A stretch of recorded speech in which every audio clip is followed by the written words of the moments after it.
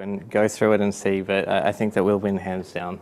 So make sure you tune in this afternoon for the Splashes, which is just like the Ashes, but a little bit less cricket and a little bit more pipes and sewage. And Chris will be on Team Australia. So, look, I'm so excited. I can't wait for the Splashes, Anna. Let's have a look at where people are dialing in from today. We've got folks from Gadigal, we've got folks from Ku-ring-gai, we've got folks from Dharawal and Darug, we've got people from Fiji, from Chile, from the UK, our friends over in Northumbrian Water. We are truly global. We certainly are. I heard we had about 1,000 people tuning in last night. Yeah, I heard that we had over 1,000 unique visitors on the live event last night. So that's just the start. We've got so many more events to come. I can't wait to see how many people and from how many different countries tune in. Thinking very locally, right now we are near a place called the Tank Stream. And the Tank Stream is such a significant place for the Gadigal people, for our First Nations people. It's also a really significant piece in European settlement for our country. And so for our Gadigal First Nations people, the significance of this site is the Sweetwater stream, a place where people lived. There was an abundance of fish and wildlife, and of course, as the name suggests, the water was pristine. And this site was actually chosen, the Tank Stream was chosen by the commander of the European fleet to settle Australia. And for obvious reasons, that the water, there's a saying in the water industry, where there's water, there's life. This was the site that was chosen. So it's such a significant place and such an exciting place to be to host our first Innovation Festival, a beautiful part of the city. That's right, Chris. So it's the Gadigal people who occupied this land, and the Tank Stream to them was a rich source of resources and provided those people with fresh water, fish and other materials. In Australia, Indigenous people were the first custodians of the lands and waterways and have such an extensive history and knowledge of caring for country. We have so much to learn from our Indigenous people about their connection to the environment and especially to our waterways. This morning, we're extremely privileged to be hearing from a panel of speakers on the topic of Winang-ali, meaning water connects us. Our incredible panellists will be sharing with us their culture, experiences and stories about the importance of waterways. I'm very pleased to be crossing over to them now. See you all soon.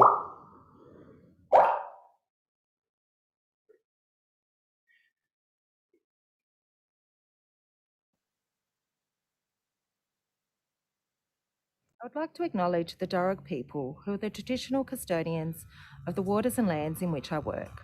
I honour and pay respects to my elders, past, present and emerging. Badiari Kamaru, hello in my traditional language, the Gadigal people. Today I'm standing on Dharawal country.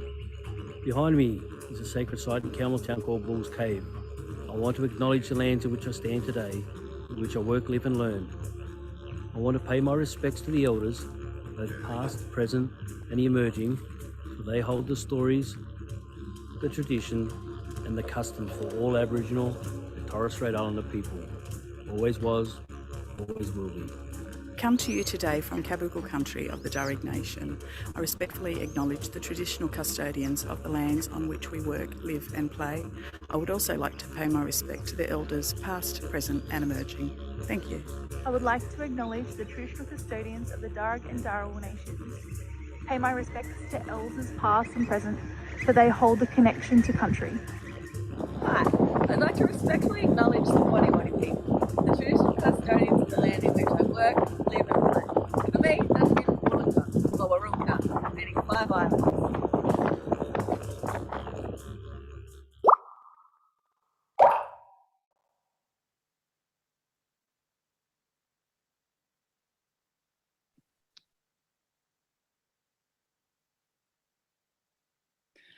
Good morning, everybody. My name is Marcia Ella Duncan. I'm a Walbunja woman. My country is the far south coast of New South Wales, but today I live and work on Bidjigal land on the shores of Kamay, otherwise known as Botany Bay. I'm your facilitator this morning. I too would like to acknowledge my ancestors whose spirits reside in the land and waters where we all live and work. I'd also like to pay my respect to elders past and present, and particularly I would like to pay respect to the First Nations people who are both on the panel this morning and who may be joining in from wherever you are in the world today. This morning's session is a real glimpse into First Nations people's or Aboriginal people's perspectives around water, around, you know, what our cultural connection is, why it's important for us to be working in this space today, some of the barriers that we face, and I guess some of the outstanding achievements that we've made over recent years. I'll be joined today by 4 fabulous speakers. First off, we have Veronica Murphy. Veronica works with Sydney Water and is responsible for delivering the Sydney Water's Innovate Wrap. So I'll really be looking forward to hearing from Veronica quite soon.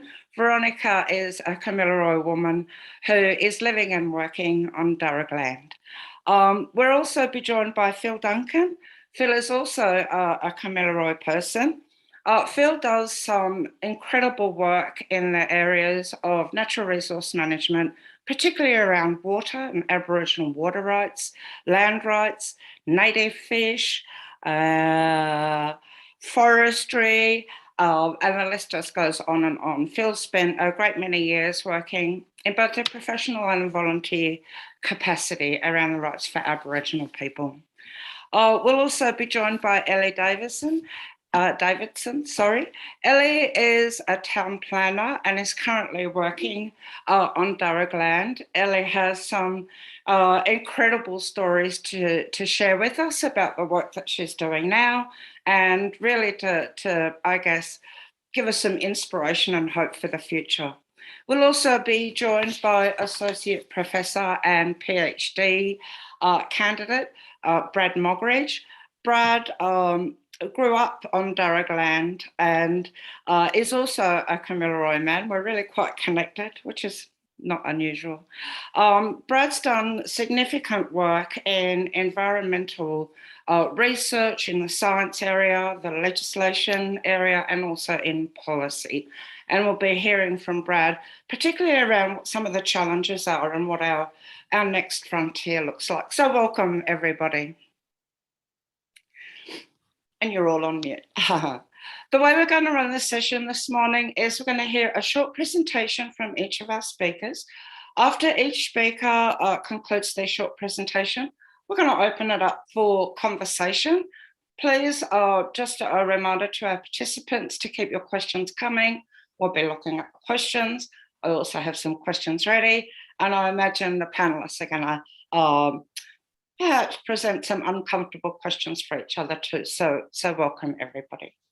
I'd like to kick off straight away by inviting Veronica to introduce herself and talk to us about the work that she does and why she does that. Thank you, Veronica. Thanks, Marcia.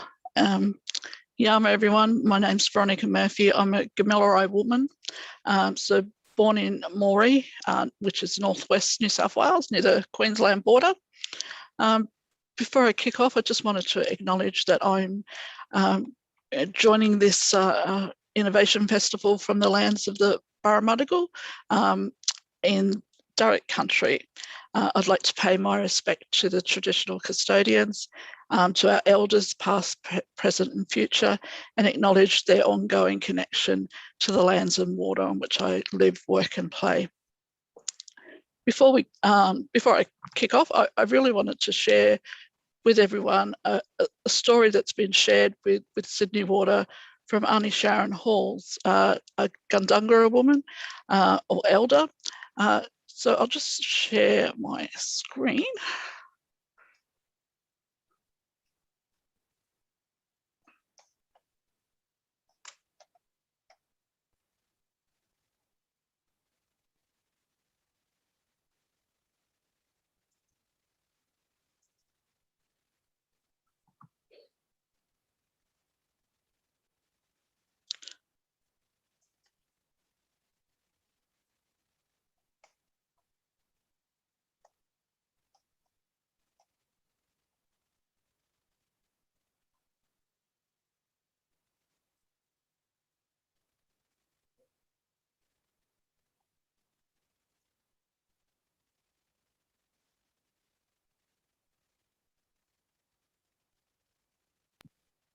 Do we need some tech support to help us with the share screen?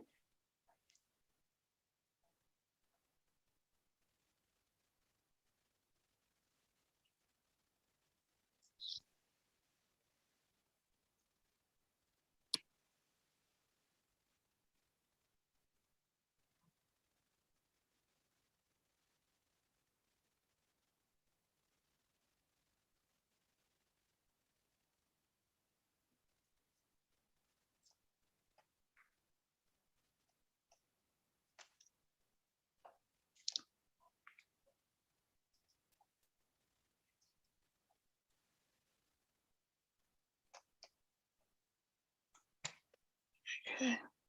Sorry, everyone.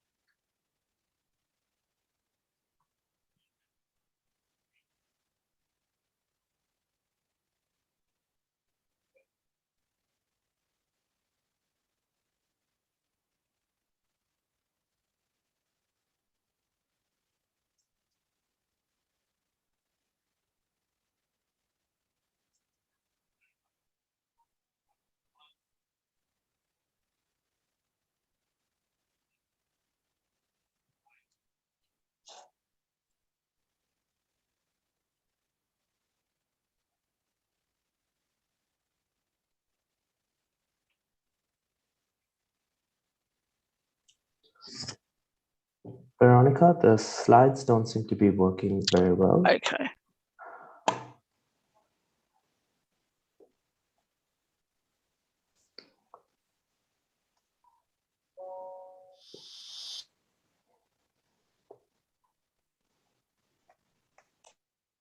Veronica, are you able to speak to that while you try to sort the slides out?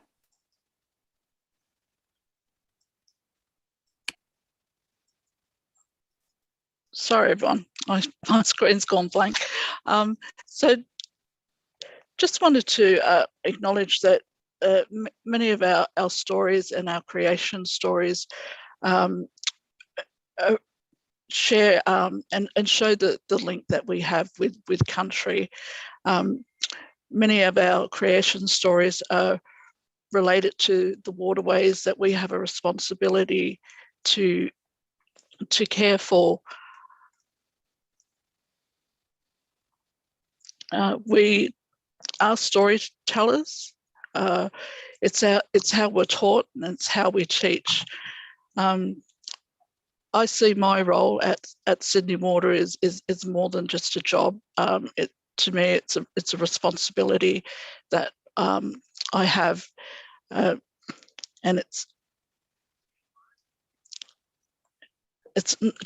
not just a responsibility to my workplace, but it's a responsibility to my family and to my community. Sydney Water has released its Innovate Level Reconciliation Plan back in July this year, and it's a tool that we will use to help raise awareness of the importance of listening and learning. We started a journey in discovering the deep connection between Aboriginal people and country. There's a genuine commitment to learn from Aboriginal nations within our operating area, and Sydney Water recognises the need to lean in and learn. And our goal is to work collectively with Aboriginal knowledge holders across our operating area with an aim to lift the words from our Reconciliation Action Plan and turn them into actions. So I guess as we progress our Innovate RAP,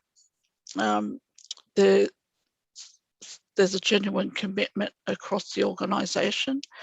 However, there's a couple of key questions that we need to answer or address as an organisation, and that's how do we harness the expertise of our mob, and I say our mob, our Aboriginal people, in water management practices, and how do we do that in a respectful and meaningful and ethical way. Another question that needs to be addressed is, how do we create something better, something bigger together? And how do we do that? Through recognising the cultural knowledge. How do we do that in an innovative way? And how did we do this through collaboration? So there's just a few things that we have been thinking about throughout the festival, and we'll go on to think about through some of the initiatives that we have in our app, and making those connections with people across our Aboriginal people across our operating area. So thank you, and I'll hand back to Marcia. Thanks, Veronica. I do invite people to post questions, but I certainly have a couple of questions for you, Veronica, if you don't mind. The Sydney Waters on an Innovate RAP, is that the first level of the RAP journey? Not the first level, it is the second level. Second level? Yeah. Oh, fantastic. So my question is, what are the highlight or the headline achievements from your first RAP? And what are your favourite sort of goals in your Innovate RAP? So what have you achieved so far? And what are you looking forward to achieving in the next little while? Yeah, with our reconciliation action plan, we actually entered at the Innovate level. Okay. So I guess one of the challenges that we have as an organisation is increasing the Aboriginal and Torres Strait Islander representation across our workforce. That's one of our biggest challenge, as well as building genuine partnerships with not just Aboriginal land councils, but Aboriginal people who have a vested interest in country across our operating area. So we're working with, not just the Aboriginal Land Council, but also people who may have native title or Indigenous landholder use across, particularly across Western Sydney. Some of the achievements to date, I guess, are we've went from 26 to 29 Indigenous employees over the last couple of months. So we've been able to increase all those small numbers. We know that it's going to take time to achieve our goals, but it's great to see that we are starting to build that representation. I think that's fantastic. And you remind me, I guess, at one point about, we've been in the journey for land rights and, a seat at the table in conversations about how we use land. And we've been on that journey for many years. Of course, Land Rights Act and Native Title Act are decades old now. Water is that new frontier, or it's, I guess, a frontier that we are still breaking into. And I think Sydney Water is doing a great job through its focus in this area. So thank you very much, Veronica. We're going to move along now, unless there are any other questions. I'm just going to check our board. And I'm relying on my supporters, but I think we're ready to move on to the next speaker. And in doing that, I would really like to introduce Phil Duncan. As I said earlier, Phil has a tremendous background in influencing water conversations and trying to increase Aboriginal people's not just participation in water conversations, but participation in all aspects of water, whether it's, for our cultural concerns, our environmental concerns, our economic concerns, our wellbeing concerns. So a really broad sort of perspective around Aboriginal people and involvement in the water sector. So without any further ado, welcome, Phil.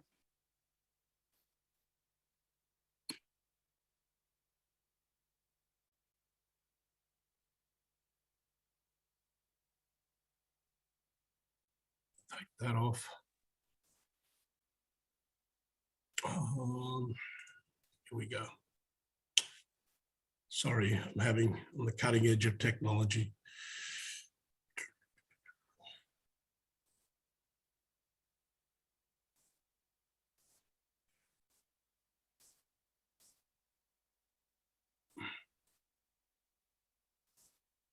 Okay, Yama.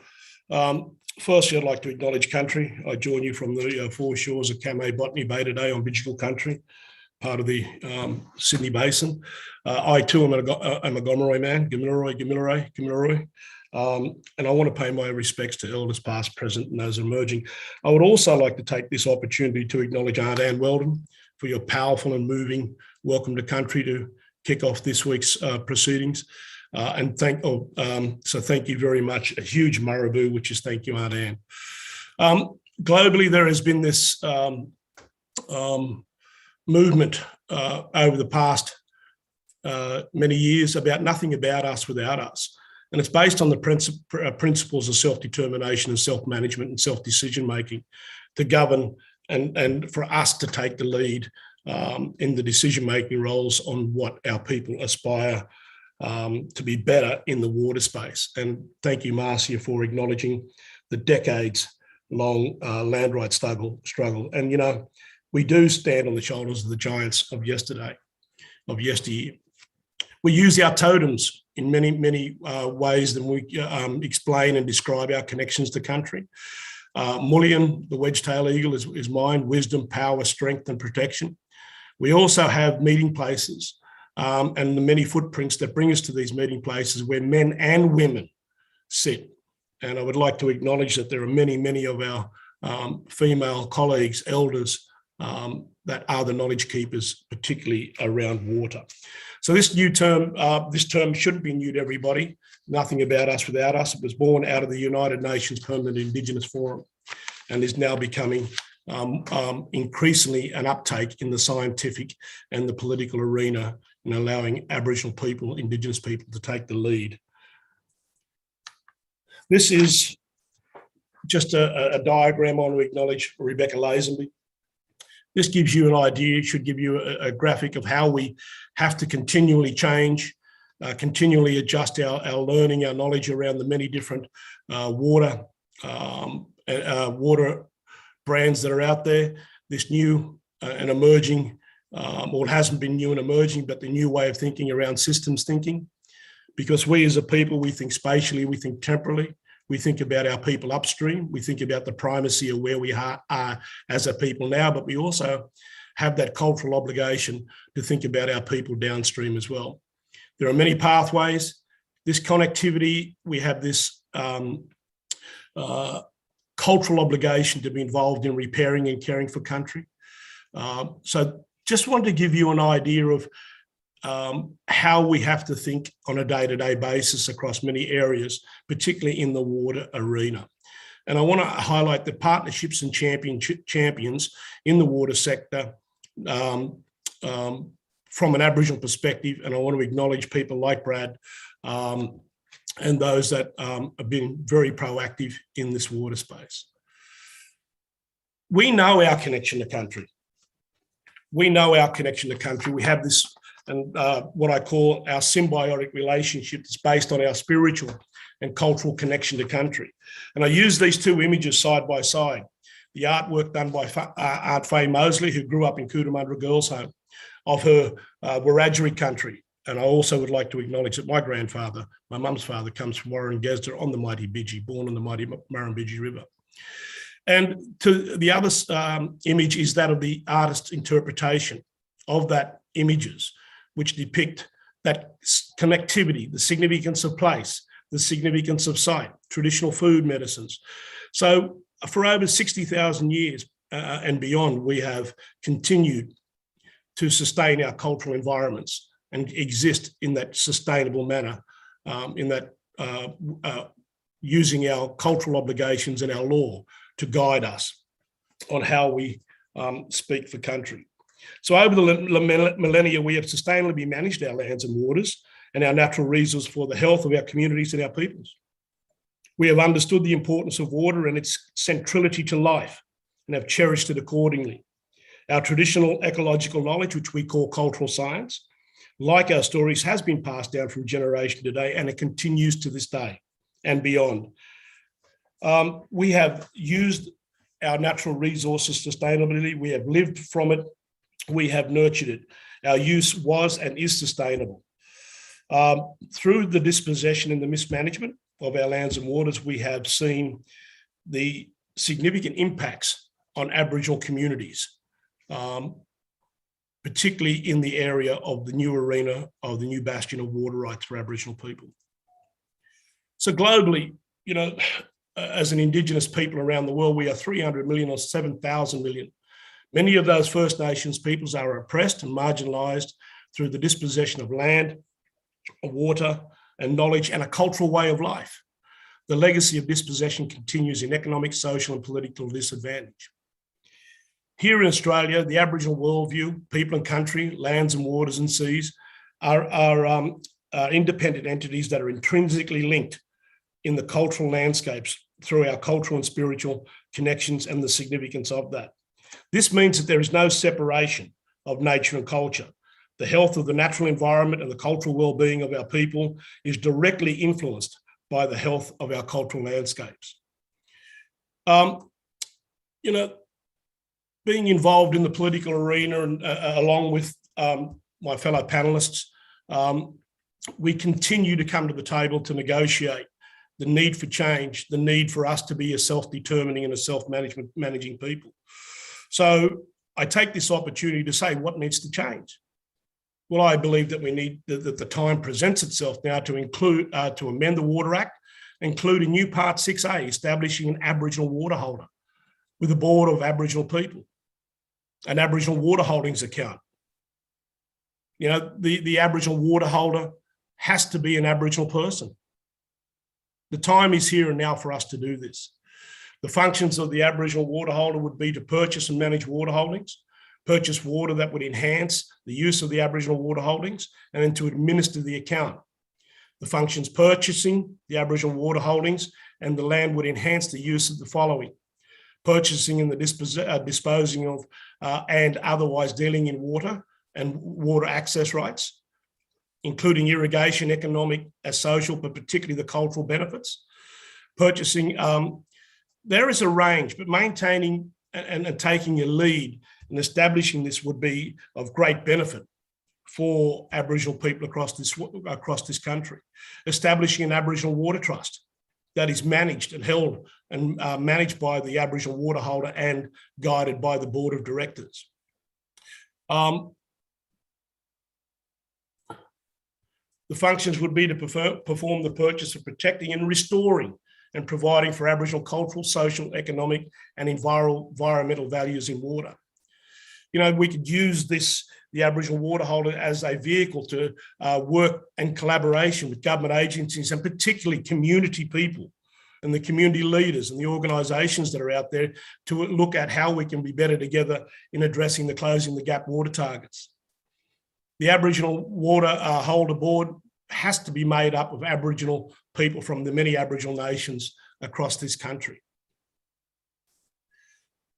I believe the time is here now for us to unite, to take the necessary action, to set up a legacy platform with an Aboriginal water holder, an Aboriginal water trust, and that platform built on the pillars of integrity, respect and inclusion, and leadership by our people, for our people.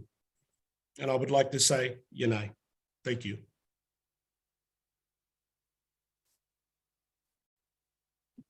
Thank you, Phil.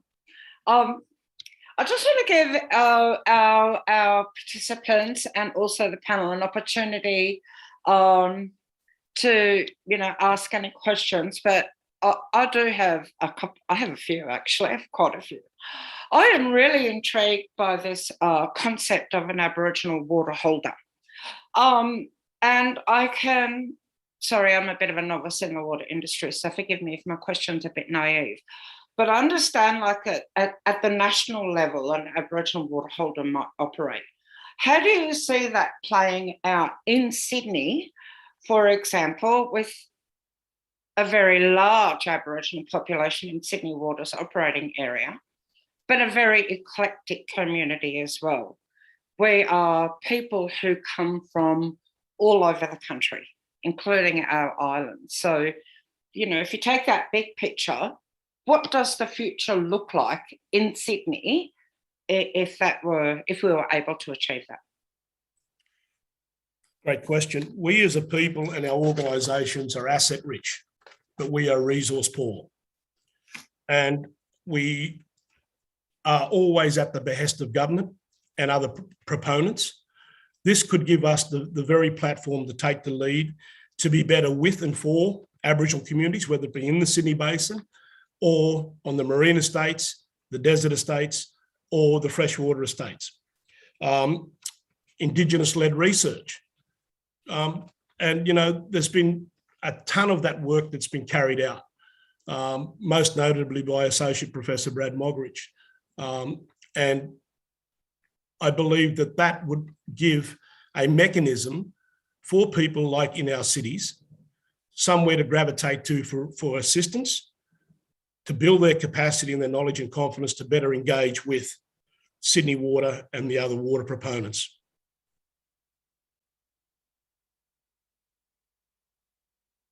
Sorry, I think I muted myself. Oh, thanks. So you say that some of the benefit of an Aboriginal water holder would be some of the community capacity building at that very local level. We're always looking for leadership. This gives us this could be the very platform that ignites that leadership to a greater extension, to take it to the next level with and for the people. But it's here and now. The opportunity is here and now.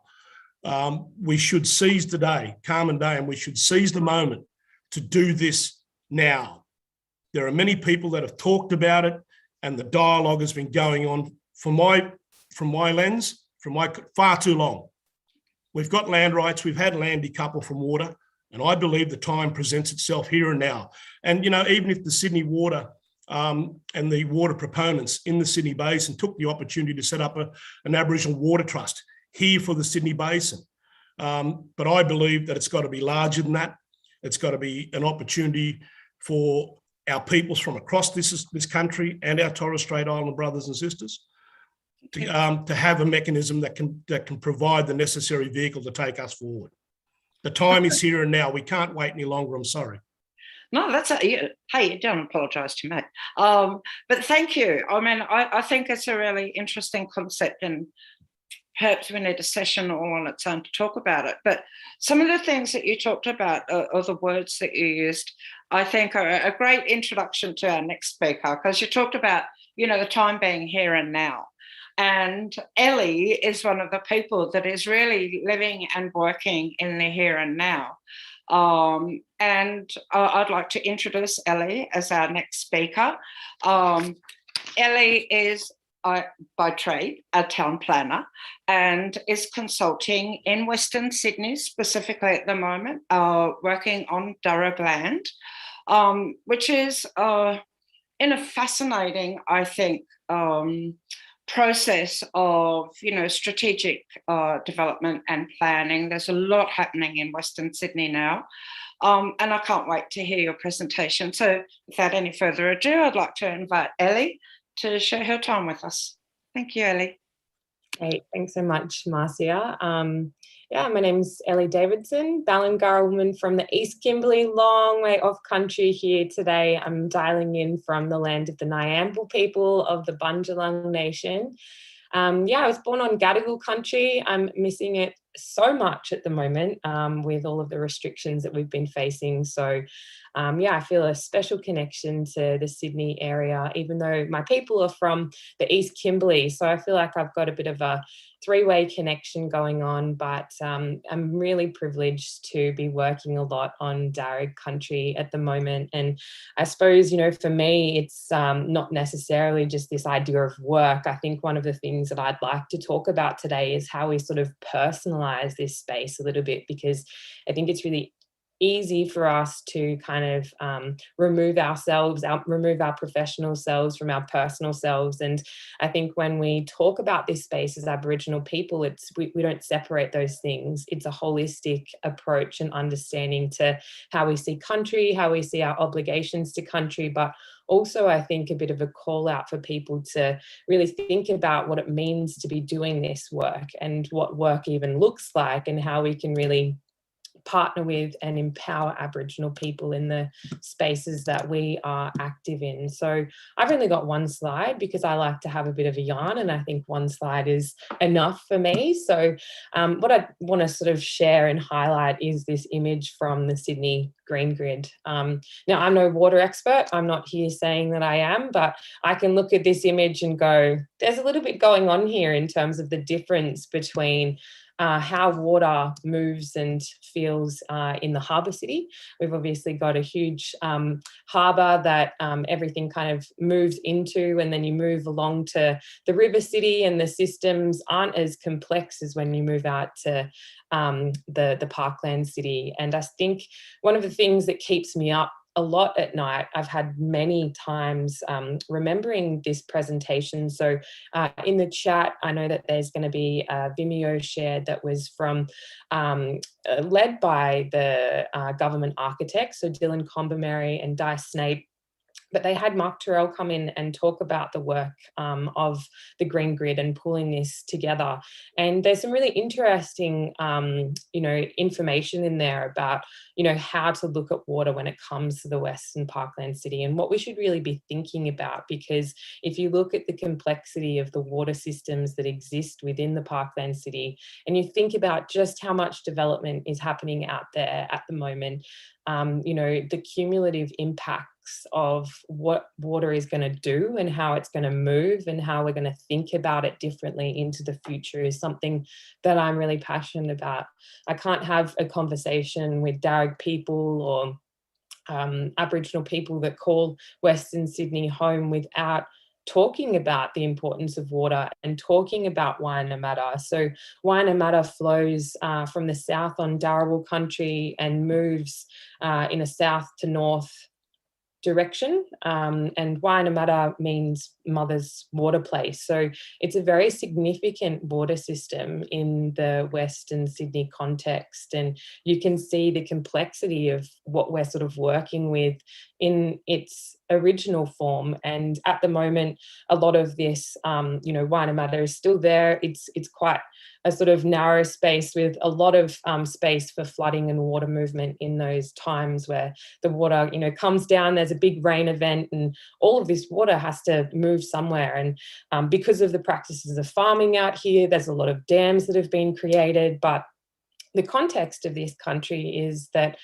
given all of the strategic planning that's taking place, we have a lot of development that's moving out here. We've got a new airport, we've got a whole aerotropolis precinct, we have so much growth, and it's really focused a lot in the Western Sydney context within that dotted line. And so I suppose one of the things that I'm really mindful of is how we're looking at this and thinking about not overcomplicating, not over-humanizing, not, creating all of these concrete interventions to move water underground. A lot of the Darug custodians that I talk to are really grieved by the amount of work that is happening underground, overturning and developing underground, and the amount of impact that's happening on Darug Noora at the moment is something that is a huge concern. So I think that, this call for us to think about, what it looks like to think about water and water management differently out in this context. Only last night, I was having a big yarn with one of the Darug custodians that I work with quite closely, and she mentioned, water is its own entity with its own rights. And I suppose, call to action was actually like watching and thinking and seeing how water moves on country, and basing any planning on conversations with knowledge holders and people that have that really deep time connection to these places, and what that can do to provide input and better outcomes for how we think about water out on this country. But I think that at the moment we are so tied to thinking about the scientific approach to water, doing all of these flooding studies and using mathematics. And, I'm not saying that that isn't important, but I think one thing that we are all starting to realize is the importance of actually sitting down and having a yarn with knowledge holders and understanding the importance of water and even just walking country and having a conversation about how water would naturally move through that place, and taking a very different approach to sitting behind a desk and looking and calculating and using all of these tools and scientific approaches that we normally would think about, and actually taking time to listen to people who've had this deep connection to place and what it looks like to really be informed by that and coming from that place as a bit of a different approach.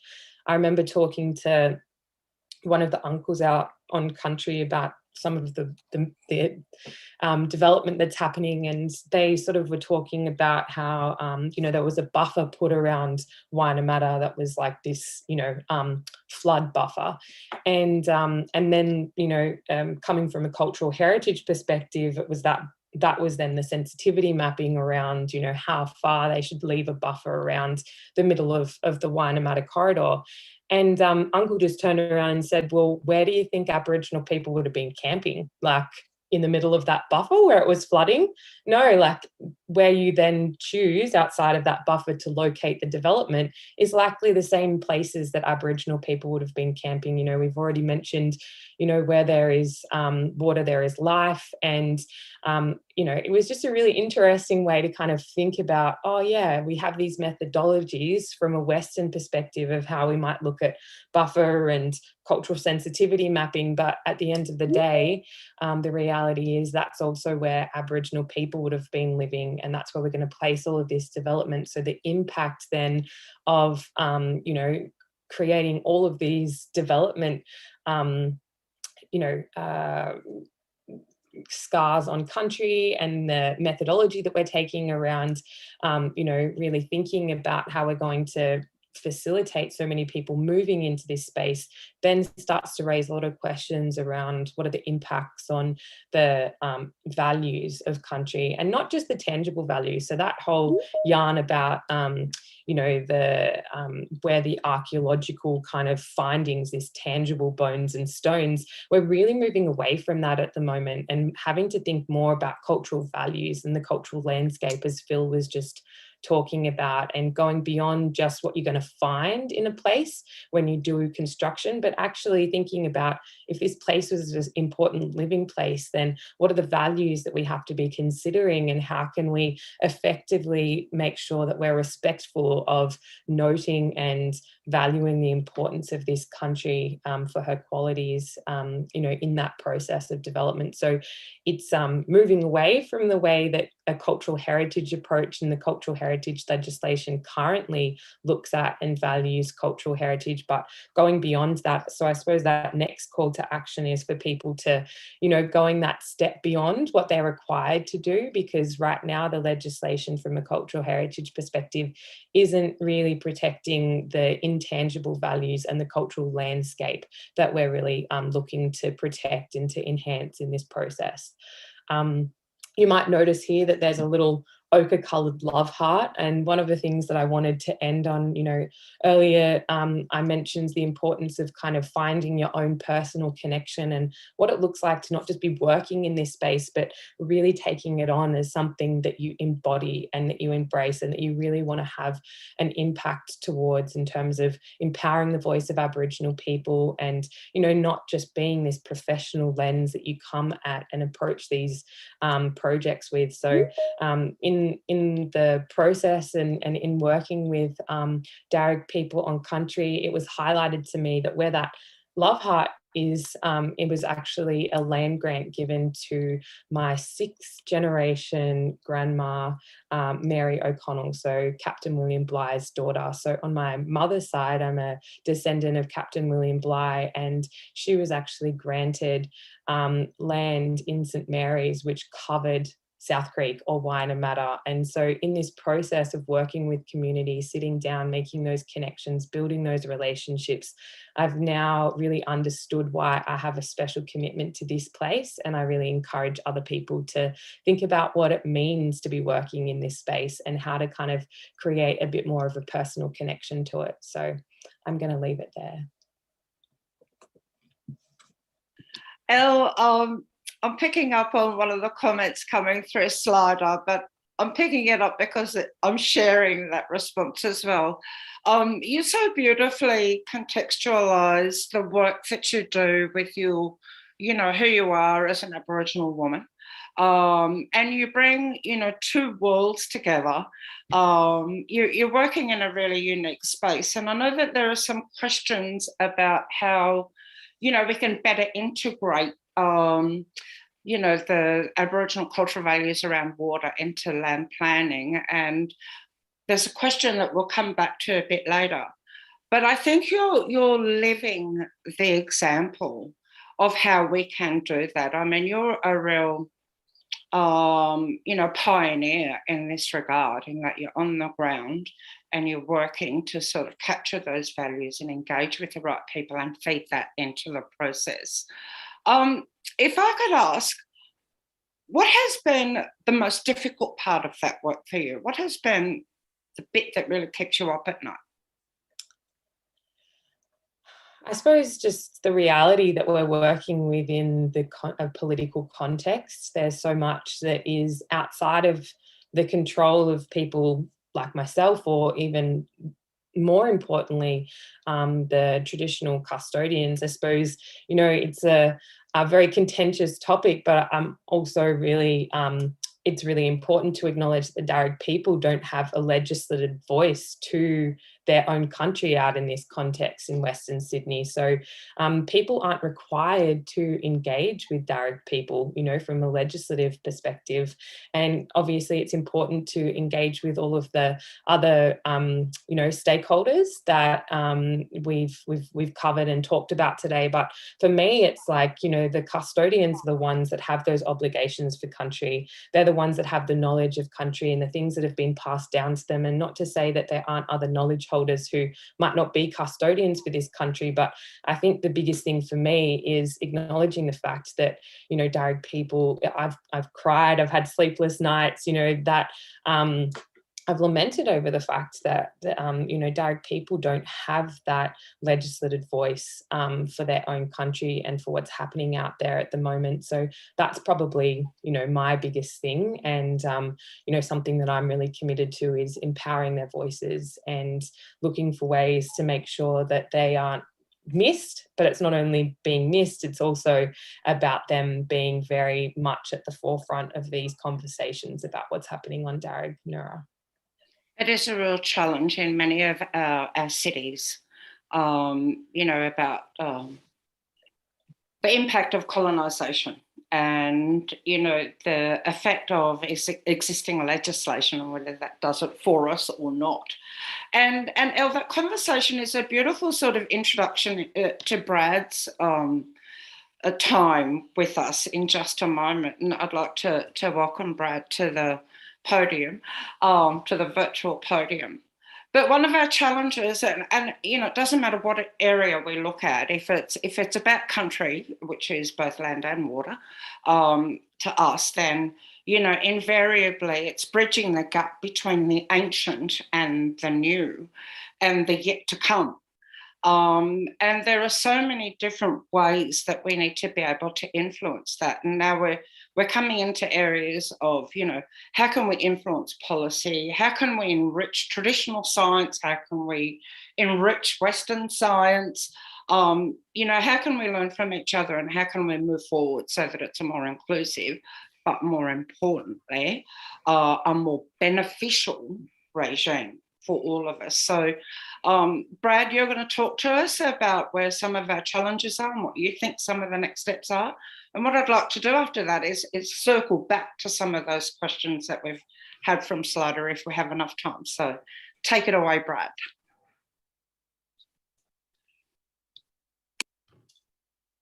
Yeah, thanks, Marcia, and what a great honour to be part of this panel. Thanks, Veronica, Phil, and Ellie. Sorry to say, Ellie and Marcia, but Kamilaroi are taking over the world. We're a dominant force. Thanks again. Just want to talk about acknowledge country. I'm here on Ngunnawal land, and always acknowledge country. This is my mob. This is why I do what I do every day. For the generations gone before us that had so many sacrifices and made it a lot easier for us and the future generations, we hope to leave the place in a better state. This might have been a conversation at the tank stream, asking for some sweet water. A little meme I found on Facebook. Always love it.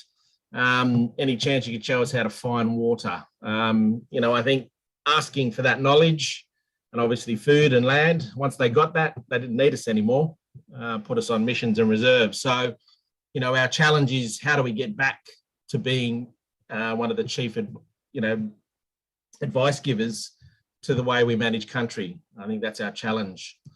Australia only responds to a crisis. The 1,000 or 2,000 kilometre blue-green algal bloom created the National Water Initiative and huge water reform, the mega drought that just followed straight on for the Millennium Drought.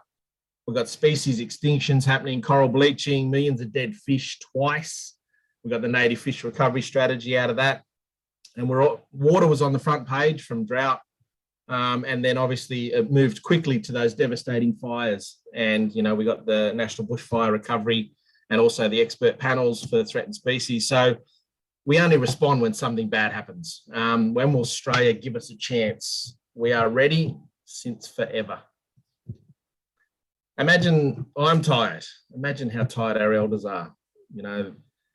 I take my hat off to them. I wear a lot of hats because I've got no hair. So I think the challenge is how can we make their lives better? They've paved the way for us. We're going to make that difference. We're always sharing knowledge on country. It's in the Guada wetlands. My brother there, Jace, he's telling stories to my wife and daughter and my sister-in-law and nephew. We're always sharing. That's my boy in one of the larger water holes.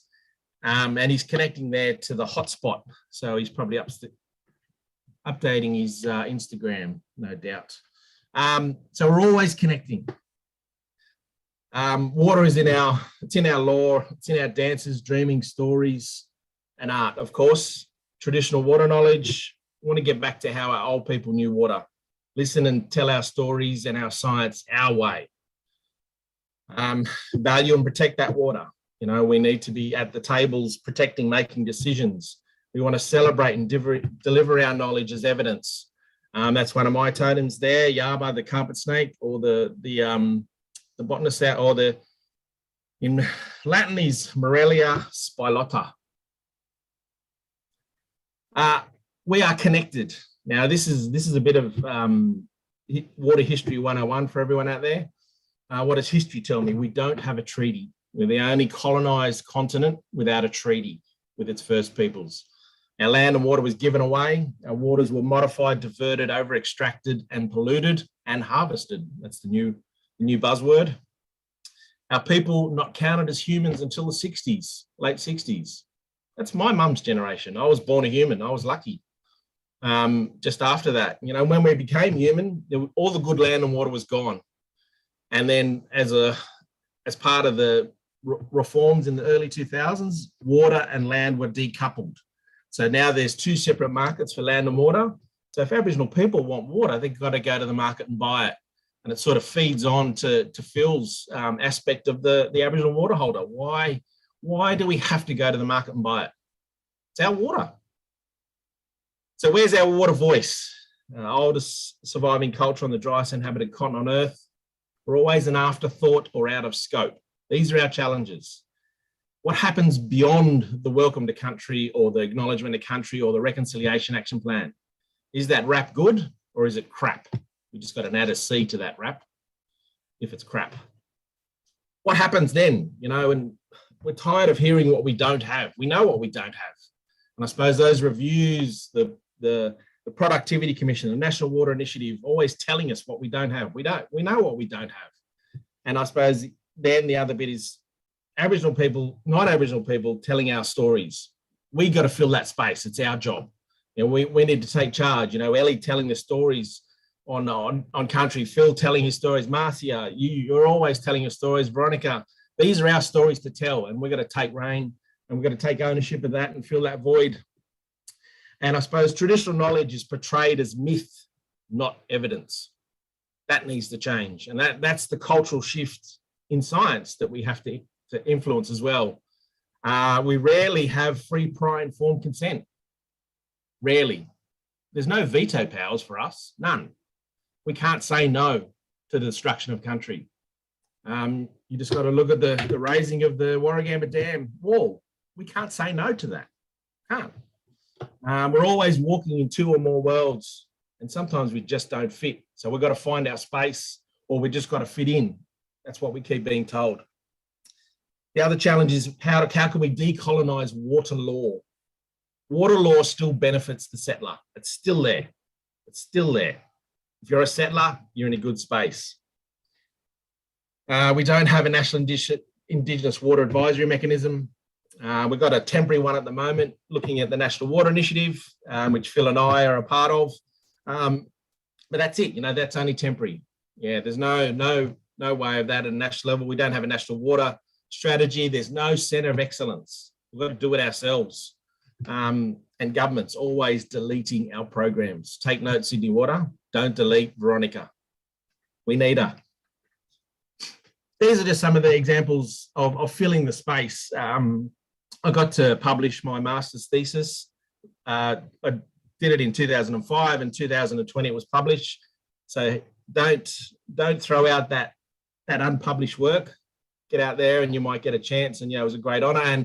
And the story of Goodingach and Mirrigan, I was, I found that as part of a dreaming story that strongly connected to groundwater. That was really exciting. These are just some other examples of Aboriginal people filling the void. 2 journal papers that were specifically there for Indigenous values, Australasian Journal of Environmental Management and Australasian Journal of Water Resources, co-led or lead authors from Australia and New Zealand, an abstract in Nicanor language from the Kimberley, and River as first author. How cool is that? The Martawarra River Life was the first author in a paper. This is my list of demands. My blueprint.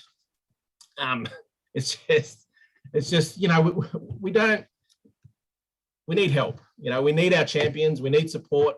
But the thing is, we need to fill this space. And, you know, indigenize the curricula. That's one bit. Start from a young age. We need a network of people doing research in this space. We need a centre of excellence. We need the research then impacting policy and science. And then obviously we need a strategy, as I mentioned, and obviously fellowships for the mob. And there's all my world of selfies, and that'll do me. Yeah, the selfie king. Oh, look, thank you, Brad. And thank you, all of the participants. And I know we're really, really close to time. And in fact, we've probably gone over time. But if I could try to just try and pull this together. And Phil, you've really piqued a lot of interest with the concept of the Aboriginal water holder. And I guess I want to sort of unshackle us a little bit from how we think about that. If we just think about a body that is there, that is specifically tasked with supporting some of the things that we'd like to see in this area, you know, greater engagement, embedding of values, embedding of learning, etc.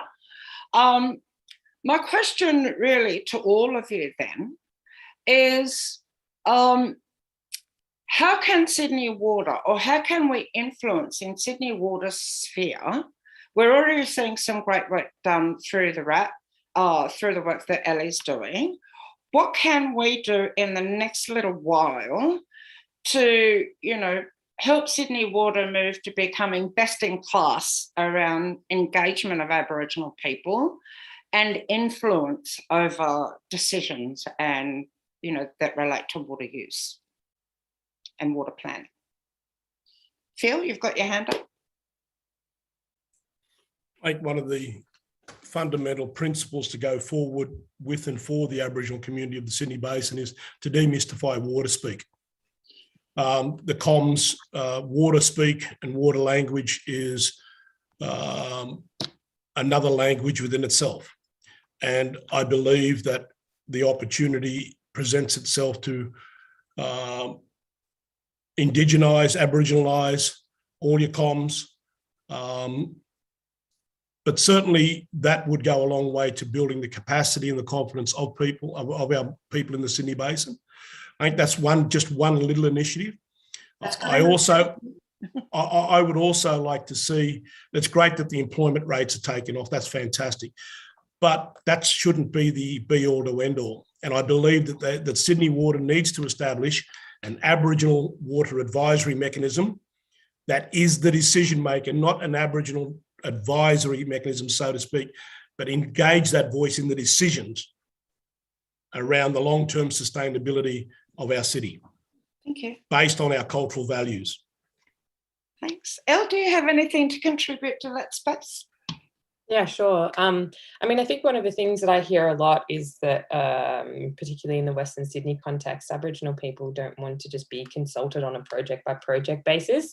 There is a real call to a holistic kind of research piece that will help to create a platform for Aboriginal people and knowledge holders to be empowered to capture their values in a holistic regional sense rather than being consulted one project by project. I mean, I think there is a lot of work that's out there at the moment. So I think a call to action for everybody is to do your homework before you go and engage with Aboriginal people. I think one of the things that leads to the consultation fatigue that we're hearing from the Aboriginal community is that they're having the same conversations over and over again. And what is industry's responsibility to make sure that what is being spoken about is being captured in a way that it can be shared between different agencies with rightful permission of the people who've shared things with you, to just make sure that Aboriginal people aren't rehashing the same thing over and over again. So I think that we need to get more, collaborative in the way that we're thinking, managing the different silos, people going out, having the same conversations. I think that's what's leading to a lot of frustration in this space at the moment. So really taking a holistic government approach and empowering Aboriginal people and the knowledge holders with an opportunity to do their own research and set their own foundation rather than this like very piecemeal approach at the moment. Yeah, it's interesting that you talk about, involvement in that in the planning phases. And I know, we've had land rights for almost 40 years, and in New South Wales, the Aboriginal landholder is rarely involved in any planning instruments, whether it's local planning instruments or strategic planning instruments. And I think we're starting to see that change now. And I think Western Sydney is a really good example. So yeah, maybe there is an opportunity to sort of learn from what's happening in that land space and not wait another 30 years before water catches up, but to actually get in there now. Your thoughts, Brad? And I'm going to finish off with you, Veronica. So what you think at Kappa? Yeah, thanks, Mars. I totally agree with Ellie and feel like there's a space for us, as a former water rates payer of Sydney Water, and also my mum and brother are still there paying rates to Sydney Water, so they are definitely stakeholders, not snakeholders. They are a key part of that, and I think Sydney Water has a great opportunity through the RAP, obviously, but also, it doesn't just have to be the RAP. They can do things on their own accord to make a difference. And, having a full Aboriginal board member. Where's an Aboriginal board member? I'd love to see Pemulwuy on there rattling his spears. That'd be deadly. And just imagine, that there is that board giving advice. Sydney Water then can go on a process of identifying all the cultural values that need water in the Sydney Basin. That as part of their, some of those values right next to a Sydney Water pipeline, but it might need water. You need to think outside, think beyond the concrete. Think like Ellie, see the country for what it was. Wainemata, I used to love the Western Sydney, and I used to play in Greystanes Creek. Sometimes it was yellow, sometimes it was green, sometimes it was crystal clear, you know. So I suppose being around these Sydney Basin creeks growing up, you know, I had a lot of fond memories. Probably got an extra toe from maybe some of those some of those substances that might have been in there, but that doesn't matter. I had a great childhood on these waterways, and, you know, it's not my country, but I still have a connection to it. And, you know, Western Sydney is one of the highest Aboriginal populations per capita in the country, you know, so there's some really strong connections that the mob have out there, and obviously giving the local traditional owners their voice is important as well. Yeah. Thanks, Mars. Thanks, Brad. And I guess I want to give you an opportunity, Veronica, to round this session off, but also, I guess, to draw on the conversation where you think there is an opportunity for Sydney Water to advance that. Yeah, just an opportunity to respond and to position the organisation for where you want to go in the future. I guess there's been a lot of great conversation from Phil, Brad and Ellie. I guess the call to action for Sydney Water is to listen. Have you listened to these conversations? What are you going to do next?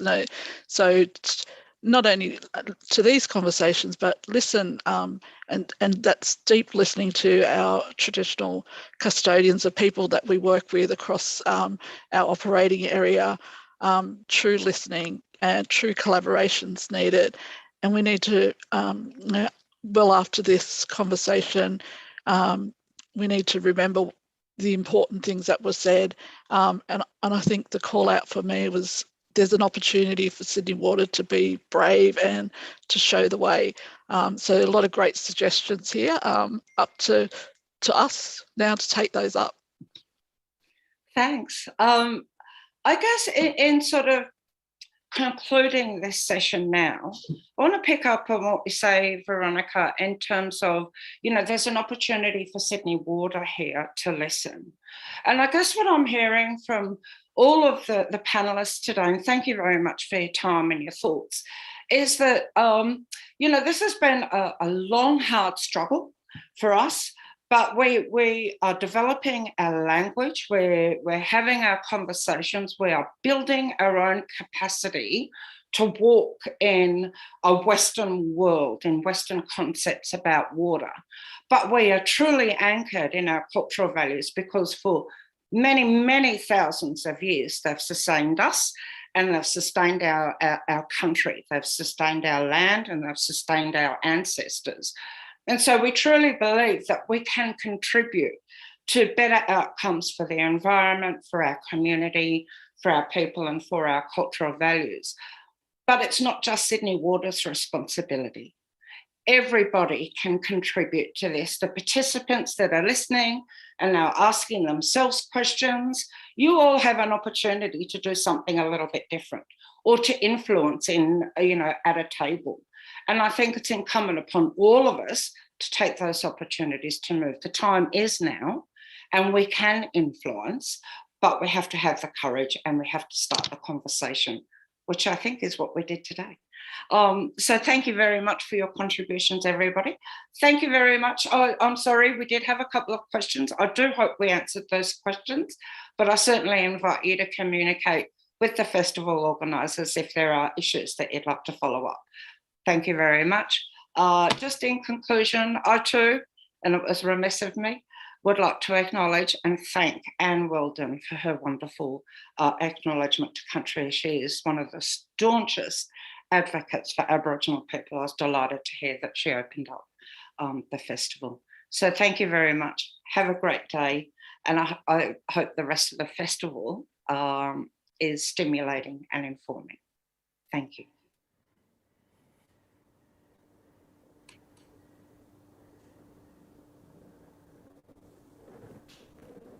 Wow, amazing. I'd like to thank our panel members and Marcia for such an amazing panel session. And what did you think? Oh, it was incredible. I really appreciate all of our panellists sharing their stories. We are listening. I could have listened to you guys speak for hours.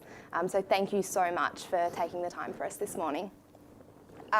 So up next, we do have a bit of light entertainment before we move on into our Shark Tank sessions this morning. So take this opportunity to make yourself a cuppa or just sit back and relax. We're going to be treated to a performance by a cappella quartet, Three Docs and a Diva, who are made up of Emily, Michelle and Debbie. Fun fact, one of the members, Dr. Emily Edwards, is actually an immunologist and a research fellow at Monash University. She's been recognised for her valuable contributions to COVID-19 research. Well done, Emily, and enjoy the performance. See you all soon.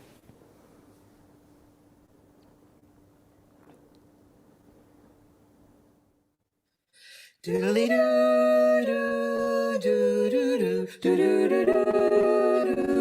doo doo. Slow down, you move too fast. You gotta make the morning last. Just kicking down the cobblestones, looking for fun and feeling groovy. Doo doo doo doo doo. Hello, lamppost, what you knowin'? I gotta watch your flowers growing. Ain't you got no rhymes for me? Doo doo doo, feeling groovy. Doo doo doo doo doo. Got no deeds to do, no promises to keep. I'm dappled and drowsy and ready to sleep. Let the morning time drop all its petals on me. Life, I love you, all is groovy. Do do do do do do do do do do do. Hello, lamppost, what you knowin'? I gotta watch your flowers growing. Ain't you got no rhymes for me? Do do do, feeling groovy. Do do do do do. Got no deeds to do, no promises to keep. I'm dappled and drowsy and ready to sleep. Let the morning time drop all its petals on me. Life, I love you, all is groovy. Do do do do do do do do do do do ah.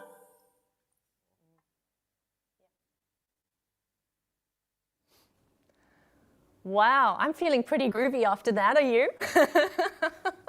Certainly upbeat, that was awesome. Yeah, that was excellent. All right, next up, we're into our first Shark Tank of the festival. I'm super excited for this. My name is Alex Sech. I'm CTO at Isle Utilities, Asia Pacific, and I'll be your host for the festival Shark Tanks. So our first Shark Tank is on the circular economy. But before we get into that, what I'd like to dive into is, as the name suggests, the Shark Tanks. What exactly is going to be happening here? We're going to be having 6 technologies across each of the themes for the festival, and each technology will have their chance to pitch to our sharks. Now, what they are competing for are some prizes. So we have got some great prizes up for grabs. We've got our General Manager's Choice, who will be chosen by our sharks, so our GMs and our sponsors. And then we've also got a People's Choice. So please stay on board until the end and vote on the Slido, where we will be having the opportunity for you to choose the best technology that you found for this session. And then we will be announcing the winners at our closing ceremony on Wednesday. So stay tuned for that. And just on the prizes, Alex, we've got about $10,000 for the winner and $5,000 for the People's Choice. So it's some pretty cool amounts of money that we're investing behind this with our sponsors. I love this festival. It's fun and interesting, but it's also got some serious intent behind it, which I think is excellent. All right, so for this Shark Tank, we'll be looking at the theme of circular economy. So we'll be looking at technologies that close the loop on waste and how can we create value streams from these different waste products? And in fact, how can we eliminate the word waste from our vocabulary and just create value and additional streams of income and useful products for the wider public? So up next, I'd like to welcome our first shark, who is also from our sponsor for this Shark Tank. So we have got Richard Kirkman, who is CEO of Veolia, joining us this morning. Hello, Richard. Hello, nice to see you. Thanks for jumping on this morning.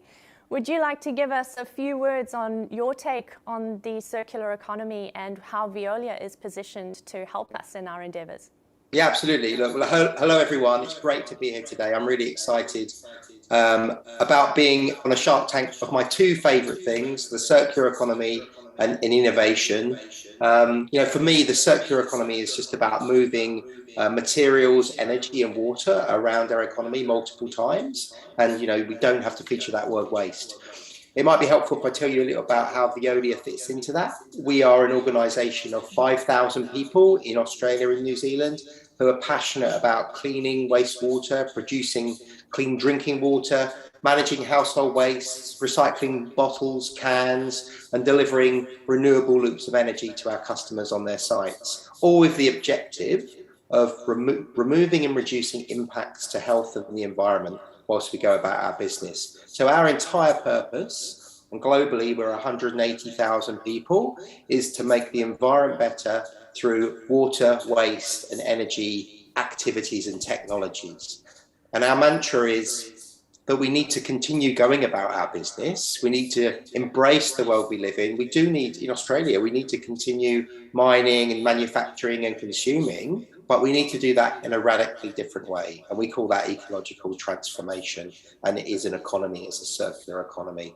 And innovation is a massively important part of that, because we need to bring some of the existing technologies that kind of already work and actually deliver them and use them so that we can make all this happen for the next generation. Look, I think I'll park it there and let you get on with it, because I'm so excited about hearing these pitches. Thank you so much, Richard. So by now you've met our first shark on this Shark Tank. Now I'd like to introduce our second and third shark. So Chris Gould is no stranger to the festival. He's been emceeing the whole of last night and some of this morning. So Chris is the General Manager of Business Development at Sydney Water. Chris, can you tell us in very few words, what is it that you do exactly? Innovation, more innovation. It's about new products and services and working on our complicated financial transactions and working alongside our key partners. Good to see you again, Richard. Great to have you here, mate. All right, and I'd also like to introduce Kevin Kona, who is a acting Sydney Water General Manager of Governance and Assurance, and Kevin is joining us online. Hello, Kevin, and welcome to the festival. Hey, where am I? Good to see you all. I'm really enjoying the festival so far. Yeah, the background's really cool. We painted that as a cohort of Sydney Water people working with some of our Indigenous partners at Potts Hill a few months ago, and there's a real story around the background. It's really the water that at the centre of the diagram, and how Sydney Water reaches out through its community partnerships and exercises our core values and work together with the community. So it's a lovely piece of artwork. I'm trying to move out of the road so you can see it. But lovely to be here today. The festival's up and running. I really enjoyed last night, and I'm looking forward to this segment working with fellow sharks, Richard and Chris. We're not as scary as we look or sound. Well, let's see if these sharks have got any teeth and jump into our first technology. So up first, we have got SMO by SMO Solar Process. And this is a solar-powered waste generator processor that turns waste and non-food biomass into green hydrogen, electricity, and other valuable outputs. This technology has a TRL of 6, which means it's post-R&D with a working prototype, but it's still pretty much in a lab environment. Here to tell us more is Yasmin Enchilada, and she has woken up early in her morning in France to come and talk to us today. SMO solar process, our patented solar-powered bioenergy with carbon capture and utilization technology, turns any type of carbon-based waste into profitable outputs worldwide. At below $3 per kg, our green hydrogen is already competitive today. A modular, plug-and-play solution, SMO allows for decentralized production by using local waste and adjusting volumes and product mix to the best market fits. Since 2009, Dr. Nicolas Hugolin, a prolific inventor, has engaged a diverse team of engineering and business development collaborators around his ambitious vision.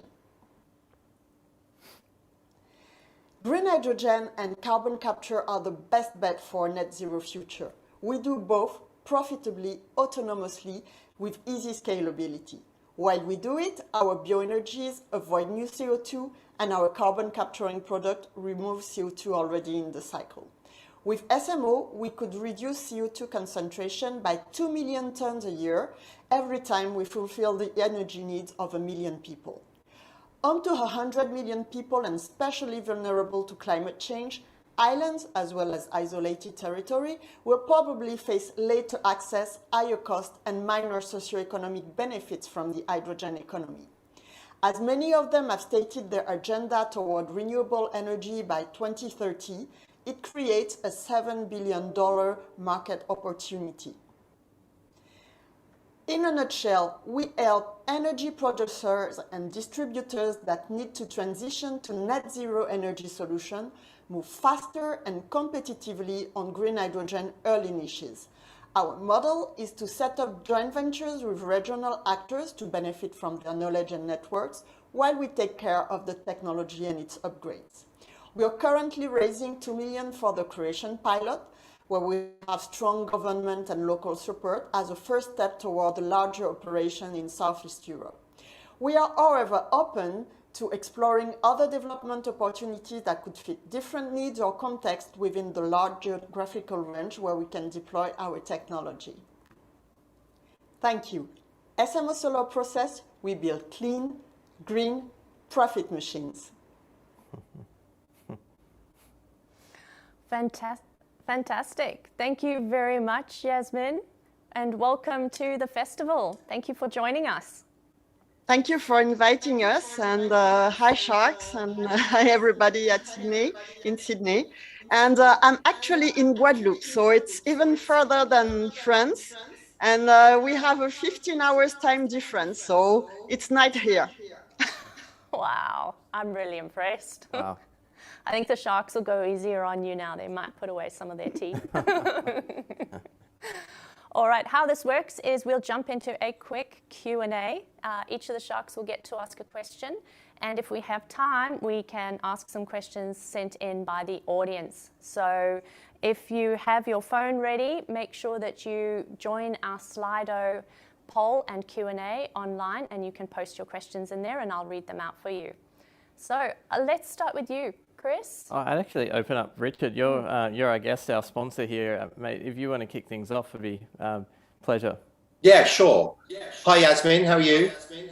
Fine, thank you. So my question for you, I'm assuming that your technology offering is growing the algae all the way through to producing the hydrogen and the electricity, right? It's combined. The whole thing is a combined offering. Well, the main technology, is produces the hydrogen. So producing the electricity is external. It's by transforming the hydrogen into electricity through engines or fuel cells. So your technology is hydrogen to electricity? No, our technology is waste to hydrogen, but as we develop early applications, we've added fuel cells or engines to transform the hydrogen into affordable electricity. Okay, clear. So my question to you is, what's holding you back? What's stopping you from going quicker and growing and scaling? Well, so we are at the startup stage. So we've developed all the technology on love and family money. And so we've reached the stage right now where we can have a commercial pilot and scale from there. So that's where we're at. And we've been working the last 2 years in following the readiness of the technology at finding places to have these 2 pilots. So we have one in Guadeloupe that we're developing around carbon capturing product, and one in Croatia where we are developing the hydrogen production. And do you need a lot of space for your offering?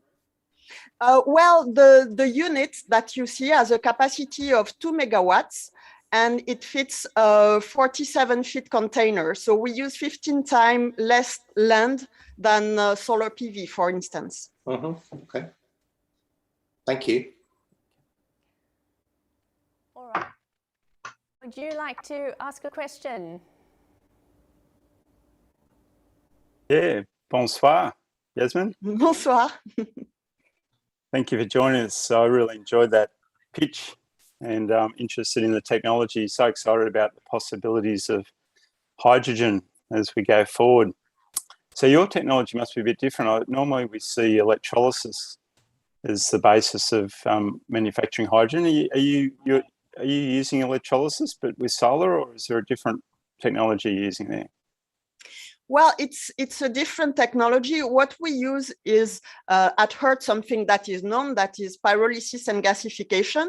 But the innovation that we've added to this technology is that we are completely energy autonomous, using solar thermal energy and combining it with electricity from heat recycling throughout the process.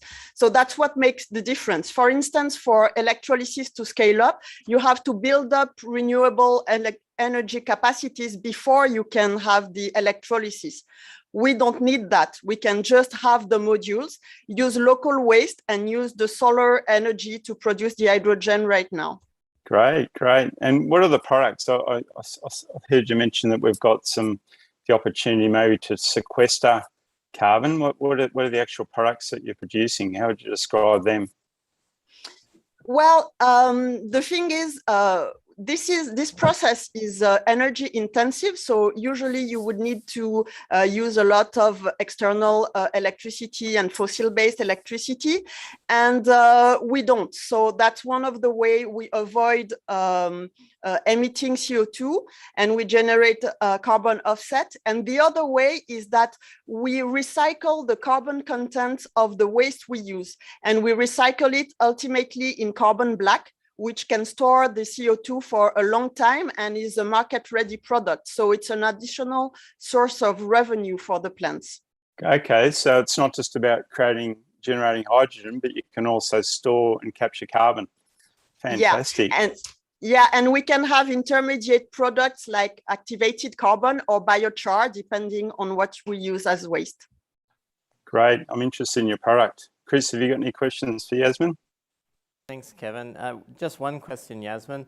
You mentioned about $3 a kilo. The yardstick floating around industry to make this really take off in a big way is about $2 a kilo to produce green hydrogen.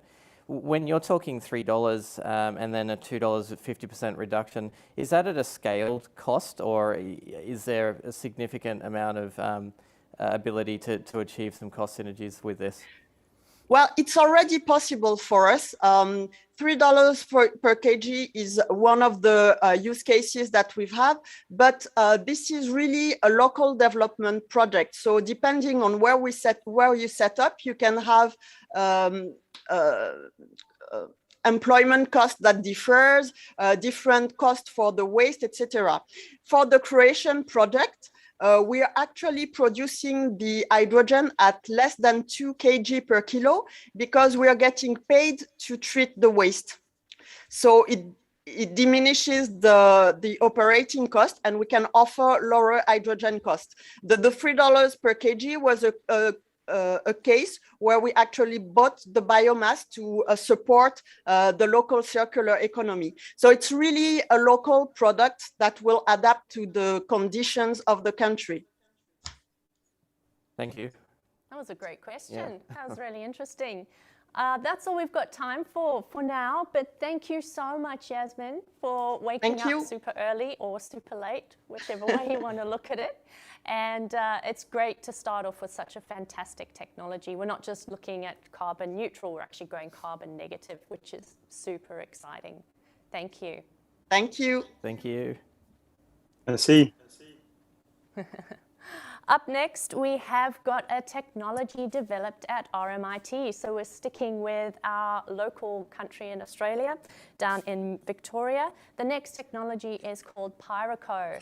And this technology has got a technology readiness level of, it's actually 6, almost 7, because they've got a working prototype and it's in an operational environment. So I'm really excited to hear about this one. Here to tell us more about the technology is Dean Barnett, Program Director at IWN, and Jason Cotton, who is Manager of Innovation and Continuous Improvement at the newly formed Greater Western Water. So let's hear from them. Thanks very much.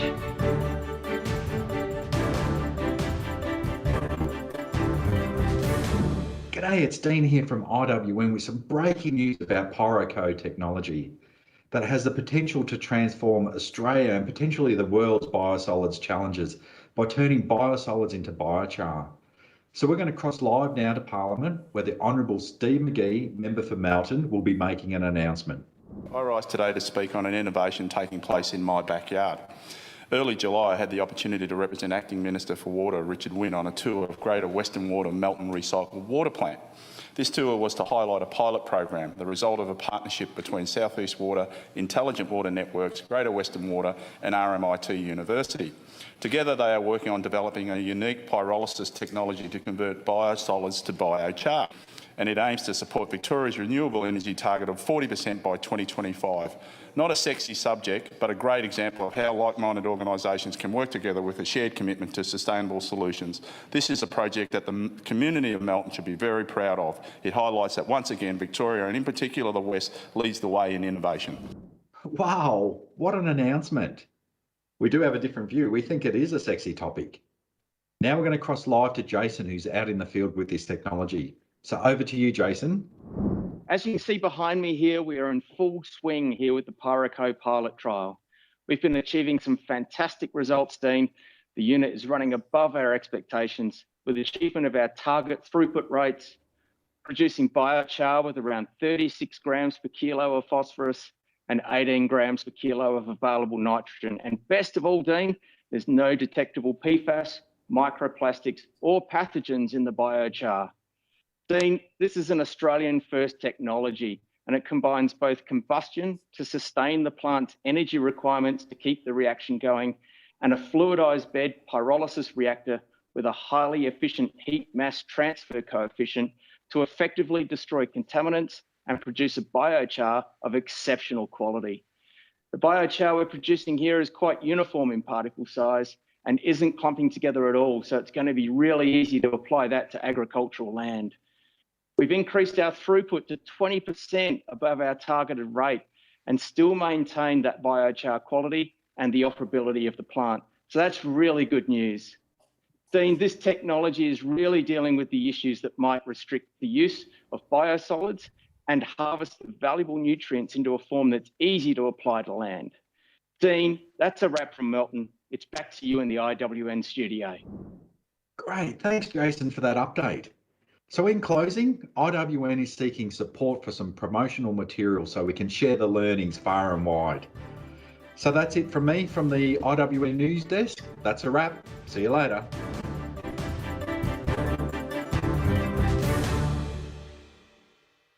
That was an interesting video. Wow, that was a proper professional production. I'm impressed, Jason. Thanks, Alex. Yeah, it wasn't that professional. We just used the available technology. We did it on Teams and with a little bit of creativity and innovation behind the scenes. So thanks a lot for the positive feedback. Well, thank you for joining us all the way from Melbourne today. Welcome. I'm going to throw you to the Sharks really early on. Thanks so much. I think I've got my colleagues online as well, so if it gets too hairy, I'll throw to them. Okay, excellent. Jason, a cool product. Question that I had for you, pretty straightforward. How sensitive is your end product to the feedstock quality, and particularly around things of contaminants and heavy metals? Can it be scaled in any urban environment? Yeah, it's a great question. And for our next phase, we're actually going to be varying the feedstocks quite significantly from feedstocks from around Victoria, those that contain heavy metals and various other contaminants. And we'll do a significant study with a university, a local university, on how that changes the characteristics of the biochar, and then looking for use cases for the biochar that comes from the different feedstocks. We used, in this particular pilot, we used 2 different feedstocks, and but they were reasonably consistent. They didn't vary too wildly. So that is actually the next phase of the commercialization process. Jason, welcome. Thank you. Great introduction. Yeah, thank you. Thanks. And team, welcome. I agree. This is a sexy project. Thank you. I manage Sydney Water's biosolids program, so we've got 180,000 tonnes a year that goes out to farms in Greater New South Wales. So I'm really interested in your technology. Is that where you're putting the product at the moment, out as I guess a fertiliser replacement to farms and agriculture? Is that where it's going? Yeah, so at the moment it is at pilot stage, so it's not in commercial production per se. The first use case is onto agricultural land. It appears that this biochar has characteristics of a slow-release fertiliser, so good nutrient levels, and when applied to land, it appears to behave as a slow-release fertiliser. So that's our first use case, but it looks like just at lab scale, the biochar does have different characteristics according to the feedstocks. And there could be uses anything from carbon materials through to road base, through to all sorts of applications, which is why we're doing the extensive study as the next stage. Excellent, excellent. And I noticed you mentioned very low on PFAS and pathogens and microplastics, I think you mentioned. Yes. So that's all bonus, isn't it, really? They're emerging issues, yeah. Yeah, and PFAS precursors as well, by the look of it. So again, the next phase, we'll have a much more in-depth study around those those emerging contaminants. Awesome, well done. Richard, did you want to jump in? Yeah, Jason, great pitch, loved it. And it's great to see that you've got something working operationally. That's always very convincing.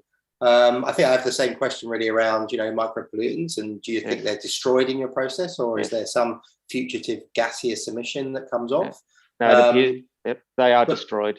Okay. Well, that's great news. And I wonder what your plans would be for scaling. So you've got some other university stuff you want to do, but if you wanted to scale up to a significantly sized facility, what route would you follow? Have you got a plan for industrial partnership? Yes, we do. We have a roadmap. We are yet to secure an industrial partner, but that is conversations we're having right at the minute. So it is important to the next phase that we do secure an industrial partner. And I'd be happy to have a conversation with you, Richard. Sure. Great. Yep. Thank you. You're welcome. Thank you. Our sharks are pretty tame. It must be a good tech. Thanks. Thank you very much, Jason, for joining us. It's a pleasure. Today. Thank you. Thanks, Jason. Thanks, team. Thanks a lot. Cheers. See you.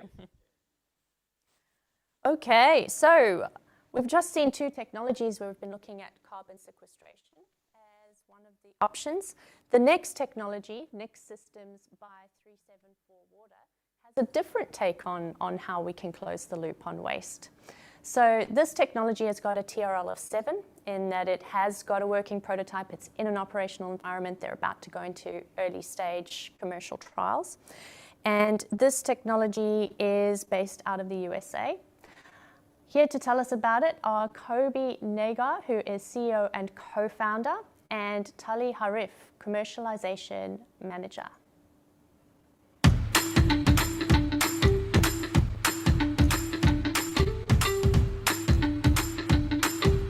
I'm Kobe Nagar. And I'm Mark Jesus, together with the founders of 374 Water. We are a technology company that aims to change the way we treat waste.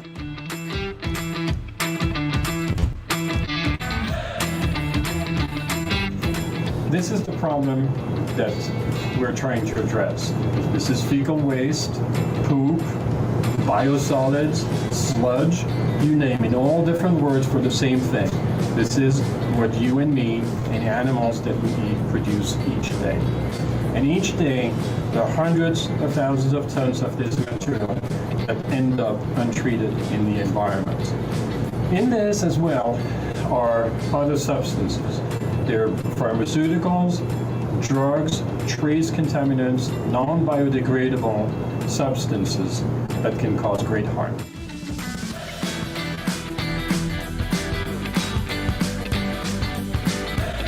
Wouldn't it be great if we convert this to clean water and an inert solid that can be reused as a fertilizer in just a matter of a few seconds? Well, it's exactly what is being done here. Behind me is a pilot system.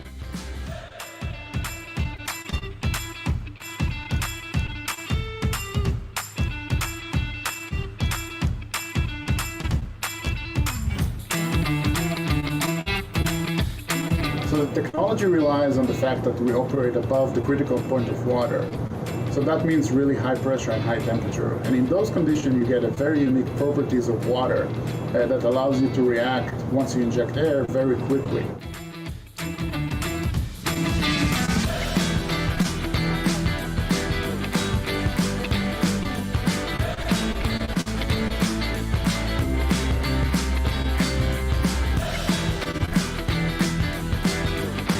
We've been working on this groundbreaking technology from 2013 with the support of the Bill and Melinda Gates Foundation here at Duke, and we addressed all the binary problem that supercritical water oxidation had in the past.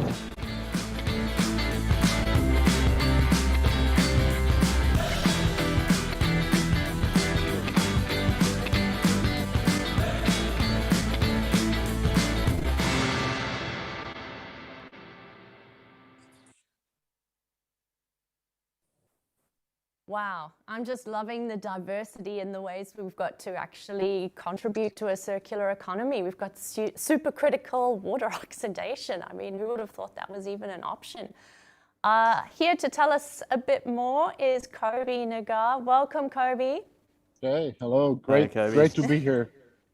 I'm actually here from WEFTEC in Chicago, so you see behind me. Awesome, we've got a bit of WEFTEC with us. Fantastic. Some of my colleagues are there as well, so make sure you go say hello. Awesome. And we've got Tali Harif as well. Welcome, Tali. Hello. I'm based in the UK, so I'm not WEFTEC. Slightly different hours over here now, but all good. Okay. Well, thank you for staying up late for us. No problem. My pleasure. All right, so we'll throw you to the sharks. Kevin, I think you're up first this time around with the first question. Thank you, Kobe from Chicago and Tali from the UK for jumping in at what are probably strange hours for you over there. Hey, interesting technology, supercritical water oxidation. Tell us a bit about it. It seems real, high pressure and high temperature type technology. Is it dangerous? So I can answer that. It's actually extremely safe. We have done a lot of modification to the process, and we're using air that makes the process safe. Believe it or not, if you look under the hood of your diesel engine, your diesel engine works at a similar temperature and pressure. So it's a matter of size. Wow, cool. And would you describe the technology as energy positive or negative? What's the energy balance look like? So the technology is energy positive. We are able to extract all the energy that you have in waste, and organic waste have a lot of energy. We're able to oxidize all of that and use the exothermic reaction to actually propel the system. So the system is not just energy neutral, it's actually generating energy in a form of electricity and heat back to the utility. Okay, great. And is the regulator approved it? Just thinking about, say, the US EPA or any of the regulators, have you got the technology approved? Yes, there is actually a big push, especially with emerging contaminants and PFAS and other organic materials that are basically we're unable to treat them with biological processes, and the supercritical water oxidation, we call it SCWO for short, can handle those very effectively. Fantastic. Thank you. Thank you. Very excited about your technology. Well done. Wonderful. Thank you, Kevin. Maybe I can jump in with a question. Go for it. Supercritical water oxidation has been around for a while. It's not new, but no one's managed to scale it up for high volume treatment. It normally suffers from suspended solids and high cost. What's different with your proposal? How are you overcoming those two issues? So great question. Yeah, supercritical water oxidation as a concept was existed basically from the 90s. We have spent a lot of time to figure out what worked and what didn't work for past generation, and we coined to be the third generation of supercritical water oxidation. Yeah, it's like launching a rocket, right? It takes you a couple of attempts to achieve space. But once you're able to crack that code, the process itself is very, very simple and elegant, and we perfect that. So you're the Jeff Bezos of supercritical water oxidation, right? The Elon Musk, but yes.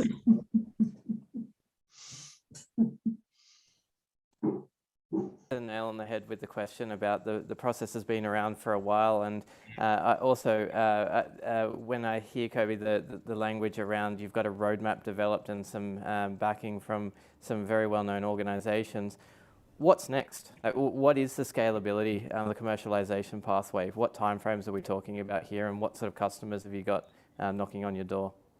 So first of all, I want to say right now it's a very exciting time in the water industry, because you see a lot of external ideas are kind of flocking into the industry and changing the way that we think. Nobody would thought that the technology like supercritical water oxidation that originally was intended for ammunition and chemical warfare have a place in this industry.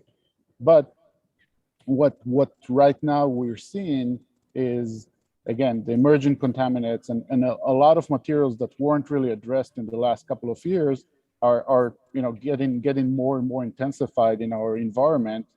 And we are just rolling out our products, scaling up. We're looking for good partners that can help us scale and get this technology anywhere in the globe. Thank you. And Tali, you want to add to that a little bit? Yeah, sure. I mean, we can. I think we are pretty much near a couple of commercial sales, and we are also engaging with very high-profile organisations to be our channel partners in selected locations at the moment. So, which would be initially US, obviously, and Europe. Thank you. With Australia an option if we manage to gain some traction. It sounds to me like a great technology, and it's really coming at the right time when we're looking to move towards a circular economy. I think there's a different business case when you consider, well, what's the value of flipping it all around? So I find that a very exciting development. Thank you so much, Tali and Kobe, for joining us at the different times. We'll let you get back to WEFTEC and sleep. I never sleep. Might do a bit anyway. Thanks, folks. Thanks, Kobe. Thanks, Tali. Great. Thank you very much. Okay, so now we're heading back to Adelaide for a technology called BiGen. So BiGen was developed, it's actually a spin out from Adelaide University, and it has got a TRL of 7. So once again, it's a working prototype in an operational environment, about to hit some initial commercial trials. It's a low temperature activation technology, and it works on how you activate activated charcoal or activated carbon, and I know that's something that's used quite a lot in the water industry, but in many other industries as well. Here to tell us a bit more is Dr. Lewis Dunnigan, who is the CEO and co-founder of BiGen. Hi, I'm Lewis from BiGen. and we're on a mission to turn common waste into sustainably produced activated carbon filters. Now, we live in a world where billions of tons of agriculture and forestry waste are produced each year. In agriculture, we see materials like straws, nutshells, grape skins, and rice husks, all commonly thrown away or openly burned in the field. In the forestry industry, exactly the same thing occurs, but this time for materials like bark, discolored wood, and low-grade wood chips. All of this results in major problems. These include no monetary value for the grower of the waste, the harmful emissions of pollutants like particulate matter, sulfur and nitrogen oxides, and carbon monoxide, all of which contribute to premature mortality, and significant emissions of greenhouse gases, including black carbon, which is one of the worst environmental pollutants. However, at Bigen, we think there's a better way. Now, our novel low-temperature activation method allows us to convert common agricultural and forestry waste into high-value activated carbon and heat. Instead of throwing away waste, we are contributing to the development of a circular economy through converting these materials into products that are worth over $2,000 a ton. In this way, growers are incentivized to do the right thing, and as a global community, we all reap the benefits. Now, the good thing here is that activated carbon is not a product that we need to create a market for. It's been used in many different industries for around 100 years due to its extremely good qualities as a filter. It essentially soaks up pollutants and unwanted chemicals, allowing you to remove them.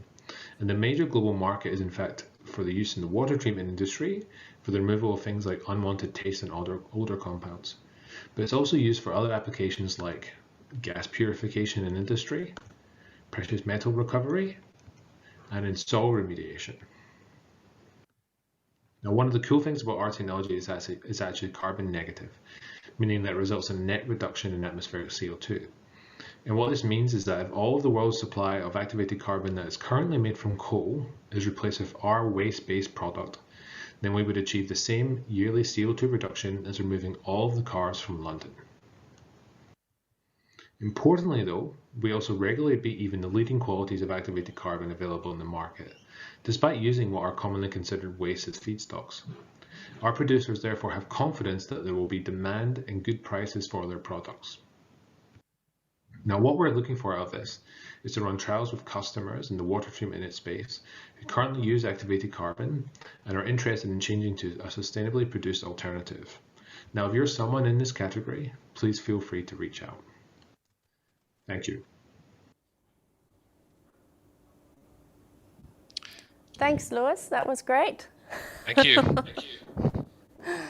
You, I think, have got the smallest time zone difference out of all of our tech companies today with just 30 minutes from Adelaide.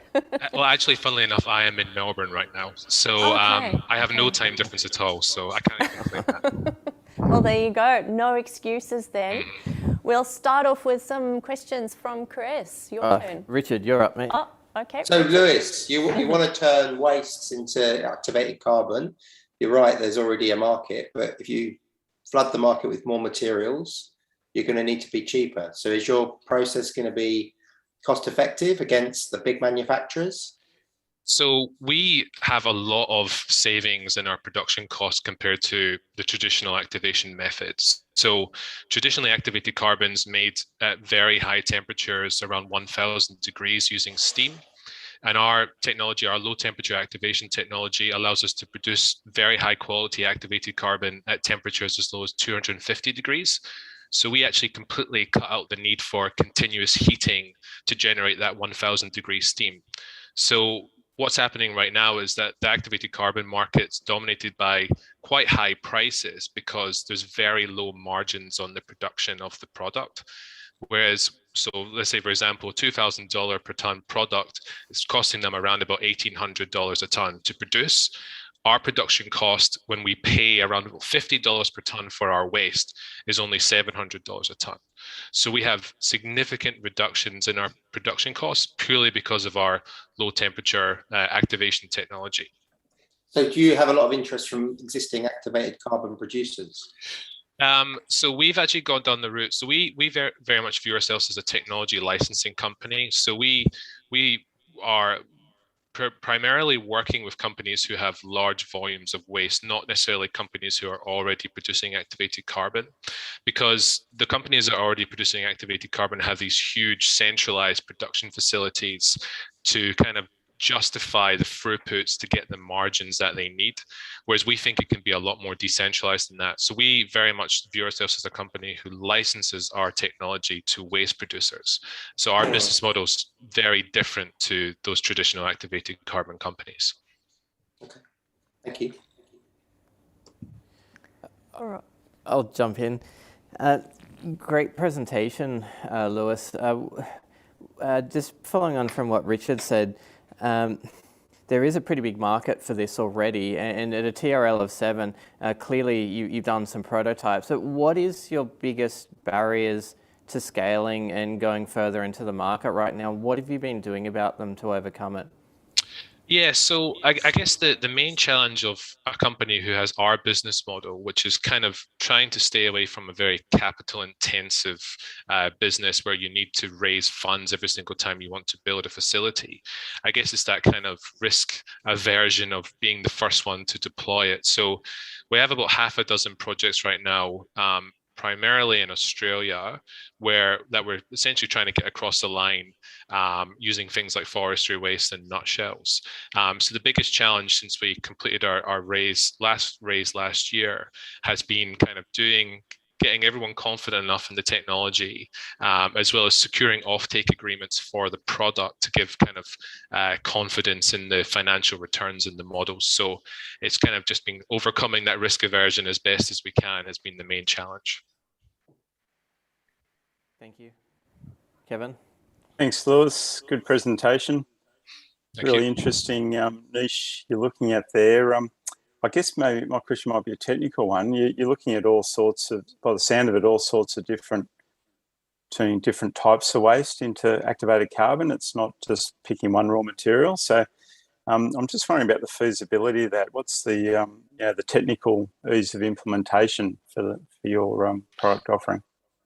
So, I mean, there's a pragmatic element to it as well. I mean, obviously, we can claim, any waste can be made into activated carbon, but there's obviously sliding scales on the quality of the product. So, we very much have identified over the last year or two that forestry wastes, so sawdust, wood chips, things like that, as well as slightly harder raw materials like nutshells, are the most promising.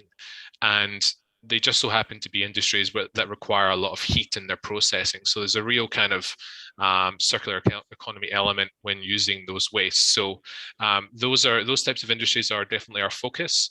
And the financial returns that can be generated by producing activated carbon from those types of materials are very attractive to people who produce them. So there's not a huge technical kind of risk in deploying them with them, but we obviously have narrowed down our focus to look at what we believe are the most feasible feedstocks.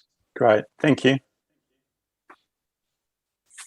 Fantastic. All right. Well, thank you very much, Lewis, for joining us all the way from our own time zone down in Melbourne. Thanks, Lewis. Thank you. Thanks. It was lovely to hear about your technology. Great. Thank you very much. All right. Up next, we have got the Green Genie. Now, how can you talk about the circular economy without talking about algae? So the Green Genie is a technology that's come from the University of Technology of Sydney. It has a low TRL. It's a TRL of 4, so we're going to have to be kind to this one. That means that it has had some lab testing and it is validated in a lab environment and has had some early stage looking at scale up. So it should be a pretty interesting tech to hear from. Here to tell us some more is Peter Ralph, Professor Peter Ralph, who is the Executive Director at the Climate Change Cluster at UTS. Hi, my name is Peter Ralph. I'm representing a team from UTS, University of Technology Sydney, from both the Faculty of Science and the Faculty of Engineering and IT. The IPCC has issued a red alert for the planet. The climate crisis is both an existential threat to our lives and our livelihoods.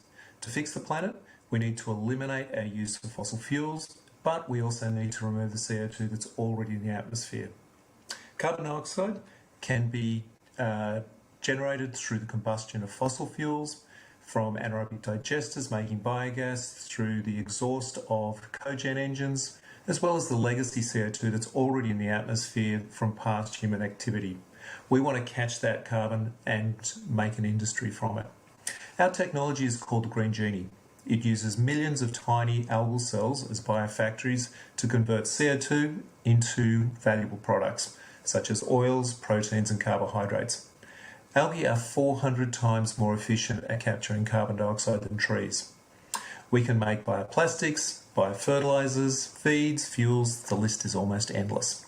Our project is currently at a TRL4. We've completed 2 scale-up prototypes, and we're currently testing a 15 square metre modular system, which is able to capture about 7 tonnes of CO2 a year, which makes about 3.7 tonnes of algal biomass per year. The Green Genie can be fitted into a shipping container, as you can see here, or it modularly can be placed into a glass house.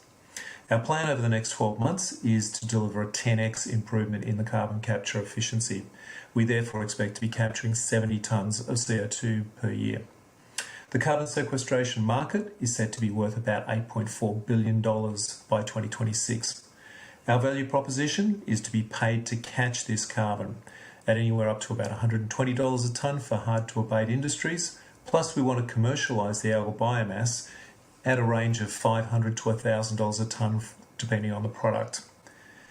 So therefore, one Green Genie unit could be able to generate about $36,000 worth of revenue per year. Within 2 years, we plan to build 20 units and deploy these across a range of industries. We estimate that the production cost of each unit, once at scale, should be in the range of $100,000 to $150,000.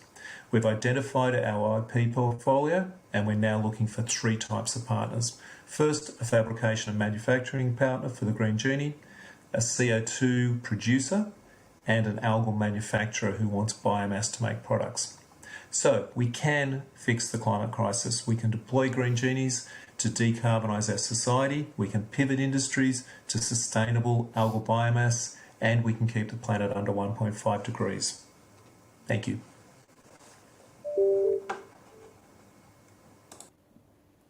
Thanks very much, Peter, and welcome to the festival. Hey, thanks, Jax. Great to meet you all. G'day, Peter. Hi, Peter. Richard, do you want to kick things off? Yeah, sure. Look, I don't know what it is about algae projects. I always really like them because, so I'm trying not to be biased. I think it's because I've always got these ponds everywhere. They've got algae growing in it. I don't really want it. And this project's all about trying to grow the algae. Kind of seems like it's one of these things when you don't want it, it grows, but when you do want it, it's pretty hard to do. My question to you is, you know, is $120 a tonne going to get you there? Seems like a big price to pay to sequester carbon, and are we going to be able to pay that much? That's going to be for the hard-to-abate industries such as cement manufacturing, but currently Europe's running at 60 euros a tonne. So we're going to cash in on the carbon price, but we're also going to have the biomass. And the biomass, the algal biomass, we're working on $500 to $1,000 a tonne for products, and that's going to be the cheaper, more commodity end range. And this is because we're using essentially sewage to make it. So it means we can't move into the food and feed markets, but we can stay with the biofertilizers, the biostimulants, the biochar, the plastics. So we've still got a lot of products that we can make with the biomass as well as capturing the carbon. That's all right. The economy. Okay, so you think your economics work. Those containers, it's 7 tonnes at the moment that they can sequester. You think you can get them up to 70? Yep, 10x, because this is all about the biology, the physics. You know, the structure of the container, we haven't optimized our biology yet, and we've still got the potential to go to GMOs in the end. But it's still going to be a lot of containers, is it not? Oh yeah, but it's modular, and this is the technology that we can get to be put on place next to an existing source of CO2. So a cogen plant where you've got exhaust fuels, exhaust gases, we can capture that, and we can turn a cogen plant from being almost green to completely green.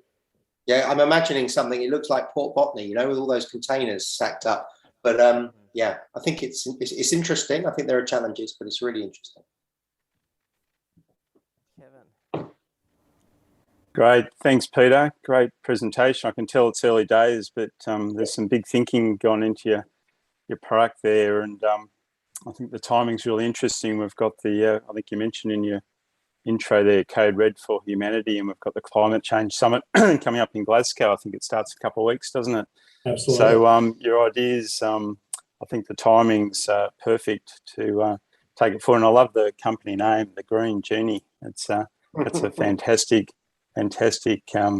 approach. I'm really interested in carbon sequestration, and we do. I do manage a fleet of cogen units for Sydney Water. We generate about 20% of Sydney Water's electricity every year through cogen, a bit of hydro and a bit of solar.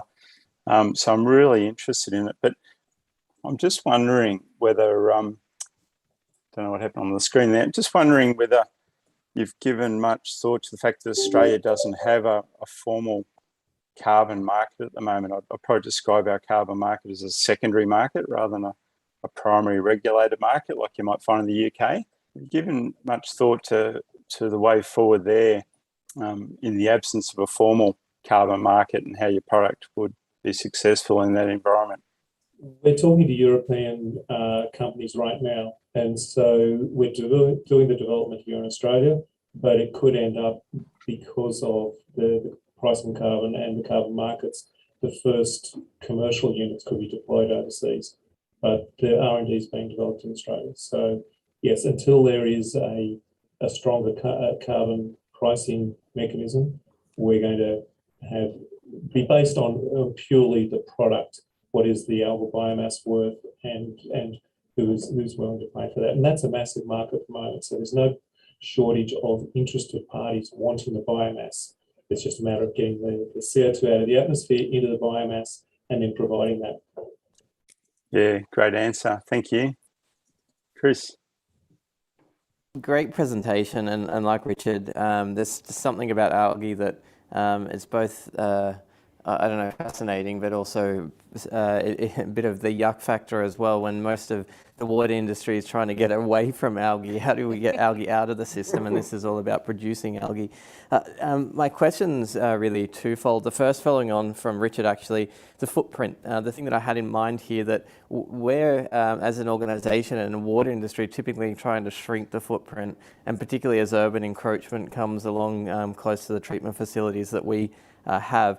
What is your dream footprint? Well, what sort of dimensions are we looking at here for a scaled product? Well, I think staying with the shipping container is a good idea, because that gives us stackability, and it gives us, it's kind of an industrial scale. So that means it's mobile, it can be located in areas with small restricted capacity. So I think the shipping container will remain as our primary angle. But I think, as I mentioned in the promo, we're also thinking about, you could put it into a basement, you could put it into a glass house, you can put it into any constrained space, and that can become an efficient carbon drawdown structure. But keeping the footprint small to fit beside trigen, cogen facilities, sitting beside an anaerobic digester, all of those areas are space limited. And so I think staying with the ship container dimensions is going to certainly make it easier for it to be applied to industry. Thank you, Peter. And the second follow-up question, you mentioned that you were looking for 3 types of partners. Really interested in particularly the CO2 producer, and both of us on the call, Kevin and Richard, we have a lot of product. What sort of partnership does that look like to you? What's your dream partnership with one of the CO2 producers look like? So we're in phase 2 at the moment, going to phase 3. So once we've got our first unit to be deployed, we've got potential partners in Victoria that want to place a unit beside a CO2 source. So getting these partners lined up that are willing to work with us on these technologies is exactly what we're looking for.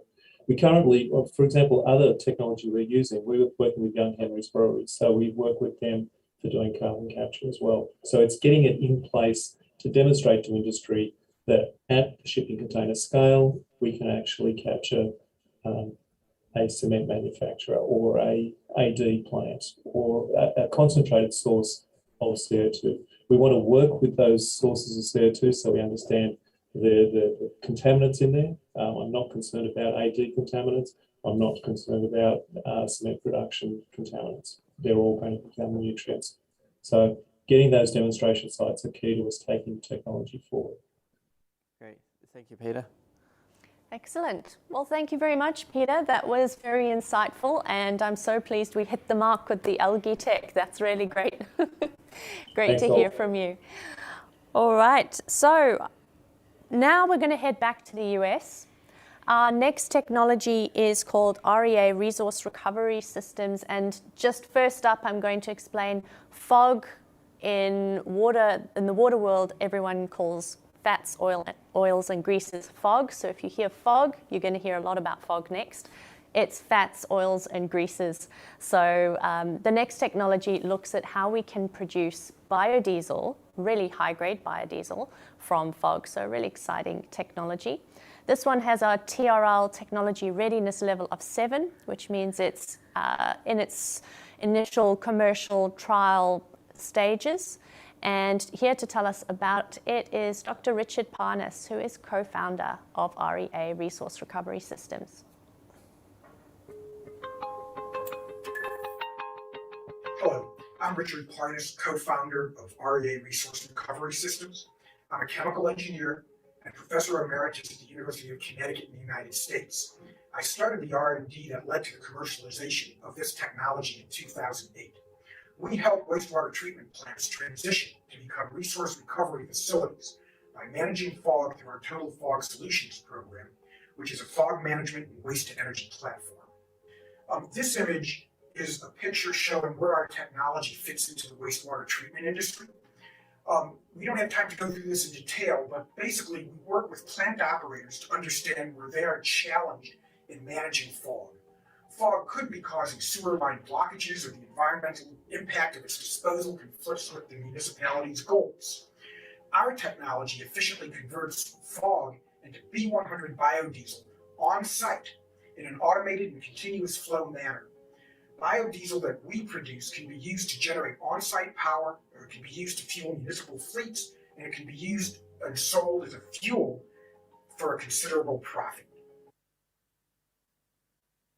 A virtual representation of our fogged biodiesel facility that we're building in Danbury, Connecticut at the wastewater treatment plant managed by Veolia. The fog is unloaded at an outside unloading station into a BEAST facility. The BEAST then pumps the fog into our 5,000 square foot building into decant tanks located under the floor shown here. The fog is pumped around by Vogelsang pumps from decanter to decanter, and when it's fully decanted, it's pumped into our processing equipment, which consists of a series of reactors, distillation columns, and other proprietary equipment. Here we see our patented transesterification reactor. In conclusion, what I'd like to mention now is that we all know that billions of gallons of fog are discharged annually, causing large-scale problems such as pipe blockages. This can lead to sanitary sewer overflows. Fog is costly to manage, treat, and dispose of. It has a negative impact on the environment due to standard disposal procedures such as landfilling and incineration. Rethinking the way fog is treated at the wastewater treatment plants has the potential to change these facilities from net consumers of energy to energy neutral, or even to net producers of energy. No other biodiesel producer can successfully convert pure brown grease into B100 biodiesel on site without interference to the operations of the plant in an automated and continuous flow system. Finally, the question becomes, what's the best use of fog? When you study the energy potential and value created from waste fog, you'll learn that converting fog into biodiesel is the most efficient and profitable energy yielding process. You can successfully address environmental stewardship and decarbonization mandates that have become central to public policy. Thank you very much for your attention.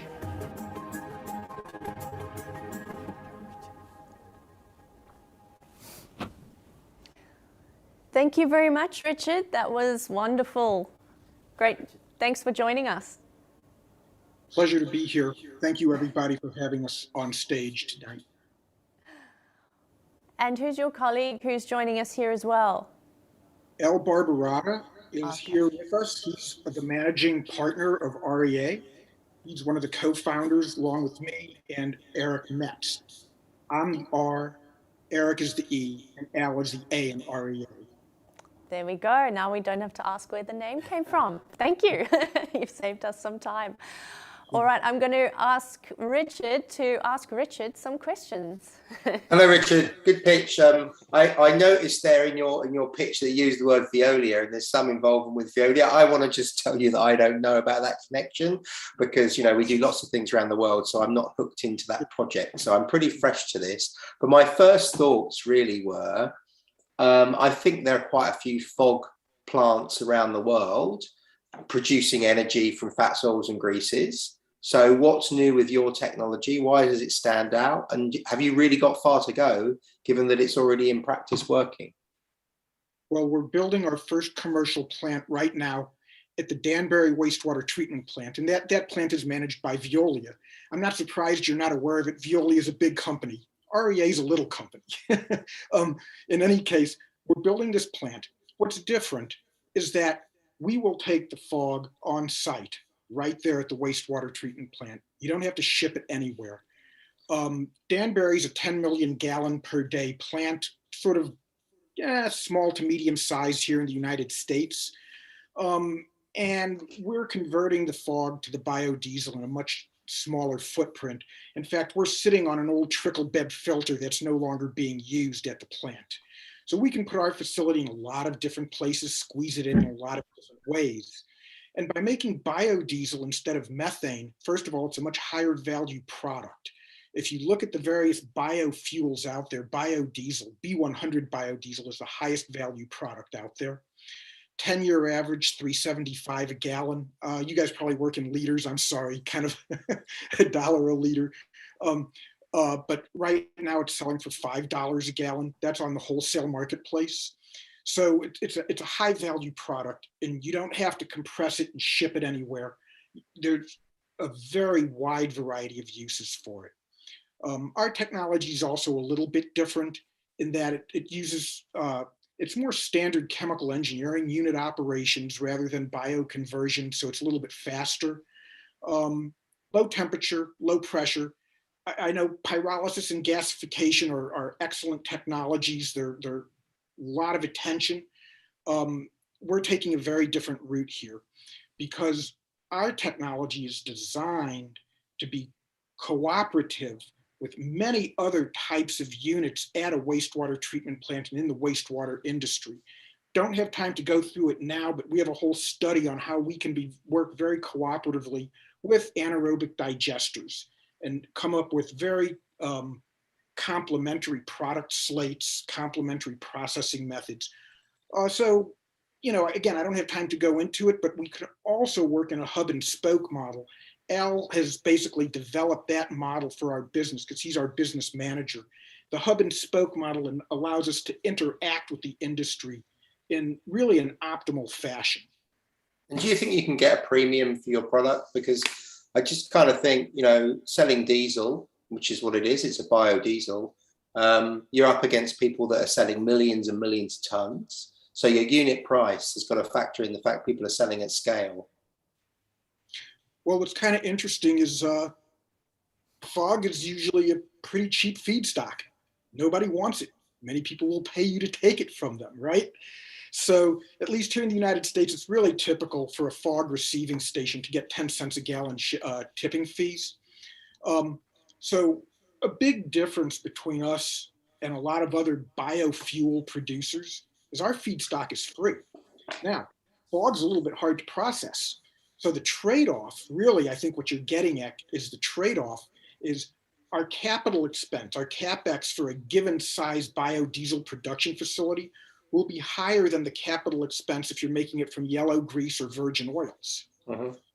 But over a 20, 30, or 30-year time span, we come out way ahead. In fact, our payback period is in the vicinity between 2.5 and 7 years, depending on the size of the plant and lots of the little details, because every situation is a little bit different. But our financial models indicate a payback of between 2 and 7 years. And the underlying factor here is that the feedstock is free or maybe even get paid for it. Sure. Okay. So, thank you.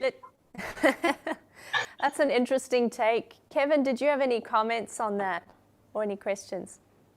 Yeah, great. Thanks for the presentation, Richard, Eric, Al, Ria. Really interesting.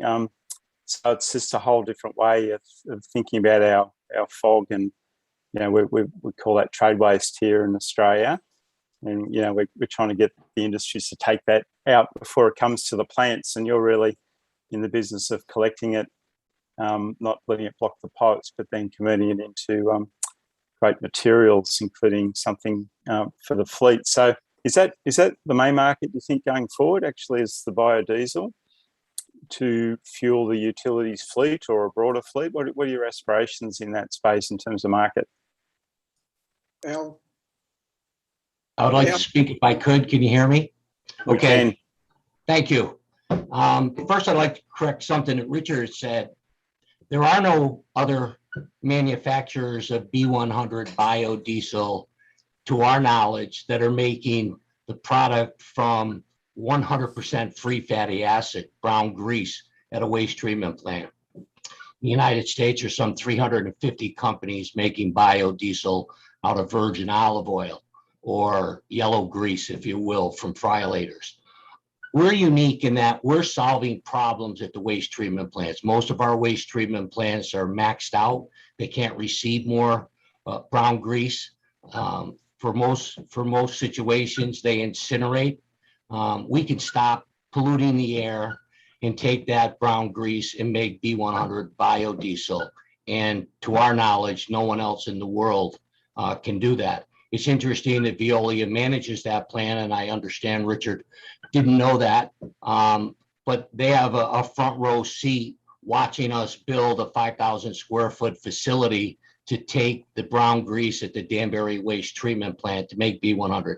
We're not going into the market to sell biodiesel at the Danbury plant. Our intent would be to take the product that we make, the B100, and mix it with their diesel fuel to fuel school buses and city equipment and diesel equipment that the Public Works Department runs. So we're not looking to be in that market, and we're not creating that volume. But again, we're solving the fog problem at waste treatment plants. And again, what Dr. Parner said is that product is right now a costly pollutant to get rid of, and we take it and make something that can be used to fuel buses. So we think thank you. Great, thanks, Al. Chris. Thanks, Al, and thanks, Richard. Great presentation. Really simple question, but maybe hard to answer. How hard is it to integrate into the existing treatment processes, either from a safety perspective, process intervention, storage? Give us the headlines of, is this straightforward to integrate? Eric, you want to do this? Yeah, sure. How you doing? I'm Eric Metz. I'm the E in REA.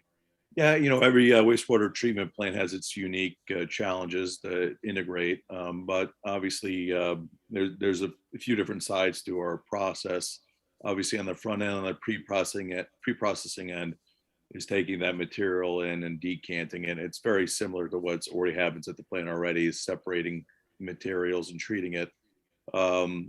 But we find that integration at the wastewater treatment plant is not that difficult for us. Obviously, there's different things that we do. We handle waste, we use chemicals, and we make a fuel. So there's different aspects to address. But with our experience, integration that's our objective, is to seamlessly integrate into an existing facility, look how they currently operate and how they're doing things. We don't want to be a hindrance to what the plant does. The plant is in the business of treating water. We want to be a complement to them, take this waste stream from them and produce a higher value product from it. Great. Eric, let me just add one little detail to that. In our pilot operation at the New Haven wastewater treatment plant, we had a pilot facility running there for 18 months. And that plant is managed by a company out of Baltimore called Synagro. And we did not disrupt their operation in the least. We return a wastewater stream back to the plant, but our process is designed so our wastewater stream meets all the discharge requirements as far as pH, flash point, and other, organic content, etc. So our whole process is designed to integrate seamlessly and completely with no disruption to the plant operation, because the plant operation comes first. Correct. Our systems are also fully automated, so we want to integrate into the existing control systems at the plant, minimizing labor involvement. Thank you, Richard. Thank you, Eric. All right, so that's all we've got time for at the moment. Thank you, Richard, Eric, and Alfonso, REA. We really appreciate you joining us this morning or your evening. Thank you. Well done, guys. Thanks, team. Pleasure. That brings us to the end of the technologies. So what we're going to do now is open our Slido poll. So for those of you on YouTube, if you head down to the comments, you will see that there is a link to Slido. It's hashtag SWIF. If you head to Slido to the website, hashtag SWIF, you'll also see a QR code popping onto the screen now.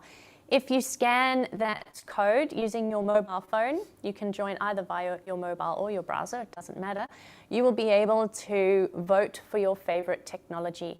Now, a reminder that we have got 2 prizes up for grabs. One is $5,000 for the People's Choice, so the vote you make now does matter. And we will also be having the GM and Senior Manager's Choice, and that will be up to Chris and to Kevin and to Richard. So, audience members, get voting. You'll have the next few minutes whilst we finish up with our comments and closing remarks. So I'm going to head to Richard first. Richard, what are your thoughts of the technologies you've just seen? Oh, I'm always mostly impressed by the passion that comes from innovators. They're always so, convinced that their project is going to work and come forward. And if you haven't got that drive, then no technology can work. So I think that's the first thing to say. A great set of presentations with technologies that I think all have potential. And I think it really is just a matter of can they find the scalability, and particularly the industrial partners, to bring their projects forward. And some of them are at different scales. Some are at a university scale. The guys we just spoke to are actually delivering a kind of full-size plant on the ground. But I think they've all got potential, and they all probably need help from industrial partnerships to make it work. Couldn't agree more, and I found the questions you were asking really insightful, and what a great opportunity to actually engage with your end user earlier on, so you can actually inform their product development so that they're not building something that's the wrong footprint or just won't work. It's great to have that input up front. Kevin, what were your comments? Oh yeah, I agree, Richard. Fantastic session this morning. 6 really good bids. Kind of a tough panel of sharks. Now the sharks are pretty easy going. I thought it was fantastic. Excellent presentations. The key theme there is they're all trying to solve some of the world's biggest problems, and that's not an easy thing to do. All the technologies are at different levels of development, so that'll be a challenge for us to work out which ones to invest in. But I'm excited by all 6.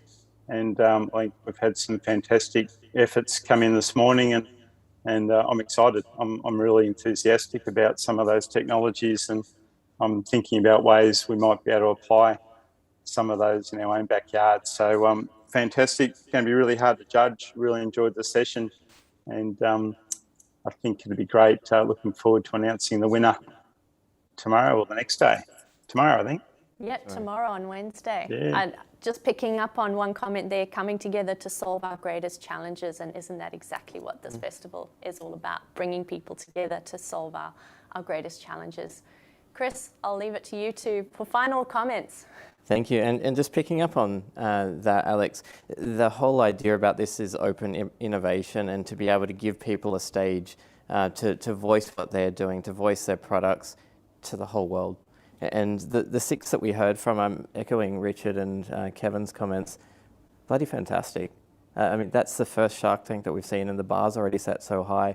I'm really excited to see what the other products out there for the other Shark Tanks that we have coming forward. But thanks to the participants in there, it's going to be tough to judge. This is the beauty of open innovation. We get to hear some fabulous ideas, and the whole world gets to hear them, and hopefully we can get behind them and bring the ones to life that are really out there, and looking forward to seeing it. Excellent. All right, well, last we need to do is thank our sharks. So thank you, Chris. Thank you, Kevin. And thank you also to you, Richard. I'm thrilled that you were able to join us today. And also thank you to Veolia for being a brilliant sponsor. The byline for our festival is The Brilliant Get Together. And the Brilliant have certainly got together right now in this Shark Tank. Thank you. Yeah, thanks for letting us take part. It's been really exciting today. Wonderful. Thanks, Richard. Thanks, Kevin. Thanks, team. Great session. Thank you, Alex. Sure. Well, we'll say goodbye to our sharks now. The slider will be open for a few more minutes, but please will you get your votes in because it won't be open forever. Up next, we've got some light-hearted entertainment. We have got Dr. Kanan Shah, who is a pharmacist by profession. But don't worry, you're not going to be having to look at any pharmacy kind of stuff. Although she has a doctorate in pharmacy, she is going to give us some Bollywood lessons. So Dr. Shah is currently working in pharma product development, research and innovation. And she is also a founder and director of the Nartan Institute of Performing Arts, which provides training in Bollywood and folk dances in India. She has over 1,000 performances to her credit, and she has trained 800 students and is actively involved in many multicultural organisations across Australia. She was recognised by the Hindu Council of Australia this year for her contribution to performing arts, presenting her with the Honourable Gargi Award. Today, Kanan is going to get us up out of our seats and teach us some Bollywood moves.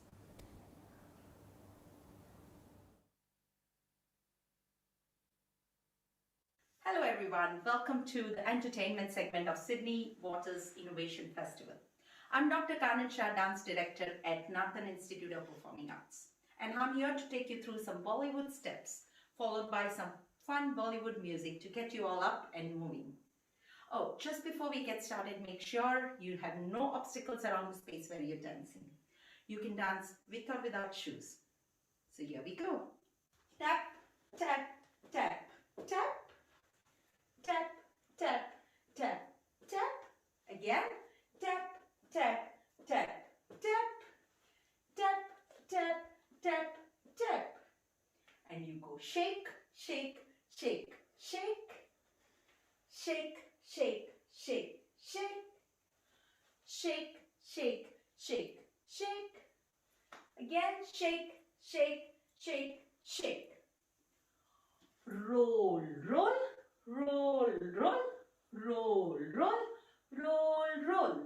1, 2, 3, 4, 5, 6, 7, 8. Go. Slide and slide. Slide and slide. Go. Up, down, up, down, up, down, up, down.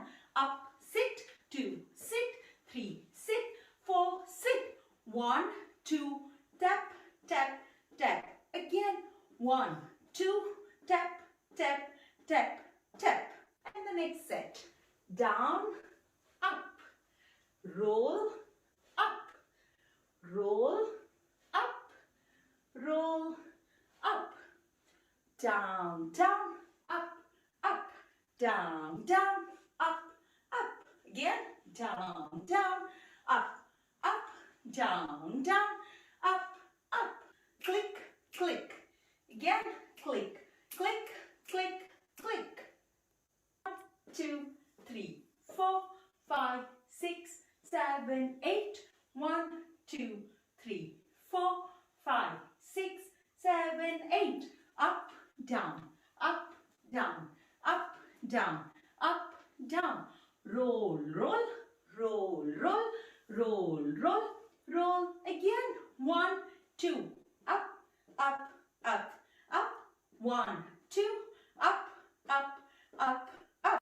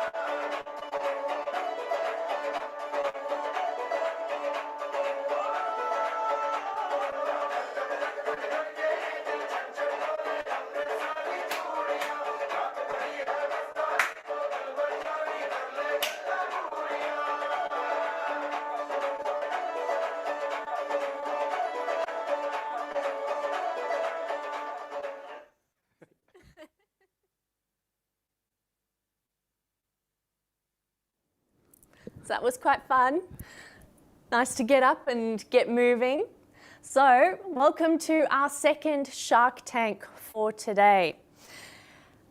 As I said before, these sessions are designed to give us a quick snapshot of the up-and-coming technologies that address our key themes of the festival. Now, as the name suggests, we'll be pitching innovative technologies to our sharks, who are general managers and senior level managers from our sponsors. Each Shark Tank will have two winners. So there'll be one who is a people's choice, and that will be chosen via Slido. So if you have put your phone away, get it back out, because you'll be voting on Slido at the end of this Shark Tank. And the other winner will be chosen by our senior managers and general managers of Sydney Water. Now to introduce our sharks, I'm joined by Jamie Hollenby, who is sitting next to me here. He is the General Manager of Finance and Business Performance at Sydney Water. Jamie, what does that mean that you do exactly? I come to the Sydney Innovation Festival and have a great time talking about swimmability in the Sydney Harbour. So that's what I do. Okay, well, that's a good take. Or this week, anyway. And normally you're doing financial procurement, pricing, providing support and those kinds of Yes, so services. General Manager of Finance and Business Performance. We obviously, the numbers side of the business, and also procurement as well. And really try to help the business be an innovative and successful business. And it's a great organisation, a great city, and love it. Great to hear. Thank you for joining us today, Jamie. I'd also like to welcome our next shark, who is Duncan Challen. He is the General Manager of Business Development at Celestino Property Development. And Duncan, are you there? There you are. Yes, welcome. So we're going to throw to a video on Celestino first, but I wanted to introduce the topic of livability, and Jamie's already touched on it a little bit in terms of swimmability. But livability more broadly, what does that mean, and how does that relate to a water utility? Because to me, livability, it's the degree to which you find your environment comfortable. What role does a water utility play in that? Well, the Isle Utilities lead for our sprint worked as a junior engineer on the North Side Storage Tunnel. And the North Side Storage Tunnel takes, during severe weather events, takes overflow stormwater and sewage out to Manly, to the North Head, and then out through the deep ocean outfall channel out to sea, and avoids putting all of that overflow through the Sydney Harbour.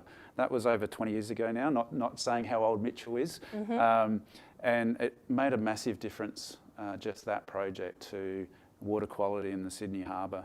And I guess what we're looking at is what's the next phase for that. Sydney is all about water and the environment, and you look at the geography that we have, there's such a deep connection with water in Sydney, and to give people an opportunity to swim in the harbour would just be absolutely fantastic. And if you think about the modern urban environment and our role, Sydney Water's role in that, it's vitally important. So it's a great sprint, it's really exciting, and it's really great to have innovative companies like Celestino sponsoring us to do this type of work.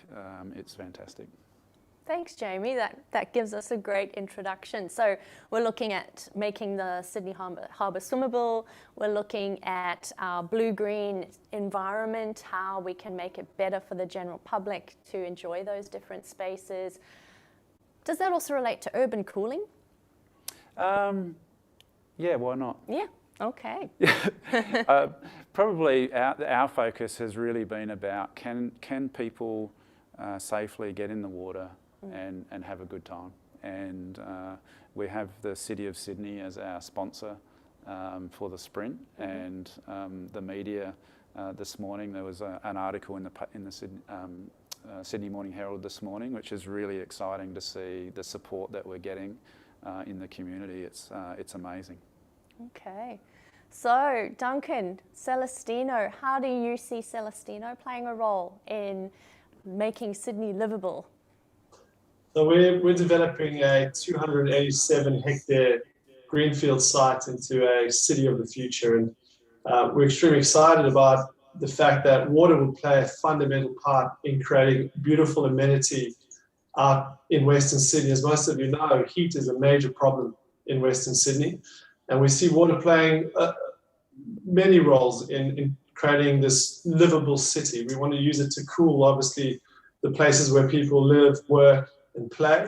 We also want to use water to be able to, have a place of comfort and of relaxation, which also contributes to mental health. We want to use water for play and interaction. And I think most importantly as well, we want to use water for innovation and education. And I think that's also fundamental. There's so many cool, exciting things that we can use water to demonstrate all things that are new, non-business as usual, and are really at the cutting edge of everything innovative. And that's why we're just really happy to be able to focus and sponsor this Shark Tank. Because without water out in Western Sydney, for obvious reasons, we're just not going to have a beautiful place. We want to create a city that's got lush landscapes. We want to have beautiful playgrounds. We want to have beautiful open spaces, lots of tree canopies. And we just want people to stay in the Sydney Science Park because of the lovely amenities. And without the water, we just can't get that. And we want to leverage on the great work that Sydney Water is doing around innovation to create a centre of research innovation and use water as a centerpiece so we can inspire young kids out of Western Sydney to get excited about science, innovation, research, and all that STEM stuff. Well, as someone who lives out in Penrith, that is music to my ears. And I'm very thrilled to hear about that. Now, Duncan, we've got a great video from you, as Celestino is one of our treasured sponsors and main sponsor for this Shark Tank on livability. We're about to head to a video from you.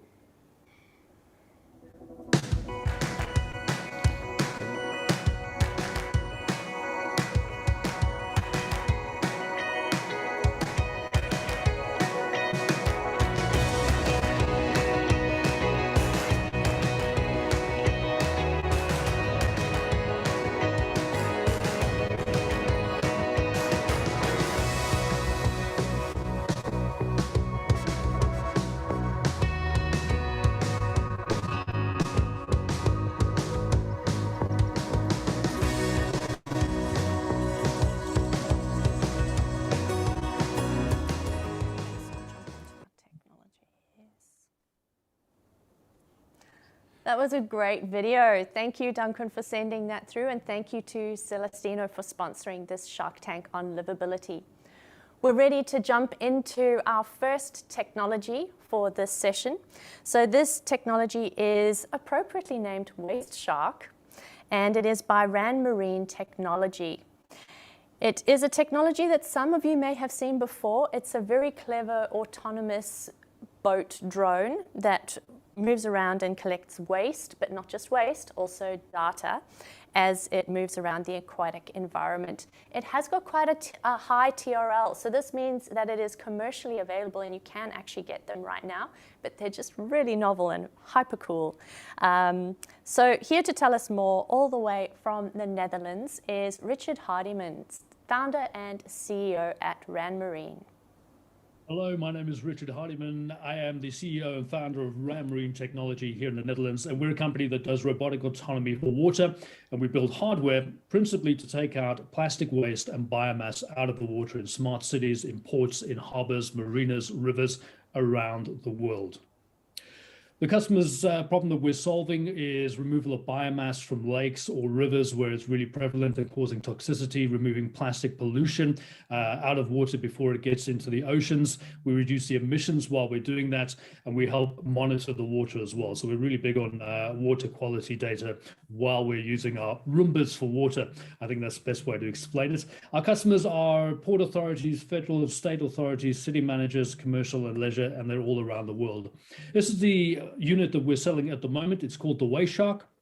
It is a 1.5 by 1 meter long craft, sucks up to 500 kilograms of waste per day, be that biomass or plastic pollution, and comes in two variations. One being a remote controlled version, so you can stand on the shore and guide it around. Or we have an autonomous version that uses LiDAR for collision avoidance and our proprietary software to navigate around the water and then come back when it's full. All of these are very easily deployed. They're 75 kilograms, so two people can quite easily put these in the water wherever you are and start swimming around and removing that waste. As you can see here, we focused on algae removal in Rotterdam in some of our canals. Very simple to steer around, let it do its thing. It collects water quality at the same time. And at the end of the process, you take it out of the water, remove the waste, pop it back in again. They run for about 10 hours in autonomous mode, or around 6 hours if you're controlling it yourself with an operator. We've deployed these around the world, so USA, Australia, Europe, UK. We have some great customers in Walt Disney, in Universal, in Babcock Marine, in Port of Houston, all really testing out our wares at the moment. All our autonomy and data is proprietary, so it's all housed in one easy-to-use UI. We use LiDAR for collision avoidance, water quality probes from Eureka to make sure that we're gathering what's in that water and sending it back to our portal for our customers' analysis. The Ran Marine advantage, well, of course, it's going to save you time, it's going to save you money, and we do zero emissions the whole way through, so it's very, very cheap and easy to deploy. These are a couple of the other products we're working on in the next 6 months. So a bigger version, a 4 meter by 2 meter Mega Shark coming out at the end of the year. A Shark Pod, which is essentially our docking station to recharge and discharge waste, recharge batteries, and an oil shark to remove hydrocarbons out of the water as well. We're a great team of roboticists, mechanical engineers, and business people based in the Netherlands. We'd love to hear from you. We're just going into our Series A round, but we're also looking for distributors and customers around the world to prove this innovation even further and clean up that water. Thank you very much.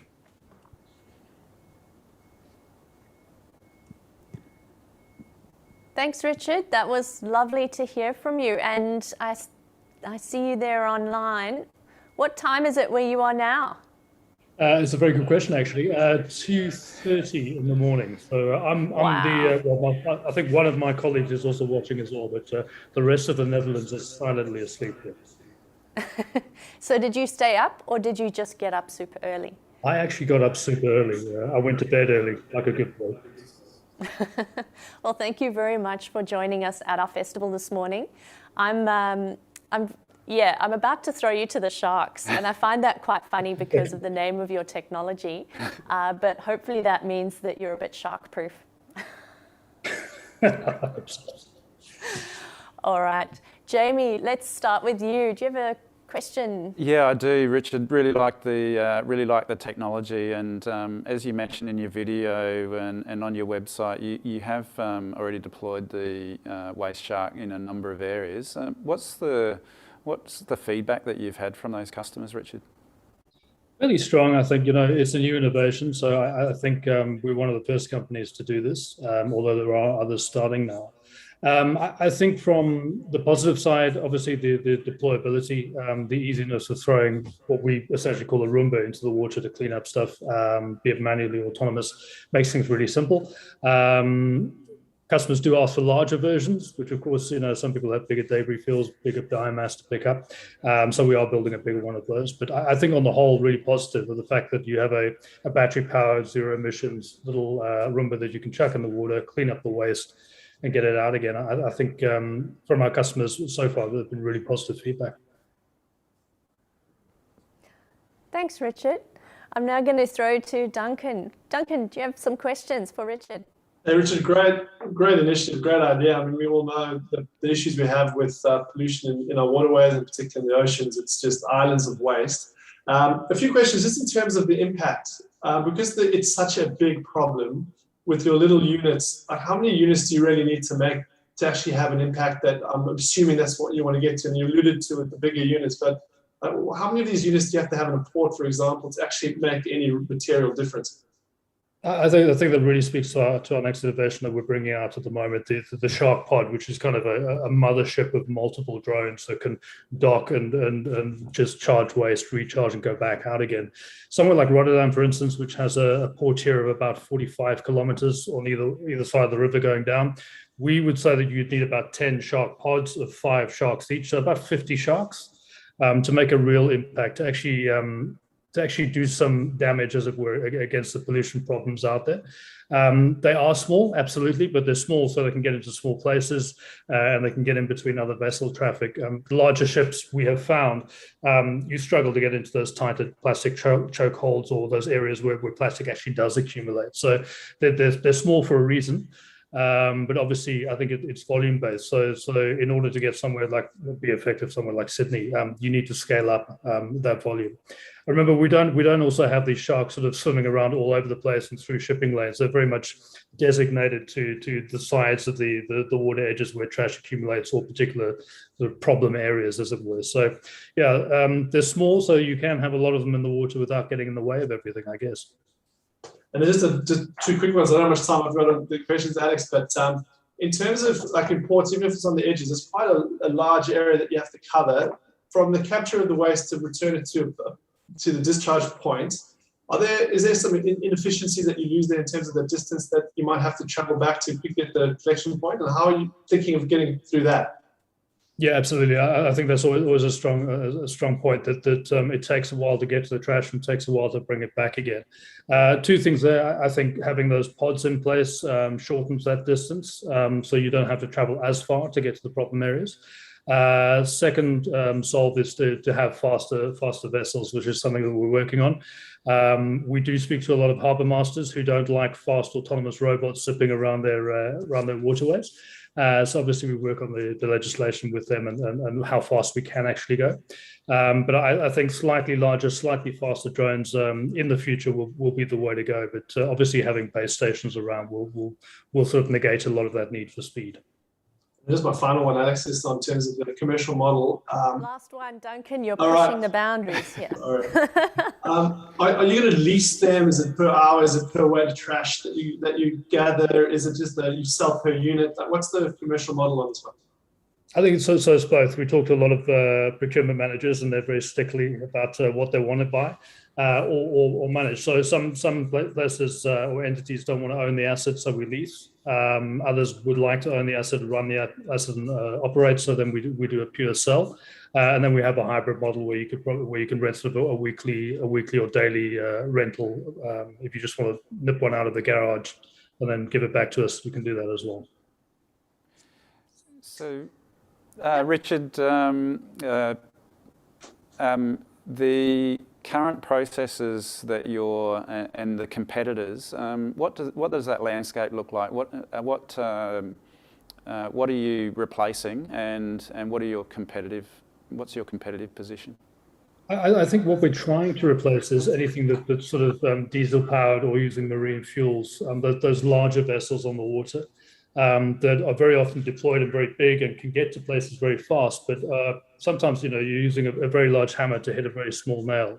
And what we're trying to do is, instead of bring out those large vessels when there is a problem, rather use smaller zero emissions vessels all the time. So you're constantly cleaning up that trash. There's not this big sort of buildup of biomass or trash. And that's really the route that we want to go. Little robots doing the work all the time, 24 hours a day, rather than big vessels, costly, to manage, to buy, to operate, to maintain, and then to fuel, and using those only occasionally. So we're looking for efficiency in the system. And that's why we chose a robotic sort of route to do that. And can you tell us about the autonomous piece and the docking station? How much human intervention is required to remove the trash and that type of thing? We're trying to make it, again, it depends where you are and how much debris you have, but we're trying to make it a sort of a weekly interaction with the actual shark pod. So the sharks are going out all the time, recharging, going back out again, bringing back the waste. But they're filling that receptacle on board that shark pod, which probably needs only emptying once a week. Might be more. You might have a flood that brings down a lot of stuff into the harbor. But yeah, we're trying to limit that as much as possible. Most of the interactivity is online through our secure portal. We're just building it out at the moment to really test that theory. We won't launch the shark pod till next year properly, but the idea is to have it sort of monitorable. So you can go online anytime and see what it's doing, but you only actually physically have to go out at least once a week to clear that trash out. I'm afraid that's all we've got time for right now. But Richard, thank you very much for coming and telling us about the waste shark. We'll let you get back to bed now. Thank you very much, and love what you guys are doing, and have a fantastic day further.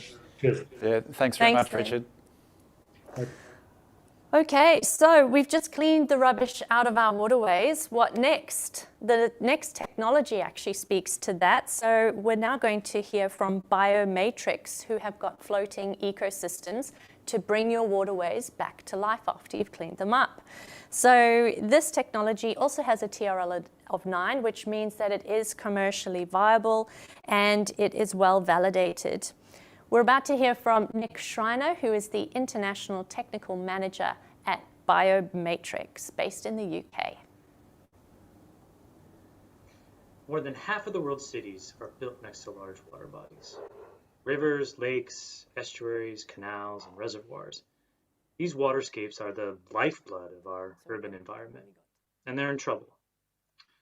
For too long, water and the ecology it supports has been seen as a force to control and to relegate to sheet pile canals and concrete reservoirs. Life has been effectively engineered out. But now it's become increasingly obvious how the ecological health of our urban waterways impacts our broader ecosystems and our own human health. Yet we're left with a dilemma. Restoring waterways in our dense urban centers to their natural state would often mean relocating or removing homes, businesses, and critical infrastructure at a significant cost. With Biomatrix Water, we believe we can give nature a new toehold in the urban waterscape within the existing rigid infrastructure of our cities. At Biomatrix Water, we design and fabricate floating ecosystems. These floating structures can reintroduce critical riparian habitat in our city centers, adjacent to quay walls, jetties, drainage canals, and reservoirs.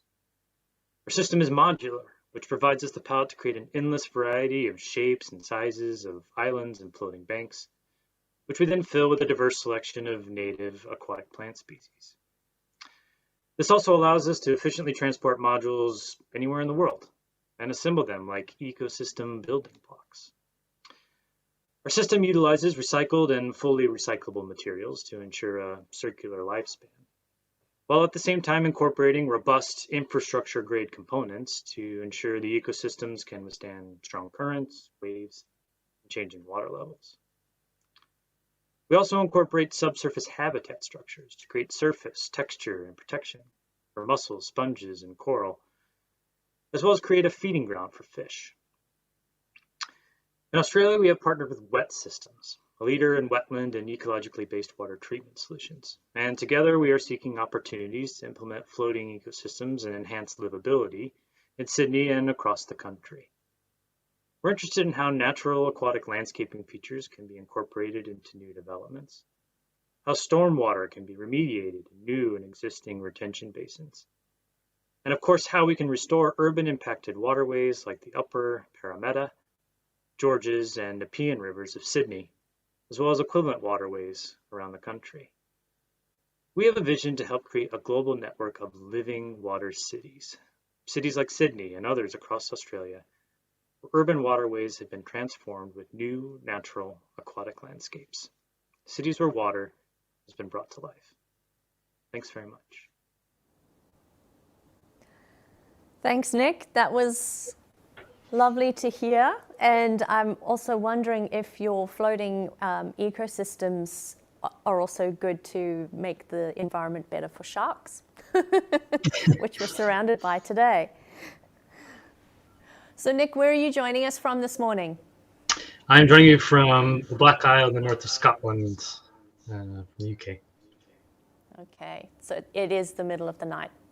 It is, but happy to be here. Thanks for having me. Brilliant. All right, so we've got two sharks here to be kind. It's more of a dolphin tank than a shark tank, to be honest.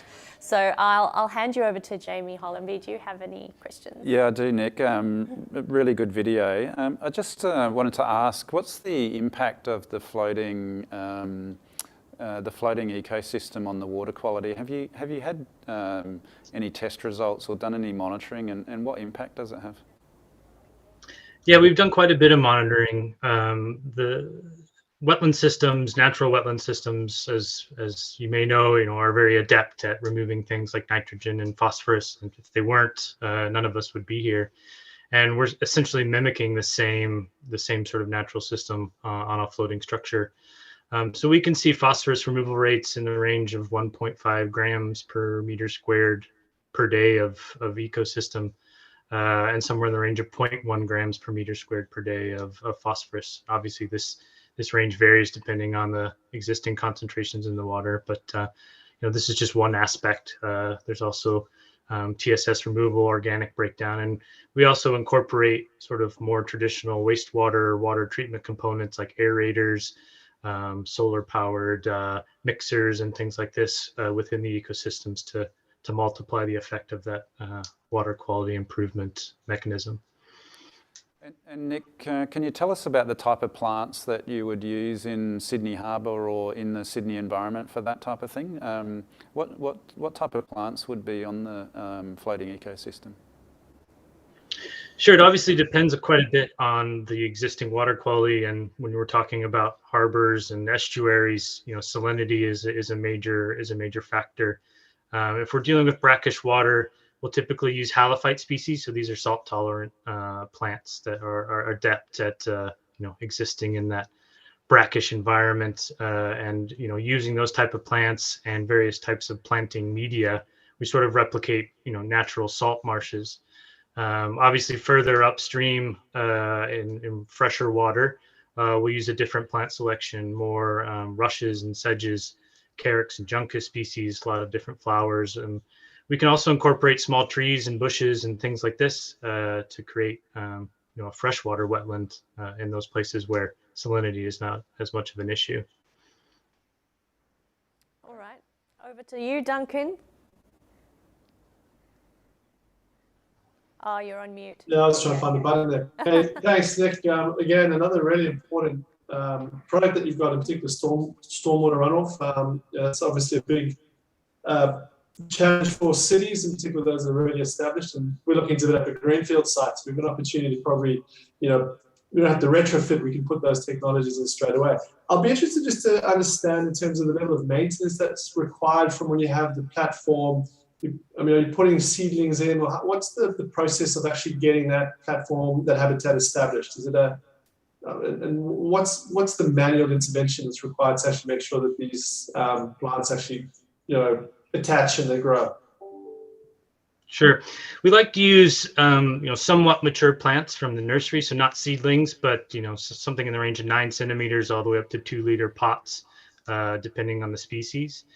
So we're installing an ecosystem that's already fairly mature, and then we like to see, or we typically see, sort of full maturation in the first 18 months to 2 years. With regards to maintenance, it really depends on the sort of aesthetic that's desired. If you're looking for a really manicured sort of golf course style wetland, obviously it's going to need more pruning, trimming, things like this. But otherwise, I would say 90% of our installations, we just allow them to go wild and exist as they would in a natural system. So we recommend an annual sort of inspection of the ecosystems, and that's really just to check the hardware, make sure bolts are still tight, that anchor cables are still attached. Might do a little bit of spot planting and weeding in the first year or two, but after that, it's really just a check of the hardware and letting the plants do what they do. And then really great that you're using circular economy philosophy and principles on that. How long does one of those floating platforms or ecosystems last in terms of its longevity? Does it have to be replaced, or is there a process where the vegetation then embeds itself where it can and it just carries on organically? Yeah, that's the idea. These systems are self-sustaining and self-perpetuating. You have plants that grow up and then they die back, and that deadfall creates the new sort of compost and planting substrate on the floating platform. We design our systems for 10 plus years. We've got one system in Finland that's floating in a lake that freezes and thaws every year, and it's been there for about 17 years now. So, we're using, marine grade materials, recycled HDPE, recycled drinking water pipe, essentially, stainless steel connections. So these are all things that are meant to last for years and years. They're not going to degrade in salt water. They're not going to be affected by sunlight. And so we expect easily 10 years and more with each of these systems. I love this technology. I just love the idea of making our waterways green and full of beautiful flowers and plants. So thank you so much, Nick, for joining us today. Thank you. We really appreciate hearing about your fantastic technology. Brilliant. So we've figured out how to take waste out of the water. We've figured out how to regenerate it. Next up, what do we do when it floods and there's too much water? So next up, we're going to hear about a permeable pavement. So this is a new technology called Permia that is actually spun out of Imperial College in London. And it has got a TRL level of 6 in that they've just got their working prototype that's in the ground. Here to tell us more is Dr. Alalia Kier, who is the founder of Kiacrete. Hello, my name is Dr. Alalia Kier. I'm a material scientist and engineer from the Department of Civil and Environmental Engineering. I'm also the founder of Permia, a research-focused spin-out company based at Imperial. Today, I will be talking about my new innovation, a high-strength, clogging-resistant permeable pavement, which I call Kiacrete. Our world is more urbanized than ever. Our cities have expanded and are vulnerable to flooding. This flooding impacts lives and society as a whole. In the UK alone, the economic damage is estimated to be in the billions of pounds each year. A permeable concrete pavement, as shown in this photograph, is widely regarded as a cost-effective, sustainable drainage system that reduces the stormwater runoff and alleviates urban flooding. It is primarily used in low-traffic areas and can improve stormwater and groundwater quality. Existing permeable pavements have one major problem. They are susceptible to clogging from debris, as shown in this photograph. This clogging dramatically reduces the permeability to zero over a number of simulated cycles, as shown in this graph. Therefore, permeable pavements require regular, expensive, obstructive, and time-consuming maintenance. Even with this maintenance, over time, the drainage performance reduces until they can no longer allow water to flow through. In addition, they have low strength and can only be used for low load-bearing applications. My innovation overcomes these limitations. A conventional pavement is shown on the left, with indirect drainage paths that clog easily. Kiacrete, as shown on the right, has excellent drainage performance due to its direct cast-in drainage paths. On the left, the conventional permeable pavement is quickly overwhelmed by the volume of water introduced, whereas Kiacrete on the right is comfortably able to absorb the same flow indefinitely. The permeability of Kiacrete is 10 times as high as what is found in conventional unclogged permeable pavements. This graph shows that the permeability of Keyacrete does not reduce from exposure to debris over many clogging cycles, unlike the conventional solutions which clog dramatically over a small number of clogging cycles. Keyacrete's strength is almost twice as high as that measured in conventional alternatives, as shown on this graph.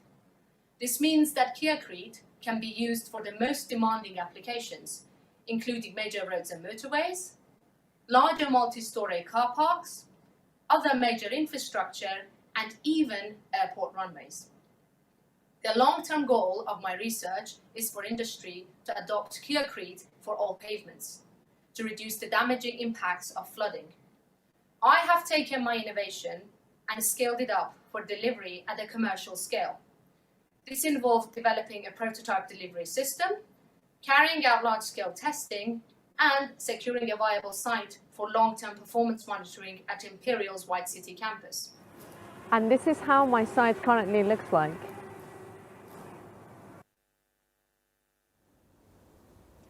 Hi Aaliyah, welcome to the festival in Sydney. Thank you for waking up so early for us. Hello there, thank you so much for inviting me. It's a pleasure to be here. That's a wonderful background. Is that your pavement in the background? Yes, it is. It is the delivery at White City campus. So I just thought I have the picture here so to show you guys what we delivered recently. It was actually about a year ago where this was delivered. That's so exciting. Tell us some more.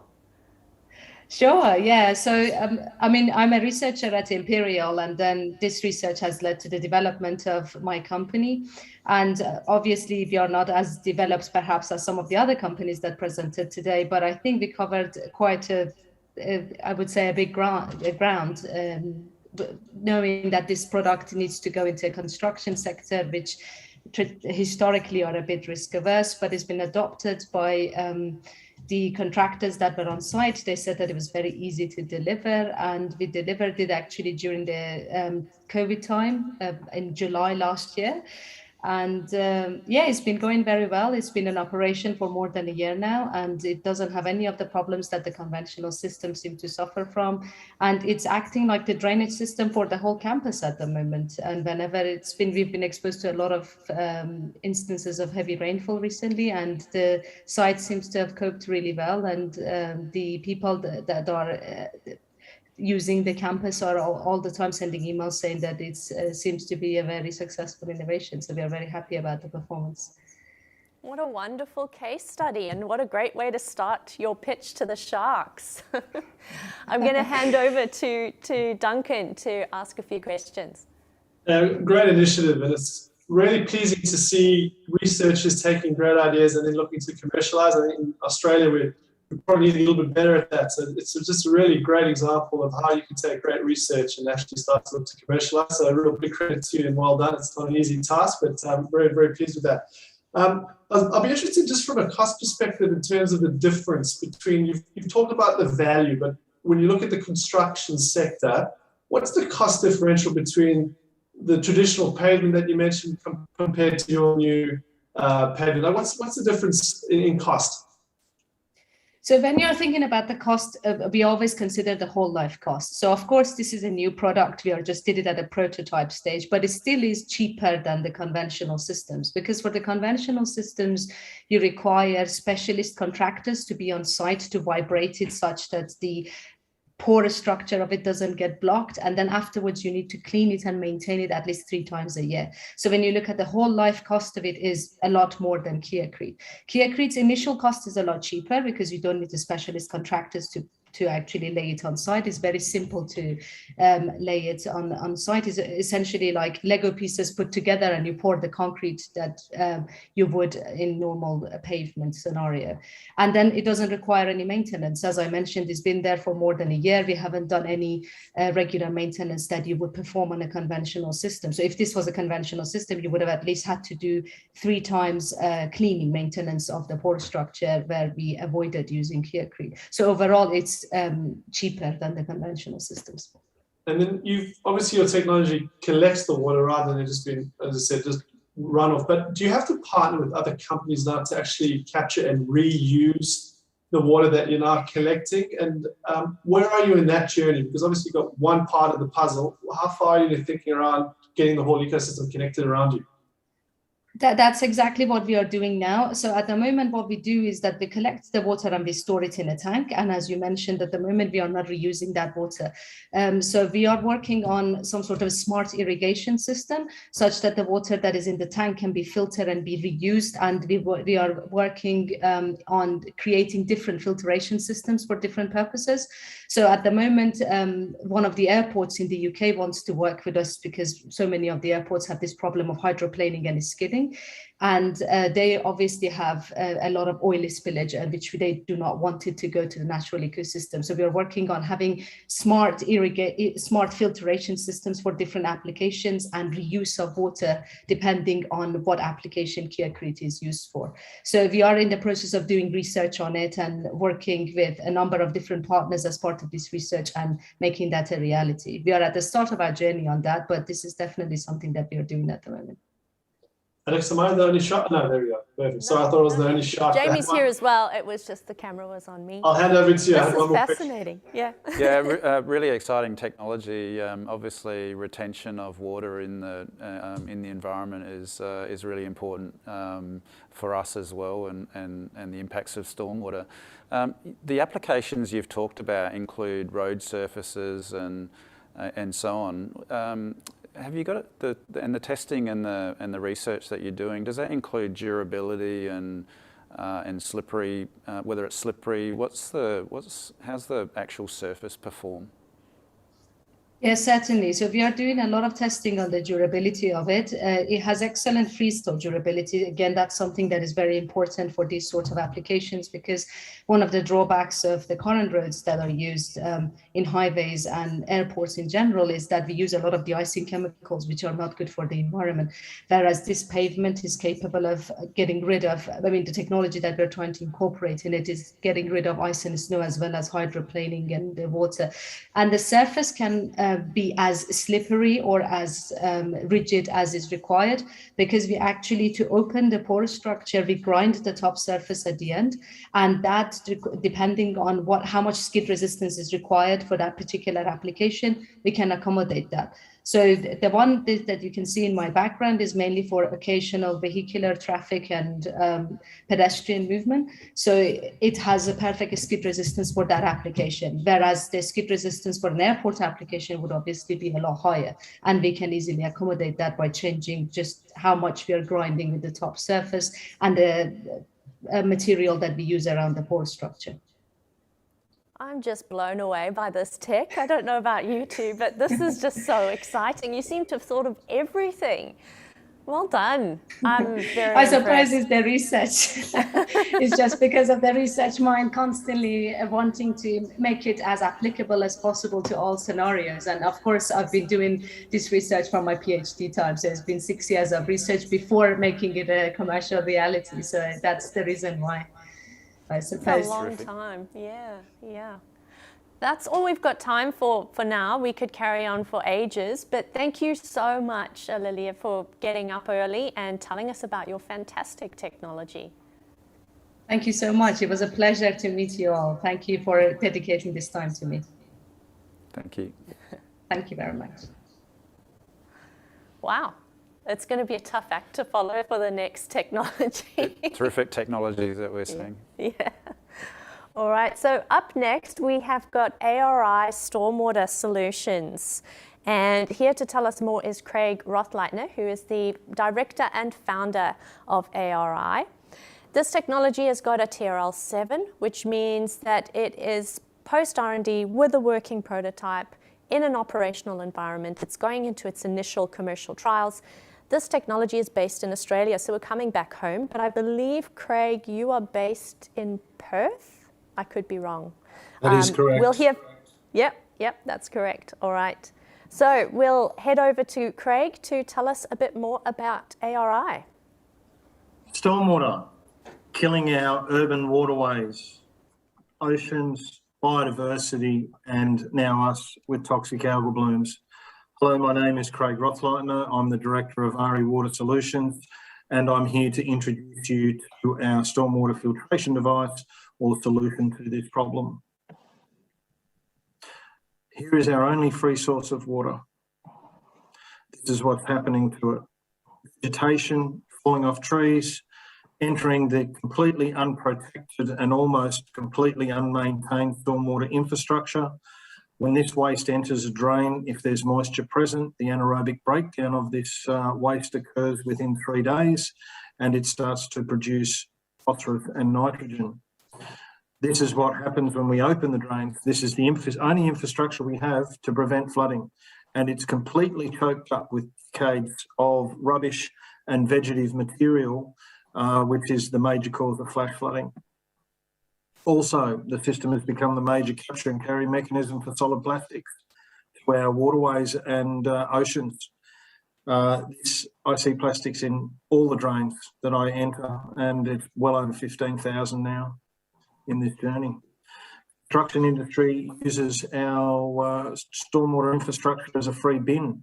They are major polluters of this critical infrastructure. And this is the result. Our waterways have become unfit for human use or consumption. Warning signs like these, governments don't want to put these up, so they are that bad. Biodiversity is dying in large numbers. And now, just to add to this, science is linking these cyanobacterial blooms as possible triggers for dementia, Parkinson's, Alzheimer's, and motor neuron disease. How do we fix it? Well, we capture the waste and filter the water at the only openings into the infrastructure, the drains. These devices have been proven to meet all hydraulic standards, and we're capturing about 95% of the waste as it enters the drain prior to pit floor contamination. CSIRO, Chem Centre and Curtin University have done all of our data to date. How much does it cost? Up on the screen. How do we pay for it? Well, what we're spending now is more every year, and our waterways are getting worse every year. That's a good starting point. We can start to reuse what we capture. And then we've got what is the value of this water once the system's clean and this system is working. This is a video of our device in a site entry pit. Now, we make the device to suit the drain, so we maximise the use of the drain. This device here will capture and hold about 140 kilos of sand. And as you can see, we are disrupting this contamination process as much as is actually possible. I would like to thank you for allowing me to present, and I look forward to any questions. Thanks, Craig. Lovely to hear from you, and welcome to Sydney Water's Innovation Festival. Thank you. Lovely to have me. Lovely to be here, I should say. All good. It is lovely to have you. Thank you. Welcome, Craig. On your website, you have deployed your product to 5 councils. Can you tell us where that's been deployed and how it's been received and what the results have been so far? Okay, look, stormwater contamination's been something that's been out of sight, out of mind ever since the infrastructure's been invented. So this is a disruption to a process that, to be honest, not many people wanted to know about until climate change has really taken hold. And because of the fact that our rainfall has now changed significantly into hard, sharp events, the blocked infrastructure was pretty much capable of, or was capable of, catering for the rain.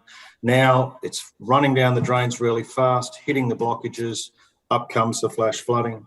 And secondly, the toxic nature of our waterways didn't happen overnight. This has happened over decades and decades of the waste building up. Funny thing was, I actually spent 10 years in the dredging industry. So this is where I learnt, if you look in the bottom of our lakes and rivers, they're all full of this waste that I find 30 years later in the drains. So the take-up has been very slow, but what's now happening is, in the year of water, with our contamination issues, it's actually forcing people to look at the technology.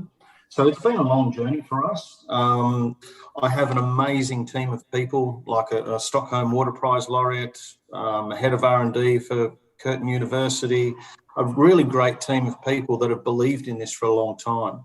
So what we are actually working, we now have built the construction industry. Multiplex are looking at us for their construction waste. And the reality is there is something we can do to save our waterways and our urban water environments. It just takes some scale projects. We know how to work it, we know how to service it, it's scalable, it's replicable, and it's scientifically and in-field proven. I think the last thing I want to say is, most importantly, this is a license model. So the reality is that we have local employment and local manufacturing, which is important for the uptake of any scale sort of disruptive technology. That's really interesting. Duncan, as a developer, I know that stormwater is often a very big problem. I'd be very keen to hear your take on this technology. Great initiative. And what's also so pleasing is industry working with, Sire and Curtin as well. It's just another example of how, if you really want to be cutting edge, you need to partner with good research institutions with industry. And what's also pleasing is this is industry led, so really great example. Stormwater is a big issue, of course. I'm interested to know your level of technology in terms of replacing the mesh once it gets full. Is it all manual, or are you thinking down the track that there might be sensors like they're thinking about having a dustbins when the dustbin's full?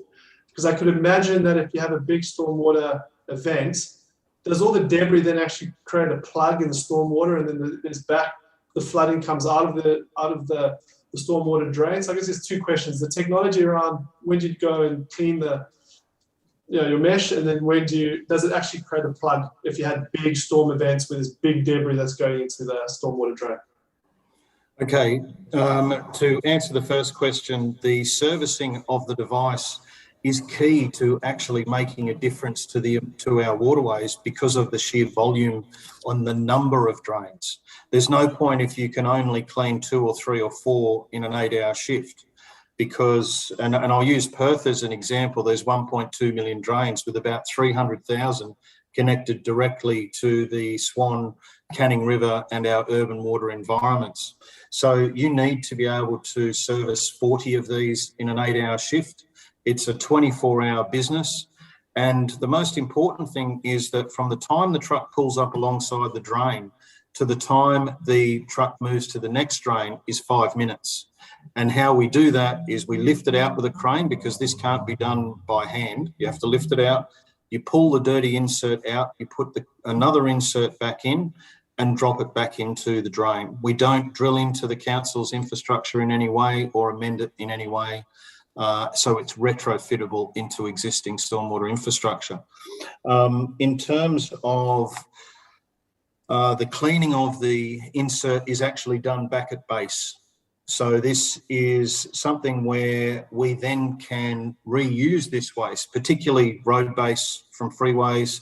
The vegetative load, CSIRO are looking very strongly at methane production. The vegetative load we capture, that goes into the wastewater treatment plant, where it's increasing, they now know it increases methane production from between 76 and 276%. So this is a waste that won't go to landfill. We're going to reuse it for energy creation, which is really important for anything we do. The amount of waste that we're picking up is incredible.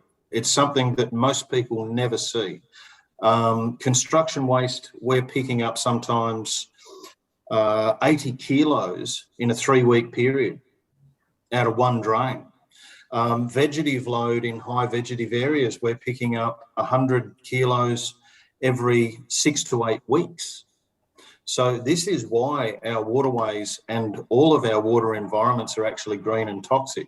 It's coming from the leaves, the dead leaves in particular. So this is a almost complete disruption to this process. And more importantly, land developers have been not including water in the living environment because they know stormwater is such a headache. By installing this in brand new subdivisions, all of a sudden you can get infiltration moving, you can have water in the living environment, which increases land value, and it just goes on and on. The positives are enormous.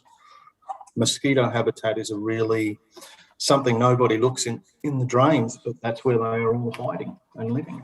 It's indeed a hidden problem. And it's a big one, Yeah. and it's hard to explain in three minutes on a video, I can assure you. That nearly killed me. I know, having spoken with you before, Craig, I'm sure it was really, really hard. So thank you so much for doing that for us. That's about all we've got time for at the moment as far as questions go. But thank you so much, Craig, for joining us. Thank you very much for having me, and I look forward to working with Sydney Water in the future. Thank you, Craig. Well done. And you too, Duncan. Excellent. All right, we're roaring through these technologies. Up next, we've just spoken about stormwater, and now we're going to be talking about roofs. So the next technology is called Purple Roof by Evolvement. And this technology has a technology readiness level of 7. So once again, post R&D with a working prototype, initial commercial trials about to be underway. Here to tell us more is Robert Griffith, who is the Managing Director of Evolvement Green Buildings. Hi, I'm Robert Griffith, and today I want to talk to you about managing stormwater with nature on buildings. I've been working in the green roof industry for around 40 years, both in Australia and overseas.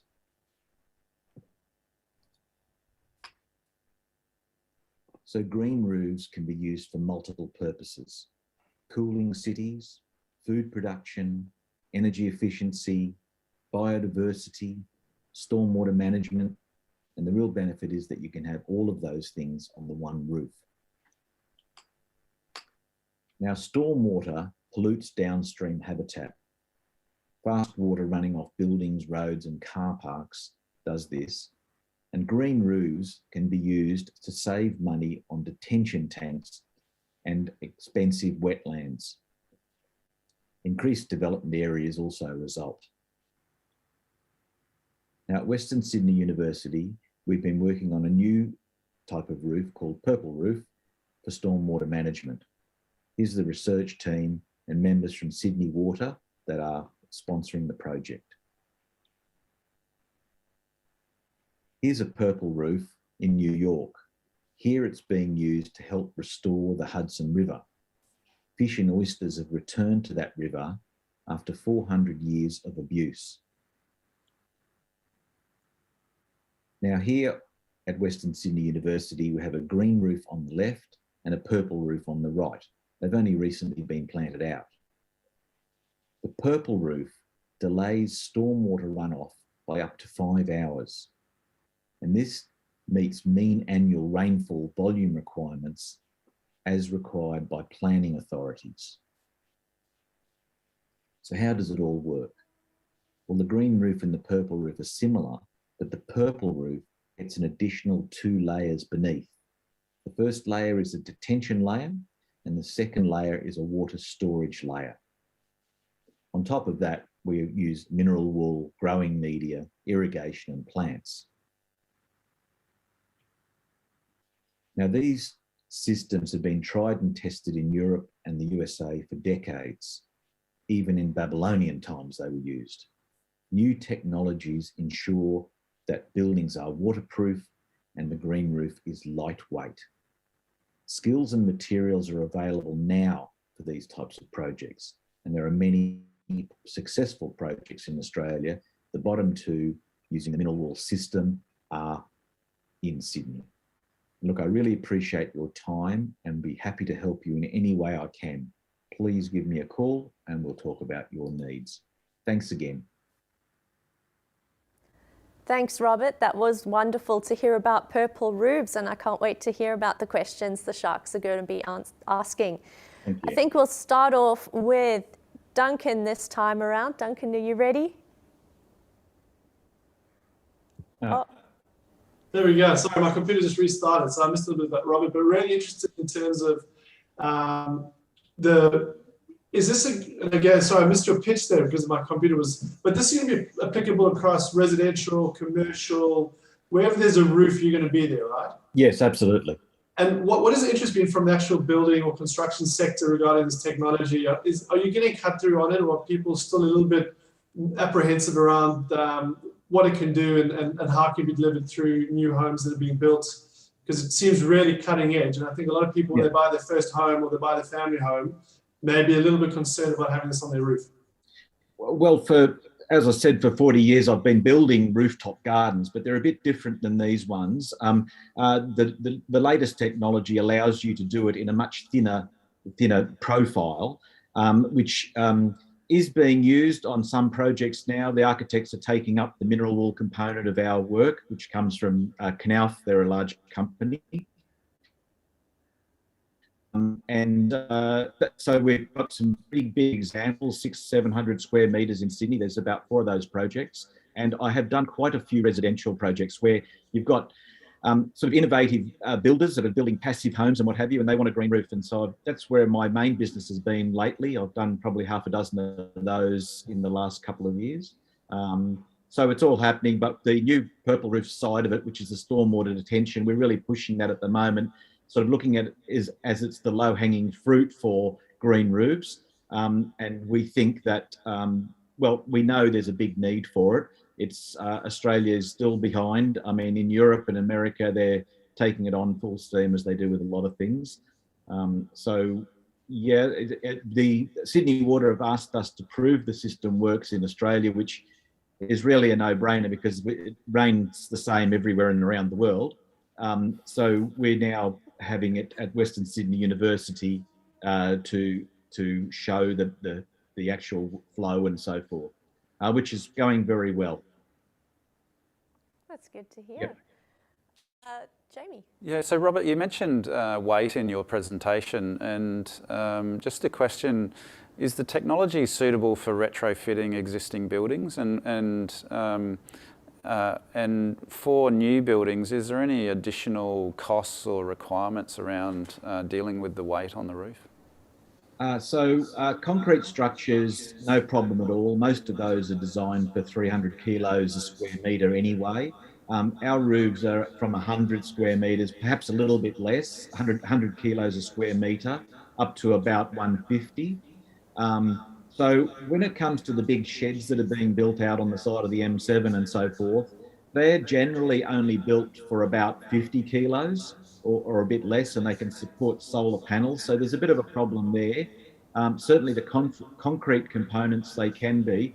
Now, when you put an extra steel in the roof to help support the larger weight, you're only paying a little bit extra for the steel. You're not paying extra to construct the building. So really the cost increase of a building to support that might only be about 10%, which obviously is a percent. Robert, just a question on the solar, because a lot of buildings are people looking to put solar panels on the roof. Does it compete, or how do you work with that challenge at times? Like if people want to fill the roof with solar rather than your purple roof? Well, solar works very well with green roofs or purple roofs. There's been some recent study in Sydney by Lend-Lease in the head office, but it's been known for probably 20 years from Europe that you increase the efficiency of your solar panels by about, I think Sydney said 4%, but I know in Europe it's about 8 to 10%. So you're actually increasing the benefit of your solar panels because they stay cooler. And because when solar panels get over about 50 degrees, they start to lose their ability to make electricity. So green roofs growing underneath the solar panels, usually they're raised, maybe 600 millimetres or so off the deck, and you can plant underneath them, and the whole roof performs like a stormwater detention system, as well as a solar panel, and even makes more electricity. So, yeah. Yeah, Robert, that's really exciting. I think the impact on solar panels through the cooling effect, but also air conditioning costs. Have you got any data on that? Have you had any feedback from your clients previously about the impact of that? And what does that look like? What you just said? Sorry, which part of what you just said? The cooling impact on air conditioning as an example, and what are the results from the product? Yeah, look, that's interesting. There is research overseas talking about the cooling effect of green roofs, but I'm a horticulturalist, and you might know that if you sit under a tree, it'll be cooler. Now, the interesting thing about green roofs is that the engineers who look at energy going for insulation will say that a green roof doesn't work very good for that, because it can be wet or dry, and when you've got a wet green roof, the heat goes through it quite quickly. Now, my experience is very different to that, and that is that if you cover a roof with plants cannot tolerate being over about 60 degrees Celsius. They just die. Now, the green roofs that we plant on green roofs do not die. So you'll find that the shade will keep it cooler to degrees or something like that in this wet Penrith where it gets very hot. And that means that the whole soil structure up there is staying cooler. So the data I do not have at the moment. There is quite a few papers written on this, but it's a good question, and I'd like to spend a little bit more time to answer that, maybe by email or something. Yeah, I'd be interested in that one too. Thanks, I'm ready to plant a green or purple roof on my roof. I live in Penrith, so that really appeals to me. That's all we've got time for today, Robert, but thank you very much for joining us. Thanks, Robert. Today. Thanks again. All right, our last technology for the day. So next up, what have we got? We've got Alert System by Fluidian. So this technology is a TRL of 9, so it is commercially available. And here to tell us more about it is Dan Angelescu, who is the CEO and Research and Development Director at Fluidian. Hello, my name is Dan Angelescu. I'm the CEO of Fluidian. I'm here in London today at a trade show, but I'm very excited to talk to you out there in Australia in order to show you some of the most exciting technologies we've recently developed and to present them at the Shark Tank. So today we're talking about E. coli measurements. Bacterial measurements are some of the most difficult measurements to perform in the field because you need to send people out there to collect samples. They need to bring them into the lab in a refrigerated container, and then the lab takes several days to do the measurement and provide the data. So that means you only get results several days later, and several days, that's a very long time when you're talking about water quality and you're talking about health risks. So I'm introducing today the Alert V2 and the Alert Lab technology, which are our latest E. coli monitoring technologies. The Alert V2 is a system that can be installed in situ. It can be installed in a water reservoir. It can be installed even in the drinking water network or even in wastewater plants. And imagine that it's upside down. So what we see here is underwater, and each of these ports can collect a sample. And when a sample is collected, it goes inside a cartridge like this one. It mixes with a reagent, and then we perform optical measurements, both absorbance and fluorescence measurements, while the sample is being incubated. So the bacteria are in a culture medium. And by looking at these signals, we can determine how many E. coli are in your sample. What's more is that this data comes to you wirelessly, and it comes to you directly to your desktop. So you get results, and you don't have to do the field work because the system does it for you. We also have a second system here, the Alert Lab, where a technician can collect samples at multiple locations, put them in a vial like this, insert it inside, and press a button, and then he gets the measurements for those samples. And the measurement is done in the same way, data is retrieved wirelessly. So why is that important? Because today, that allows you to get water quality data about bacteria and about microbiological health risks very, very quickly and at whatever location you are required to measure. That could be the intake of a water plant, that could be a recreational area, that could be a wastewater plant, or that could be out there in a river. You can get the data wherever you are, and you can get it from wherever you want. So this doesn't have to be expensive. In fact, the cost of a measurement using our alert device is significantly cheaper than what you pay today to the lab. So we have an economical, accurate, and easy to deploy solution for automatically measuring E. coli. And we're really excited to work with Australian municipalities and water utilities in order to test this technology in Australia and deploy pilots. So we're really looking forward to talking to you soon. Thank you very much for your attention. Goodbye. Thanks, Dan. That was a great presentation. Welcome to the festival. Thanks a lot. I'm excited to be here. Where are you joining us from today? Right now I'm in Paris. I'm traveling through Europe. So. Well, thank you for getting up early for us. We appreciate it. It's probably not the most friendly hour at the moment. I'm going to hand you over to our two sharks and they're going to ask you some questions. Please do. All right. Jamie. Thanks for joining us, Dan. Just a question on the technology, the sampling. Is the sample taken and then discharged again, or is it, how does that work, and what's the longevity of the device in the water? Absolutely.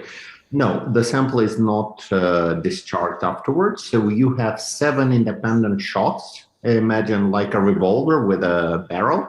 So you can do 7 measurements, and you can do them whenever you want. They're independent of each other. Once you've done the 7 measurements, the samples mixed with the reagent, so the result of the measurement is inside the cartridge. You remove that, you dispose of it, and you replace it with new cartridges once you've done the 7 measurements, and you're ready to go for another round of 7. Right, thank you. So Dan, I was interested, is this a patented technology? Is that, what's how was the technology developed? Where's the idea come from, and what does that look like? Absolutely, yes, it is a patented technology. We patented it several years ago, and it is a technology that we developed it came out of our other sampling technologies. Our first product was an auto sampler that collected samples using a very low energy cost and stored them. At some point, we started to understand that there are some industries that actually needed those samples analyzed as soon as possible. And we developed into analyzers. And the E. coli analyzer is the very first product we came out with, which is based on, basically it's developed from the ground up. We've developed the basic science about the measurement, and we've tested it in the lab. We've done the automation. We've developed all the electronics for it. Then we developed the data transmission infrastructure. We developed the visualization page where you get the data, and we started proposing beta tests to clients, and then it became commercial at some point. So, so that commerciality, where have you deployed this, and what does that look like for those customers? Sure. So we've deployed this throughout Europe and the United States. In Europe, we are based in Paris and France. So here we work both with the Paris City Hall and with the Olympic Committee. So we've deployed these around the Seine River, also at bathing water sites around the Paris area. Obviously, Paris is preparing for the 2024 Olympic Games. Part of the bid of the city was to have some of the aquatic events happen in the river. So they need to understand the water quality. So we have, this past season, we had 4 systems installed at different places, measuring every single day, sometimes multiple times a day, the water quality in terms of E. coli and enterococci. So that's for Paris. We obviously work with all the big, big water service companies like Veolia and Suez. In the UK, we work with the Environment Agency. In Italy, we have deployments for wastewater reuse for agriculture. In Berlin, we work with the Kompetenzwasserzentrum in Berlin. So that is one of the top water quality institutes there. And in the United States, we have our deployments are with the city of Los Angeles, where we're based, obviously. And those are the 2028 Olympics preparing. And, we work with LA Sanitation, with LA Department of Water and Power, but we also work with the local regulators. We work with the United States Geological Survey, which is a federal agency that measures water quality throughout the rivers on federal land. And we work with the New York City. We work with a lot of people. So we're in Europe and the United States. It sounds like you need to be hosting an Olympic Games to be able to get one of these units. We better hand you over to Brisbane. All right, Duncan, do you have any questions? Yeah, Dan, it sounds like you've been really busy. And what I really like about it is that it's that in situ analysis of samples, because there's such a delay and also the manpower that's needed to go out always to take samples and take it back to the lab. And so this real-time analysis is really powerful, and particularly if you're looking at recreational water bodies where people may want to go in and out, there's no delay. So really, really great initiative. Obviously, sounds like there's a lot of interest. I'll be interested to understand in terms of in terms of the variability in the analysis, if you have one unit that might have just picked up a bit of bad water compared to maybe the overall is not as bad in terms of the E. coli, how does the sensors then account for variations in maybe that was just a bad batch of E. coli in that water body rather than the whole water body singing alerts and EPA rush out, and it's actually it's not a real issue? Well, I have to say this is exactly what is done today with the lab. You go there, you collect 100 ml sample, and you consider that that is a representative of that water and of that area. So you analyze that, and that's what you got, and you got it 3 days later. So what do you do then? But we can do something that you cannot do today. We can take another sample a few hours later if we see that the water quality is really bad on the first sample, or we can take 3 more samples and we can confirm that. So we really build up a lot of confidence through this kind of technology. And you can say that there was a local contamination of some sort, that they're only the 5 minutes when we sampled, perhaps, but then you can confirm that. And have you found it challenging? Because sometimes when innovative companies like yourselves are putting new technologies, local governments or councils or the regulations don't keep up. And if it's not analyzed in the lab, they don't really think that it meets the standards that it needs to. Have you had any of those challenges when you're deploying this product? Oh, of course we've had. We've been challenged from every single side. The good thing is that we are all scientists here.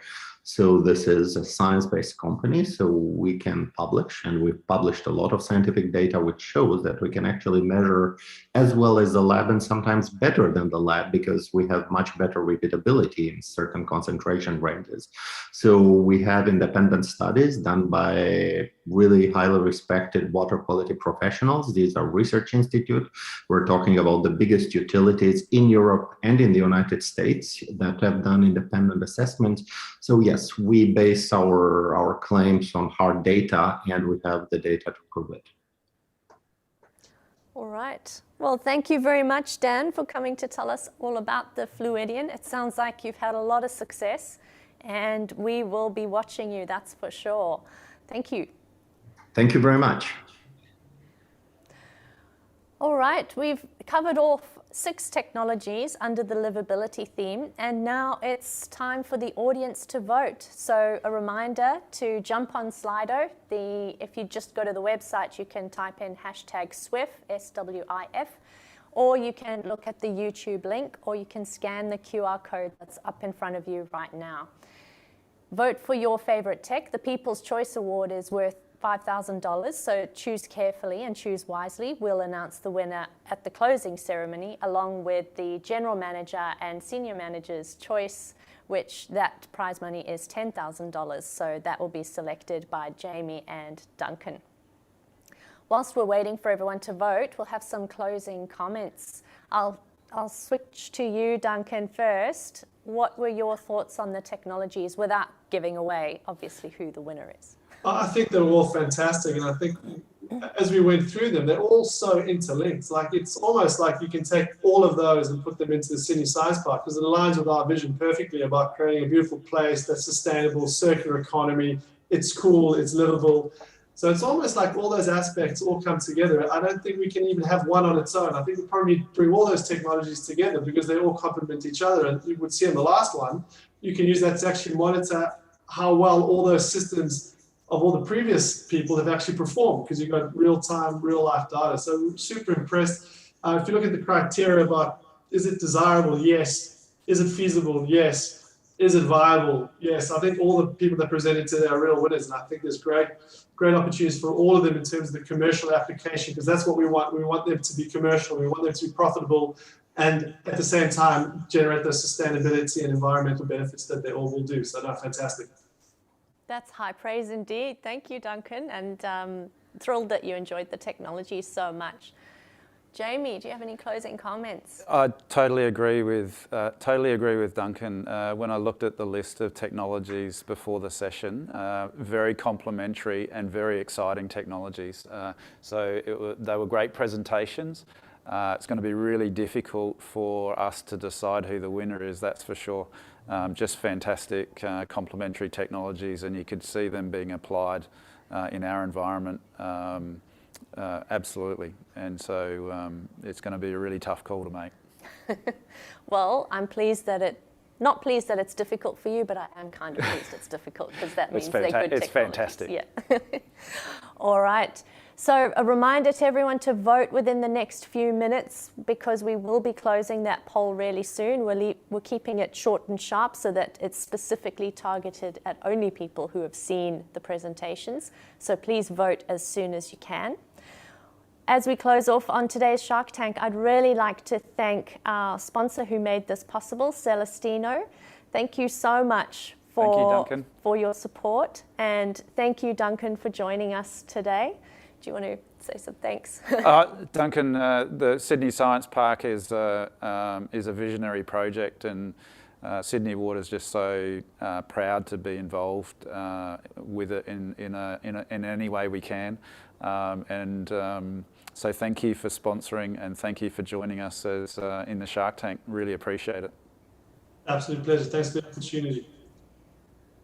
Fantastic. All right. So up next we have a quick break, and the surprise for you is it is entertainment called Junkyard Beats, who are no strangers to the Sydney water environment.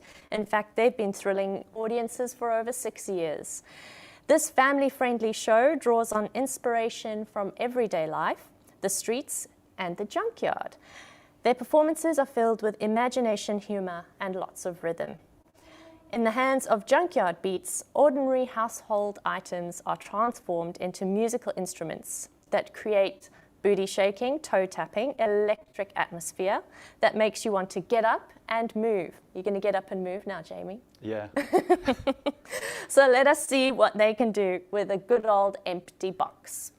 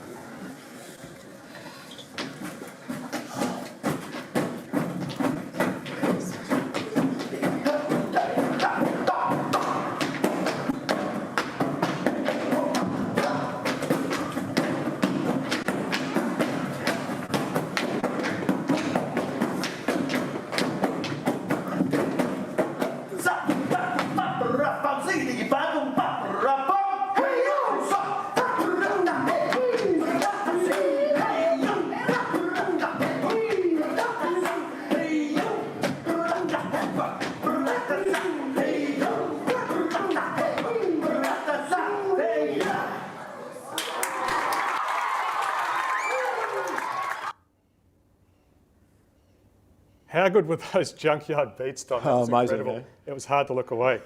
Looked tiring. It sure did.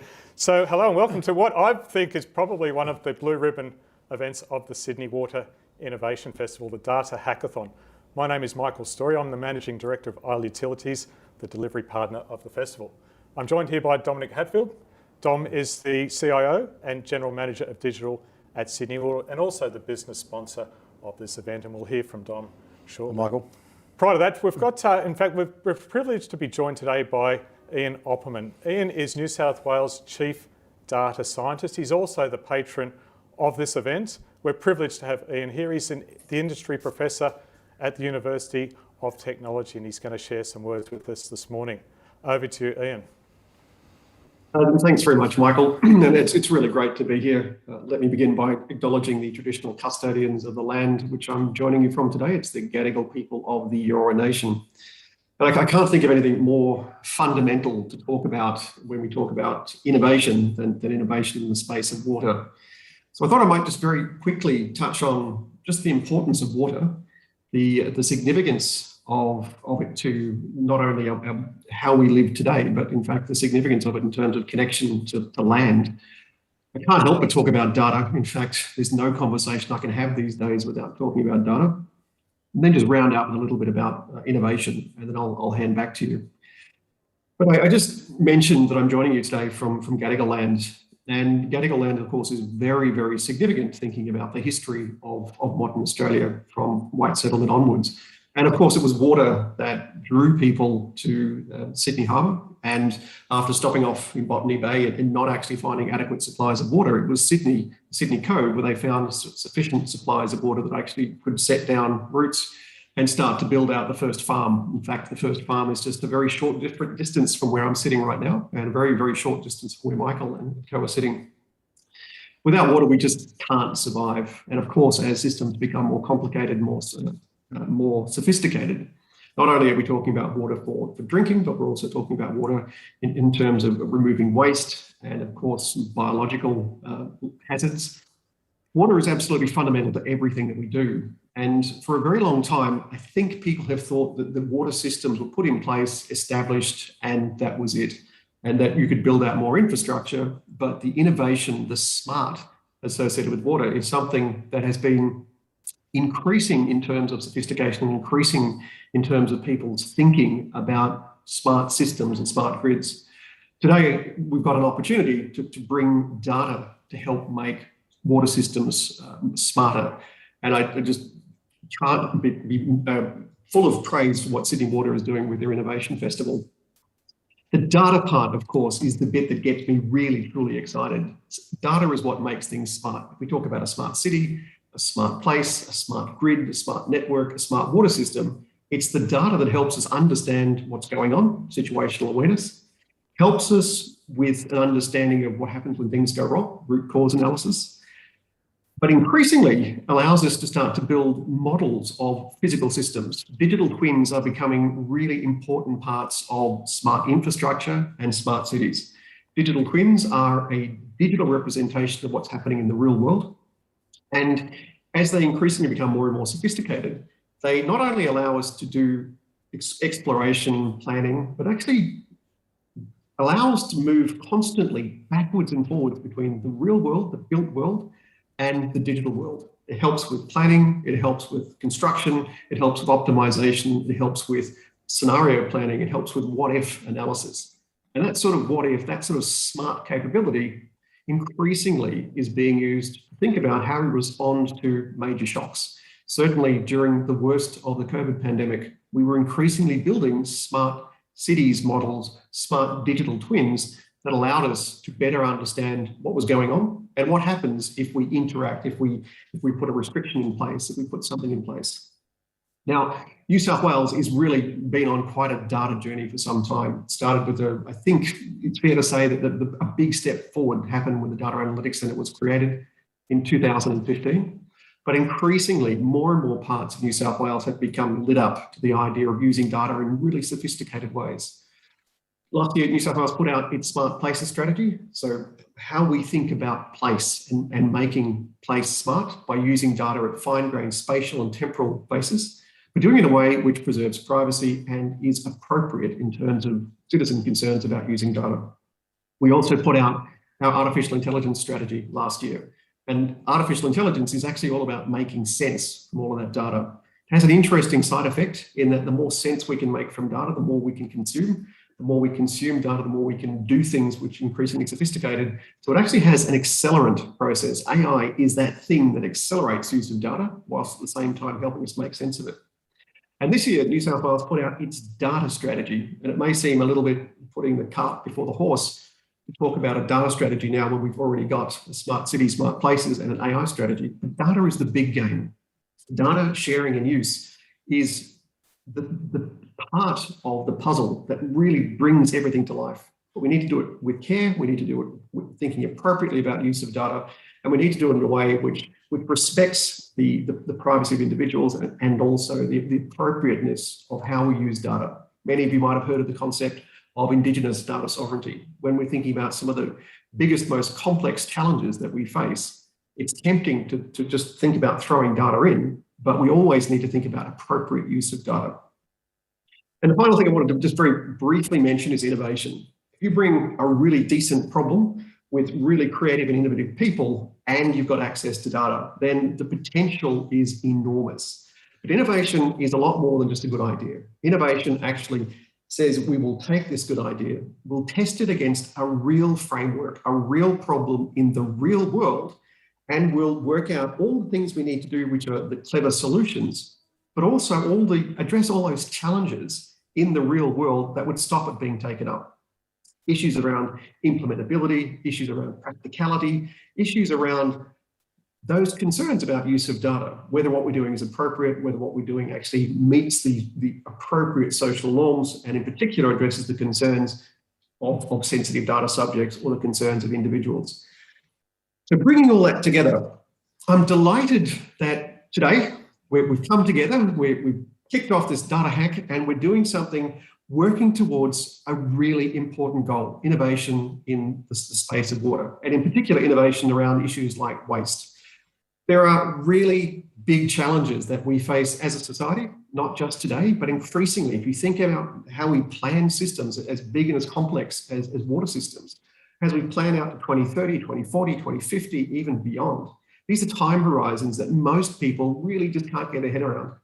So today, when we're sitting and hacking, today, when we're working through this innovation festival and these brilliant ideas, we need to keep an eye on those real world outcomes. We need to keep an eye on those big challenges and those big challenges which prevent great ideas from becoming true innovations. But we need, of course, that spark of genius, that spark of creativity addressed against those real world challenges to bring about something which will actually make a difference in the real world. So I'm going to end by saying thank you all very, very much for joining in this data hack. It is my absolute favorite thing to be involved in events like this. I love talking about data, and I absolutely love to find other people who are passionate about bringing data to bear on really important problems. So already congratulations to everybody who's participating, and I look forward to seeing where we land. Thanks, Michael, back to you. Ian, your passion is infectious. And look, and I must say thank you on so many fronts. First and foremost, that you are our chief data scientist, and it really fills us full of confidence in the people of New South Wales and what your vision for data and advanced analytics. And secondly, the time that you've taken out of your busy schedule to spend some time with our hackers over the next few days, it's really greatly appreciated by Sydney Water and all those involved. So thank you, Ian. What a great conversation. Yeah, fantastic. Thanks. So Dom, so let's talk to the Sydney Water Innovation Festival and the data hack. So what excites you most about what we're doing over the next couple of days? Yeah, Michael, I mean, what excites me most is the opportunity. And we heard from Ian then of just the amount of value we can drive from data to solve problems that we have in our industry and our organisation. We have some amazing people that we brought into the data hack team, which is brilliant. We've got some fantastic data science. We've got some really smart minds. We brought them from various areas. We've got people from private industry. We've got people from tertiary spaces. We've got our own team as well. So we brought outside in thinking as well as inside out thinking, and we're going to bring that together. And we've created a space to collaborate with. So we have a single space to collaborate on data. And what can happen? Everything can happen. So I'm really looking forward to seeing what we can produce out of that, and really thinking the innovations that we can drive with that outside end thinking and the institutional thinking together. We spent some time with our hackers this morning. What amazed me was the talent you have in Sydney Water. It was just a case of just unlocking it or unleashing it. Yeah, and the energy in the team, they're so passionate. They've been working their guts out behind the scenes. They don't mind. You know, they're pushing the boundaries, and we gave them a few extra challenges in the discussion this morning, and they're going to rise to that, I'm sure. The other beauty of it was it's seeing how you're working with some of your key partners from the private sector you mentioned, from the tertiary sector, the University of Technology, from Microsoft and Telstra. Wipro as well. Yeah, that's fantastic. You know, we're bringing, their partners have allowed us to innovate on external data over the next few days. So we're bringing in, weather data, we're bringing in people around people movement, all these aspects of data that we don't have in our organisation currently. And I think that's where the innovation will really drive from, is understanding how that all comes together and what value it drives. And this is a big step. I mean, you've been taking Sydney Water on a digital journey, creating a smart utility, smart assets. How important is bringing this and lifting up the data analytic capability in Sydney Water? Yeah, it's critical. It's critical for the digital journey we're on. For us to innovate, for us to understand the art of the possible, we need to create a space where we can test and learn, and we can go and seek those answers. But we also need to create a capability in the organisation that we can then put that into normal practice, and we can build what we find out of innovation. We can build it into our normal day-to-day operations, and we can build automation and start to really feed off predictive analytics, feed off automation, feed off what we can learn from digital twin and modelling in that space. So, for this, it's critical for us to evolve. Fantastic. Fills me full of confidence. And having your business leadership and sponsorship is just what the organisation needs. Nobody probably generates more data than Sydney Water, with the number of sensors and everything that you've got in place. Yeah, absolutely. I think we had over 2.5 million data points just in our network, just in looking at our water and wastewater network. 2.5 million data points we can take from. Then, if you take our customer interaction, our consumption data, look at how what our customers are doing, and then we augment our asset information.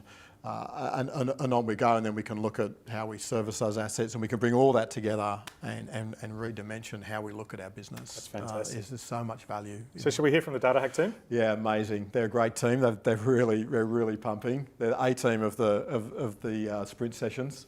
Really excited to hear from them. Fantastic. So with us, joining us now is Aaron Kalfas. Aaron's Head of Digital Risk and Assurance, and Andrew Gorkic. So Andrew's the Sydney Water data lead. He's one of their brightest analysts and one of the key leads in the Data Hack team. So I'll hand over to Aaron and Alex of what they'll be doing over the next 2 days. No worries. Thank you very much. Thank you, Dom and Michael. Look, I think hearing Ian talk about the digital twin, the digital engineering, the smart cities, and the importance of data in that space, and also the passion there, and about Dom, about the opportunity, the value to drive what a smart city future can be. That's really what has driven this team to do this Data Hack. So with that being said, I do want to present, put up a short presentation that we're going to walk through. That'll be Andrew and myself. Hopefully that's presenting at the moment. And really what this is about is what we're going to go through and what we have already started today. It's been a real adventure already.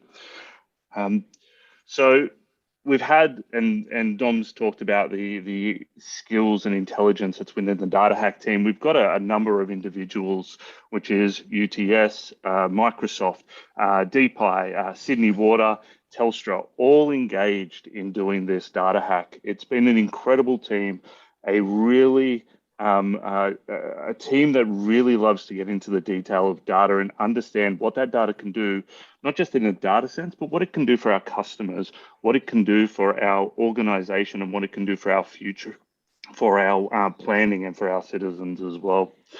So I want to give you a little bit of the challenge that was put before us. That challenge is around talking about, what does 2030 look like?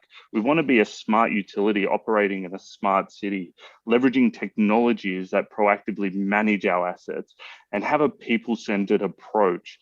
And then with all that data that we talked about, the amount of data that we've got in our hands, what can we derive from that? And how can that support that smart city future and the people who are going to live in those smart cities and make that open and collaborative, whilst also maintaining the privacy that Ian was talking about, which is always very critical and dear to the heart of Sydney Water. So where we went with that is we actually put in a bit of a motivation, and that stemmed around our wastewater system. So we've got 25,000 kilometres of underground sewer assets, and these pipes are responsible for the collection of our wastewater services from homes, from businesses, from industry. And we want to make sure that we maintain our environmental diligence, we don't have any we manage the environmental degradation, and that we manage the customer aesthetic and impacts. And we do that through leveraging the data. And we want to get there through proactive and predictive identification and analytics. And so that's where the Data Hack team came in and said, you know what, we've got some really kind of ideas where we might be able to take some data and actually leverage that data to really delve into how we can achieve this. And this is where I hand over to Andrew to talk about some of those problem statements that link to those key strategies. Yeah, thanks, Aaron. So the team got together and we started to think of what sort of problems can we solve with the data that we have. And three of the problems that we came up with was, the first one was to be able to locate areas of wet weather overflows. So this is after we have major wet weather events in our network. Parts of our sewer system cannot take the capacity and has a wet weather overflow. So being able to identify those areas is very important. We talked about throughout this festival about the swimmability of our waterways. So being able to identify those areas is very important. And at the same time, being able to find the areas where we have dry weather overflows. This is when there's no rain happening. And this is sort of the main causes for this is when we have roots and fatbergs from oil going down our network. Being able to find those areas and predict the likelihood of these manholes to be able to overflow from these are also things that we were looking to, how can we possibly solve this with the data that we have? And then the last one was to be able to simplify how our teams locate and find our assets as they go out into the field. I just want to try and simplify these things and to see if we can do that with technology. So when we're going through our problem statements, we wanted to be able to align everything that we're coming up with to our one strategy of how we're making our organization one of the world-class water services. So when we're talking about simplifying how we find our assets, we're linking in with our focus area of trying to keep things simple and then also trying to be ready for the future workforce. We have technology that can do some amazing things. So to be able to bring that into our organization and be ready for the future is a really important thing for us. And when we talk about trying to understand our network and the overflows that are happening with both wet and dry, we're talking about trying to minimize the impact we have on our customers and trying to make the experience greater for them. And at the core of all of this is we're using data. So we're trying to be insight driven. So we've been able to pull a few data sets together. So from our IoT sensor network, as well as a few of our events that we've had from our work orders. Dom mentioned bringing in people movement is a really interesting piece. So our friends from Telstra has been able to bring in that sort of external data that we don't usually have. It's really interesting to see what sort of insights we can get from that. And we also are looking into tree canopy data and as Dom mentioned earlier, rainfall. So bringing all of this data together and being able to see what business value we can really derive and really make some great change in the organization.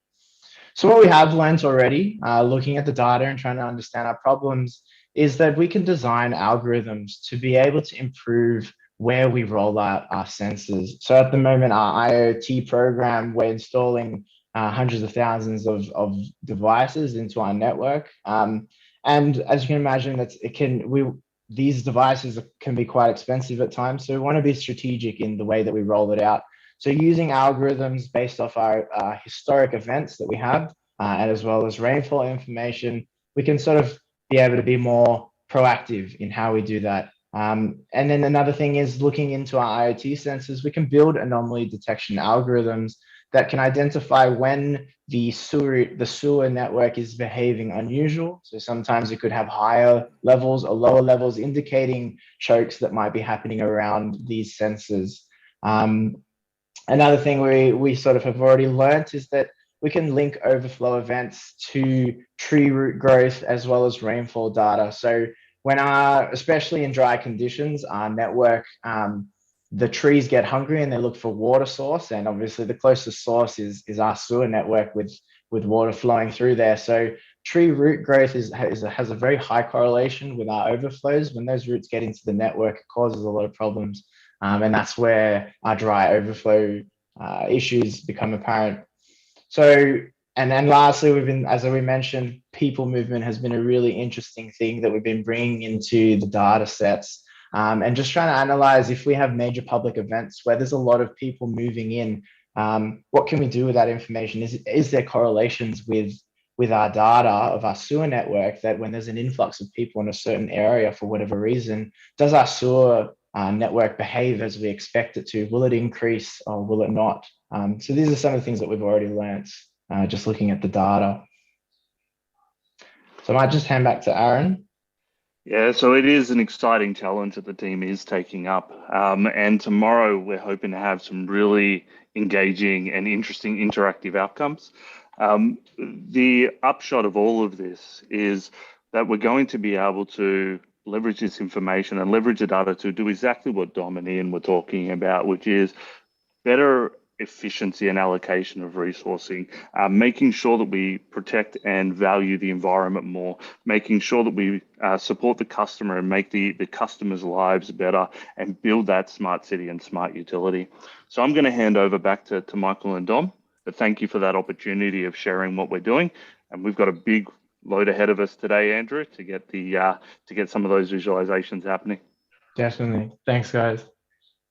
Andrew, that is absolutely fantastic. Yeah. And Dom, it was great. It's hard to imagine a bigger issue for Sydney Water than sewer overflow abatement. You know what's fantastic about listening to the team talk is not only are they excited about data, but they're actually thinking in a customer-centric way. They're thinking about the practical application of what they're working on. They're thinking about how it can benefit our organisation and our customers, and those two things together. It's exciting to say we're going to take. I'm very confident we're going to take ideas from what we see tomorrow, and we're going to be able to apply them to our business. And many other touch points with the festival too. When we're talking about swimmability and the links to providing that better, it's fantastic. It's hard to think of a better topic. Look, guys, you've got a great team.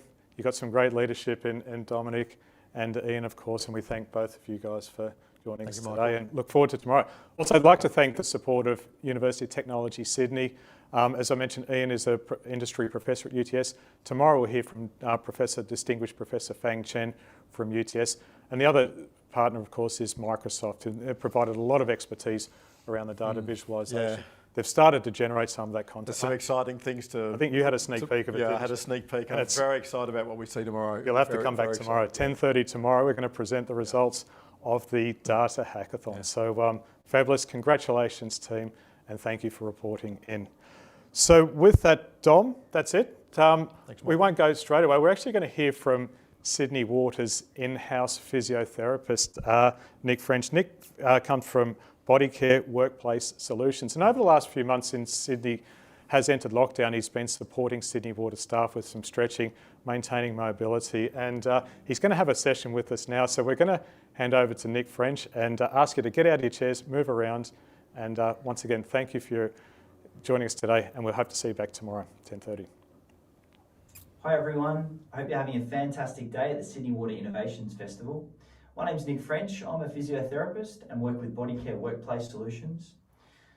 Sydney Water are a really proud partner of ours and have been for the last 3 years. And we provide support to their team members in the field with on-site physiotherapy services and also different injury prevention initiatives. They've asked us to come along and provide a bit of support to this wonderful day, and we hope you enjoy this exercise and stretching video that will run for a couple of minutes. Please feel free to participate. A couple of housekeeping rules are that you are not to go into any pain. This is meant to be relaxing, it's meant to be lighthearted. If you've got any pre-existing injuries, please be mindful of that, okay? If you would like to participate, then that's fantastic. First thing we'll do is to get you up standing. Most important thing to do during a daytime of sitting and working is to actually get up and move around. So once you're up standing, what we'll do, we're going to start from our toes and work all the way up to our neck. We're just going to start doing some heel raises. We'll do about 10 of these initially. Just little raises up and down on our toes, just to get the muscles in the backs of our calves, get them nice and loose. So we'll do about 10 of those. Fantastic. All right. Next one is actually just some simple high knee marching, okay? If you do need a little bit of support, you can just grab a chair or make sure you're next to a table. Hold on. Again, we're just doing about 5 or so on each side, just to try and free up our hips. And again, get that blood flowing to our legs that may not have been occurring if you have been sitting for a prolonged period of time. A couple more. Perfect. As we move up the chain, look at our lower back now. Okay, so I'm just going to gently bend forward, just let gravity take us down. Should feel a bit of a stretch, perhaps in the backs of your legs, or even a gentle stretch in the lower back there. Okay, holding for a few seconds, and then slowly coming back upright. Put our hands in the small of our back, and just extending back at the top there. That's good. And we'll repeat that 3 times.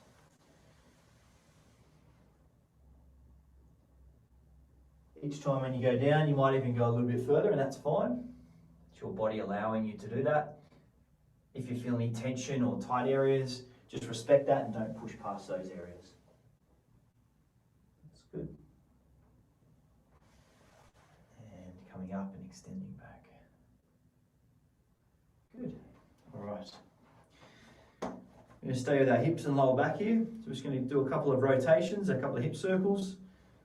Do 5 in each direction. That's good. You do big or small circles, whatever your preference is. And then just coming side on the other direction. About 5 or 6, that's good. Okay, good. As we move up the back, we'll come into our mid-back area now. And we're just going to do a couple of rotations there. So you can have your arms and really move around to get some extra stretch. Otherwise, you can just place them on your hips. A bit more of a gentle rotation there. So we'll do about 5 rotations in each direction.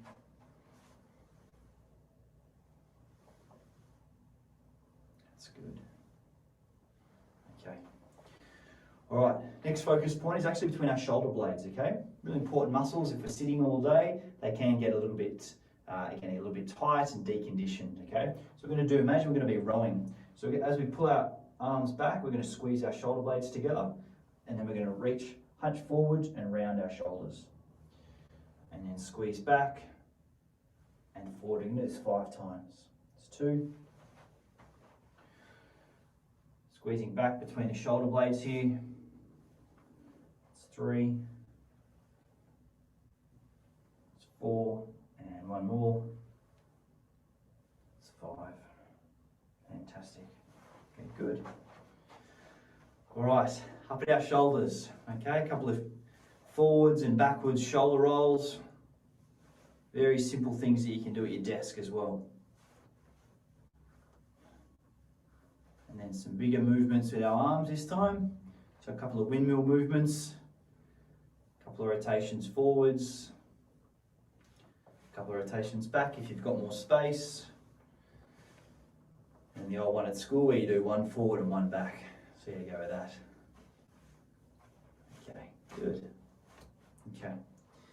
Move down to our arms now. Okay, so our wrists and our forearms, really important areas of our body if we're typing a lot around our devices. Often the muscles in our forearms do get quite tight. So we're just going to give a gentle stretch to this area of our wrist and our forearm. So just pulling the fingers back gently again. If you do feel any pain or tight pulling around our fingers or our wrists, just ease back on that pressure. That's good. Hold for about 10 seconds. And we'll swap sides.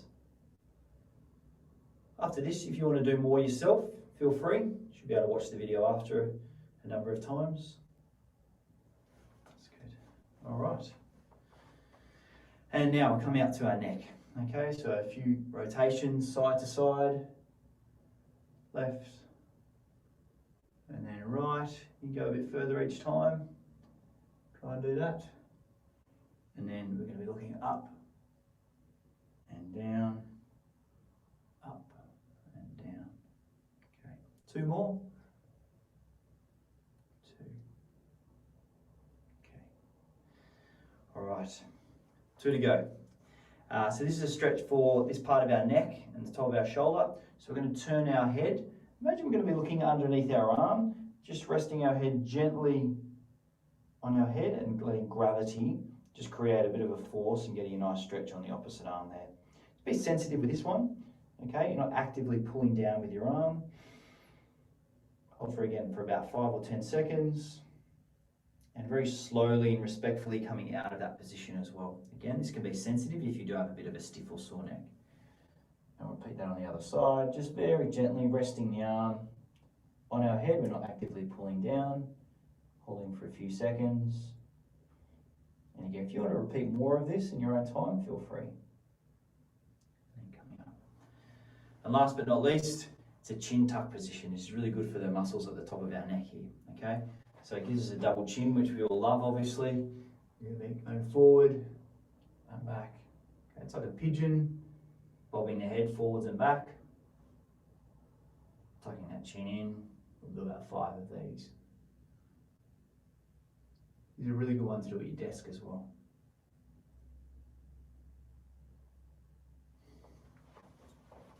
All right, that's it.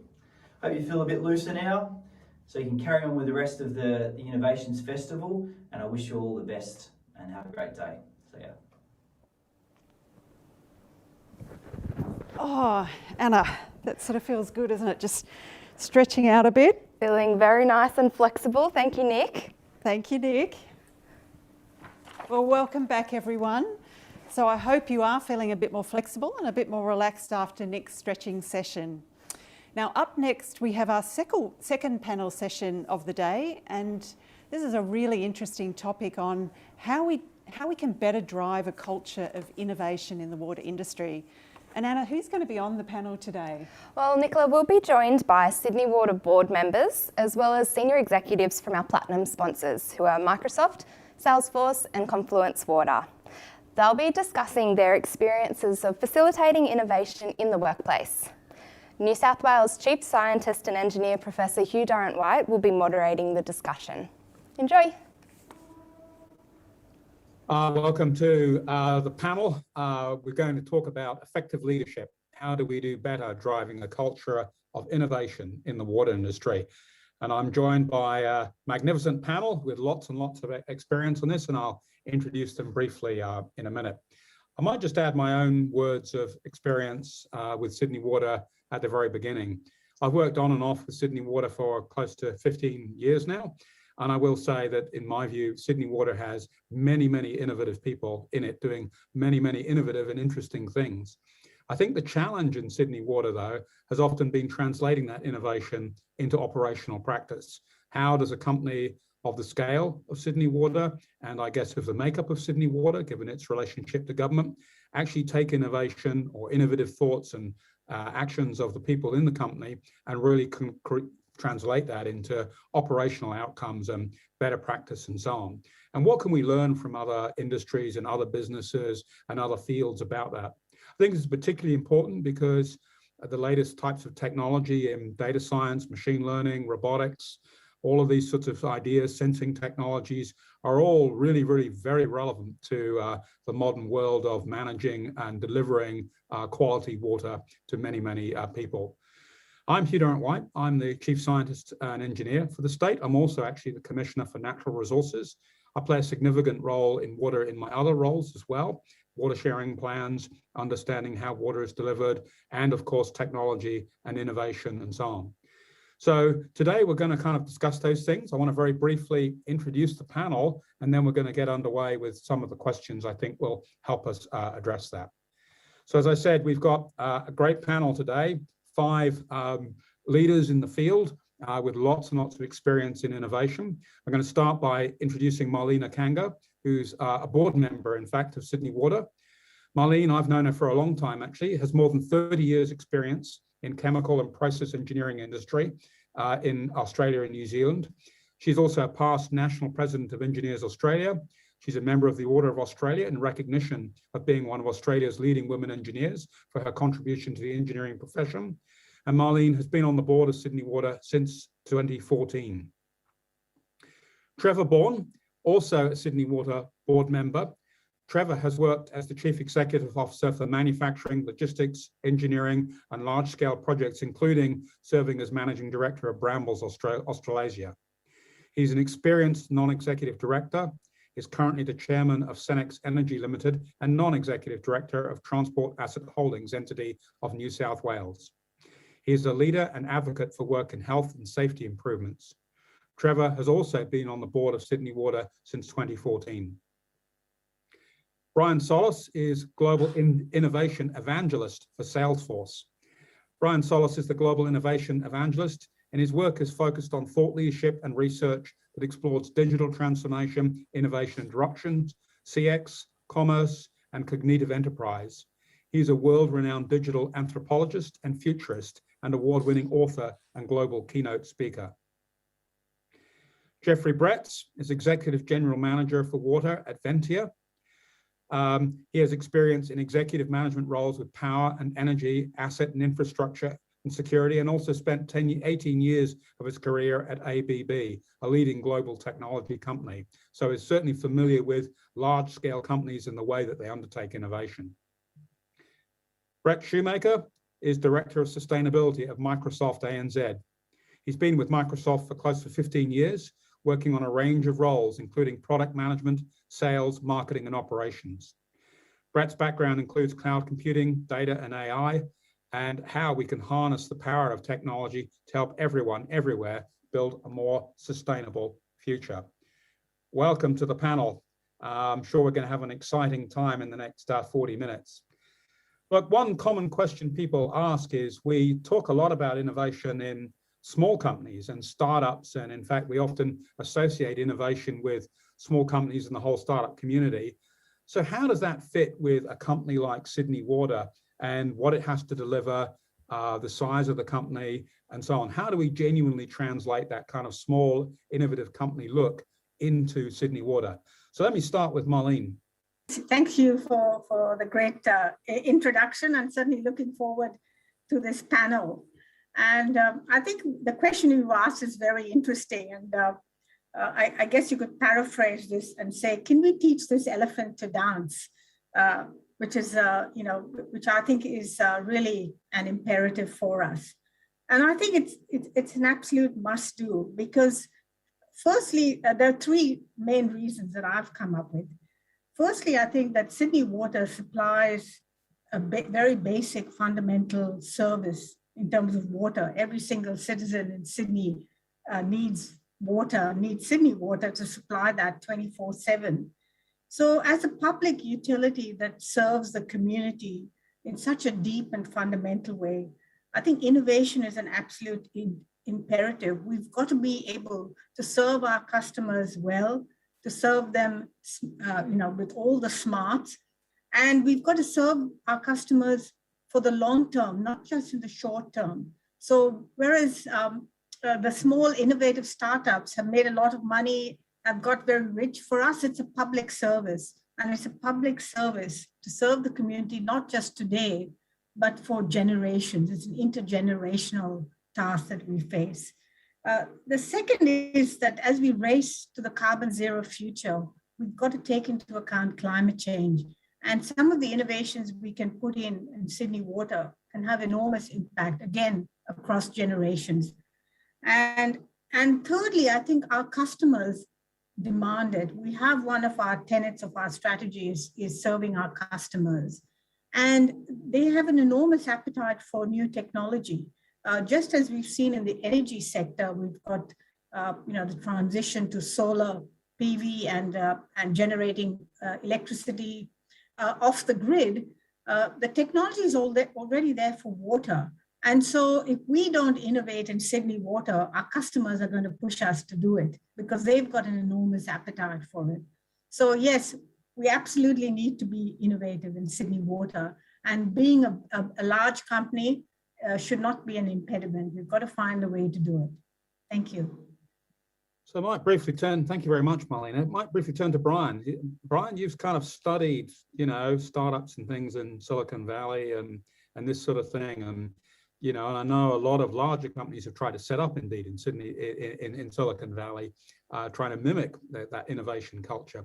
What lessons are there from that in terms of the way Sydney Water might benefit from, I don't know, all the digital startups in Sydney, for example? Thank you for being here. And I really appreciated Marlene's comments. To follow on that, I guess, is the idea that innovation is something that you sort of follow as a formula. Hey, let's do A, B, and C, and we'll be fantastic. This is what all the digital startups are doing. You know, really, it's a leadership thing. It's about we heard the word culture. It's really about where are we going as an organization, and what is the role everybody's going to play in this new direction, and what does success look like a year from now, 5 years from now, 90 days from now. And let's mobilize the organization as a whole to move in this new direction and incentivize people to do so. Where innovation succeeds in, say, some of these startups is because the organization itself is designed to go and execute. And the funding behind that idea is, the investors want to see a return on that money, not just 5% or 10%, but 100%, 1,000%. And so that desire, that drive to grow and transform industries is really there. It's inherent in every fiber of the being of that company. But most of the times, traditional organizations or legacy-based organizations, they have the genuine spirit or the intent to want to innovate, but it's just not the way that the company was designed or the organization was designed. So we'll see transformation or innovation fail when we put a few resources against it, and the rest of the organization continues with business as usual. Everybody has to believe in that vision, and that vision has to not only say, hey, we're going to be better, we're going to do things greater, we're going to have a better customer experience, but we're going to show how we're going to do it, how we're going to create new value internally and externally, and what's in it for everyone, whether that's the board, whether that's stakeholders and employees, and whether that's customers. Everybody's got to believe that this is going to be better for everyone. Thanks very much, Brian. Look, I might turn to Trevor now, who's another, as I said at the beginning, board member for Sydney Water. And you've also led your own companies in what I would consider more traditional fields like logistics and so on. So how do you genuinely drive a big company to have that cultural change and really drive innovation in this kind of way, Trevor? Yeah, I think the challenge is the word big and large. And I think if you can add another bit to that, history, I think the things that actually make it challenging in big organisations is A, its size, and B, its history. And I pondered this bit this morning because when I thought about it, I spent more than 30 years in two countries, and both of them are older than Sydney Water. So Sydney Water started in 1888, but BHP started in 1985, and Bramble started in 1885 and 1875.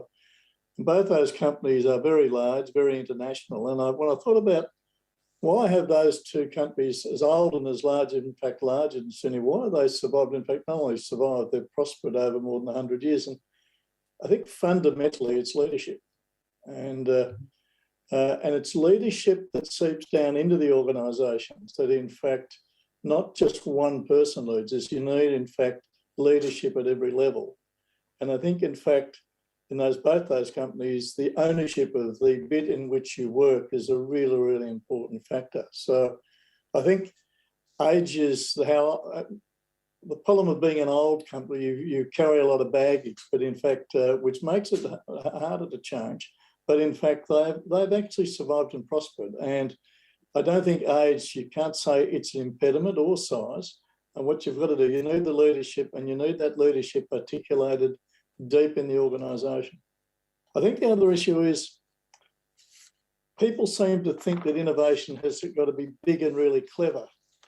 And I don't support that. It doesn't have to be large. It doesn't have to be incredibly technical. And also, it doesn't actually have to be in your bit of the business. If you look across other bits of the business and you see a good idea, make it known. And I think it's no use having an innovation group. What you need is an organisation that sees innovation as fundamentally part of what it has to do every day. Change is inevitable, and you need to be part of the change, not part of the resistance to change. Thank you very much, Trevor. Brett, you've had long experience in Microsoft, and Microsoft itself is not just a very big company, but it has fundamentally changed culturally, I think, in the last 15 years, 10 years, from a company I think that some people thought might be going downhill to, in fact, the world's most valuable company now by many measures. What's made that change possible, and what can we learn from that in Sydney Water? You heard it a little bit in Trevor and in Brian's comments. I think there are three things that were present with it. There was real clarity around the meaning of the transformation that we're going through.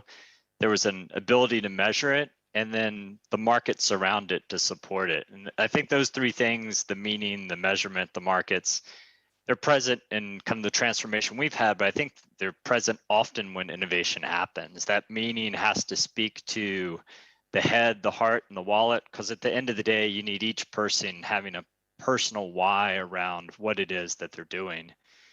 The measurement, there's the age-old adage around you can't manage what you can't measure. It's certainly true, but that measurement also can't be overly complex, which is often the world that we live in.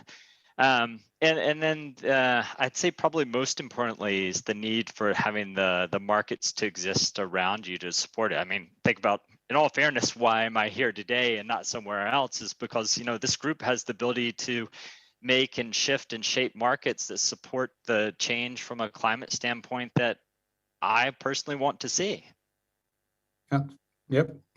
So, Jeffrey, Jeff, you're in the water business. I often look at water and think, this is a place where, analytics, data, and everything else could have a significant impact on the quality of what's produced. And yet, I guess the take-up of that sort of technology hasn't been what it could have been, even though a lot of work's going on. So in your experience, how can we begin to change the culture at Sydney Water, or change the way we measure things, as Brett was saying, in order to really make sure some of that innovation lands into operations?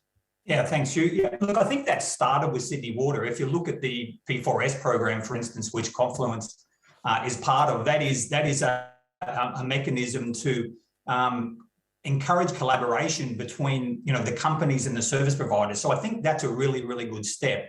I think it's about the DNA. Brian mentioned that small startups, it's in their DNA to innovate.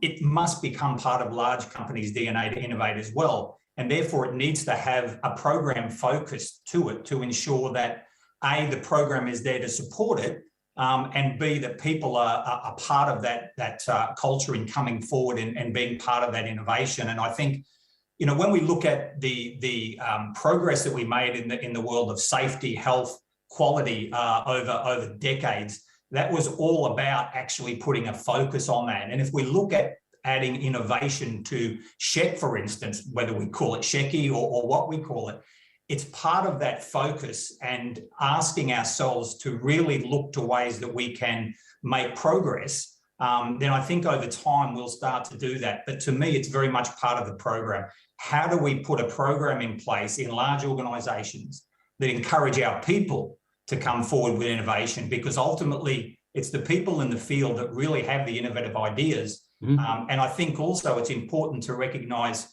like what's been said, it doesn't have to be big and expensive innovation ideas. Innovation comes in process, it comes in safety, it comes in the way we just do our day-to-day work, and the best place to get that innovative ideas is from our people. So put the program in place. Okay, well, let me, I guess, put some pressure on the board members in this meeting, all right, starting with Trevor here. So what should we put in place? I mean, when I work with people at Sydney Water, as Jeff said, there's lots of innovative people. But how do we really build that? What programs could we put in place to genuinely, make sure that innovation sticks, and that things really get translated. Trevor, how would you do it? I think there's two issues. I think once you get to the size of Sydney Water, you start creating areas of speciality, and they tend to be good in their speciality. But in fact, most of our problems actually go across the business. So I think cross-functional teams. We've had some big IT projects that were delivered recently, and a lot of the success of those have been we've taken people from out of their normal job, put them into these teams, which is in fact so. We've actually solved the challenges and the problems as we've gone, as opposed to delivering an IT system that we find after it's delivered doesn't actually meet the needs of the people. I think the other issue too is create champions. I think one of the things that I learned this from some time I spent in America, is Australians don't celebrate success enough. We're not really good enough at it, and we're a bit embarrassed about it, actually. We think, I was only really doing my job, that's what I get paid for. In America, they'll celebrate really good innovation, and we don't do enough of that. And I think that's a bit of a learning Australians should take on.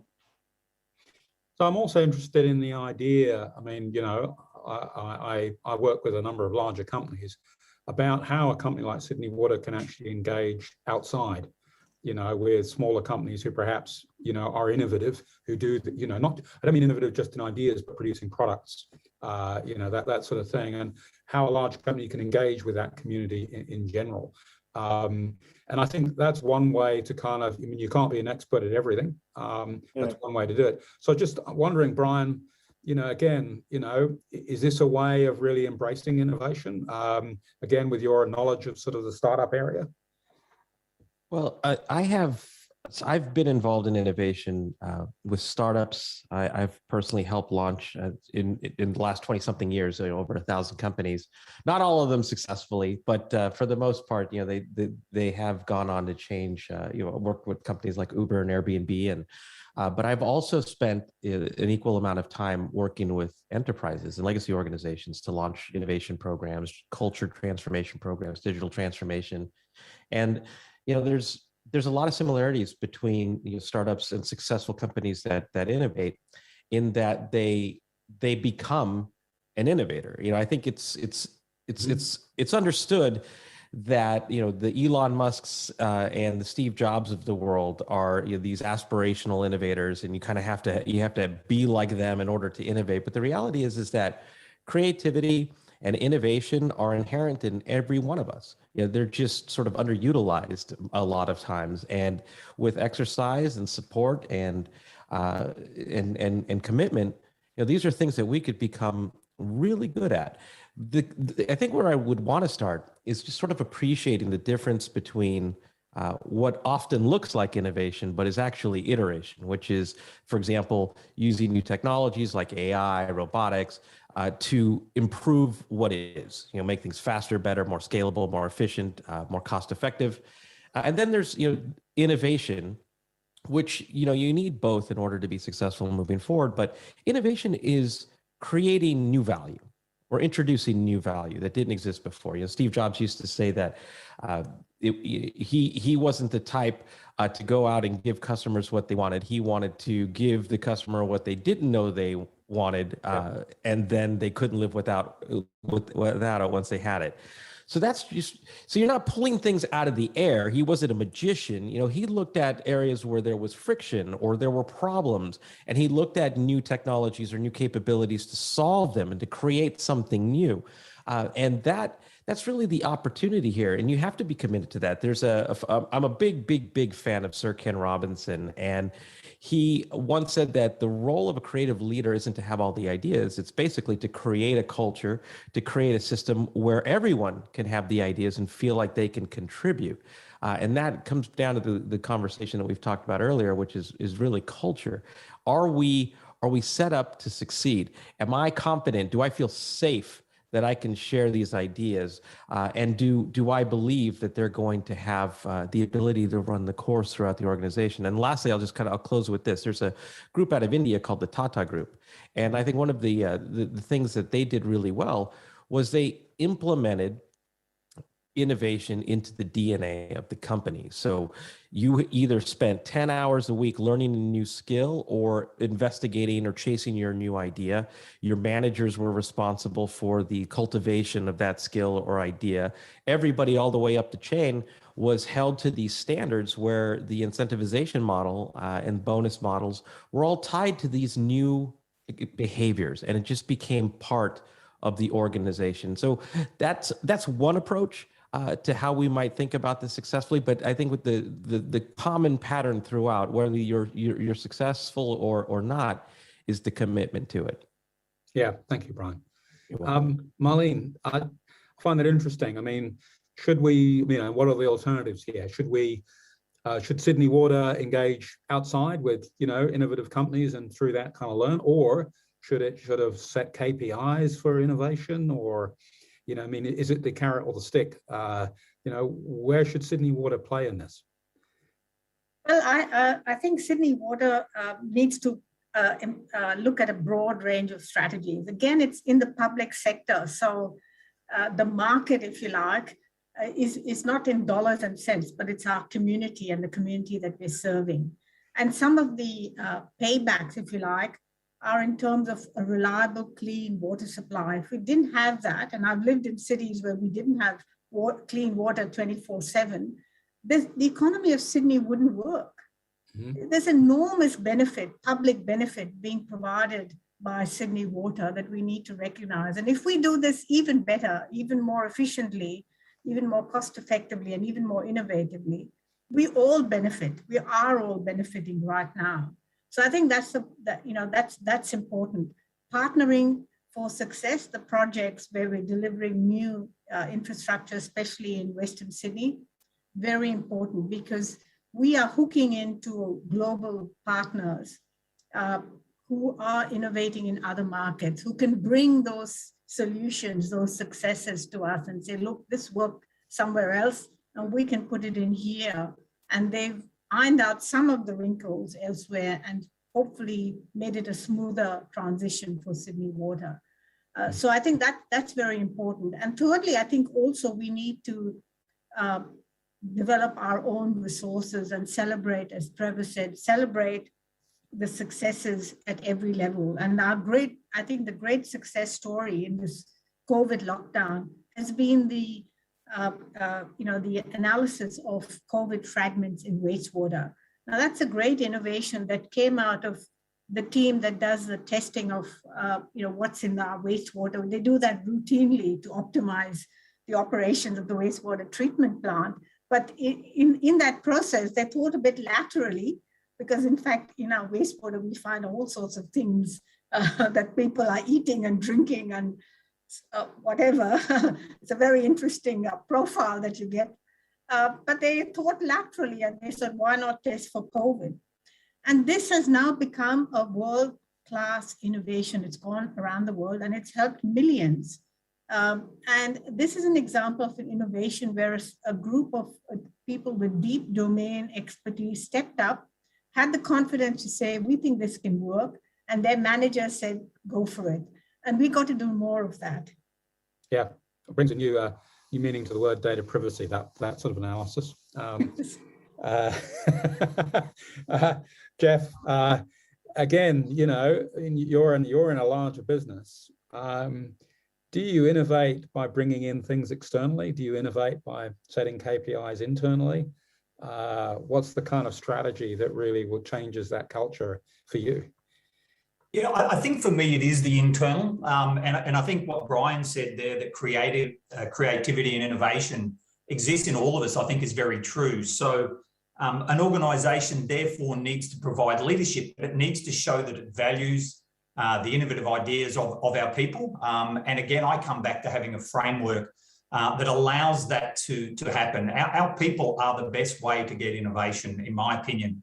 But unless you're willing to value that, recognise that, encourage it, provide a mechanism where people can see that their ideas are actually being looked at and implemented to increase efficiency and make it a better place to work. To me, that is the real key.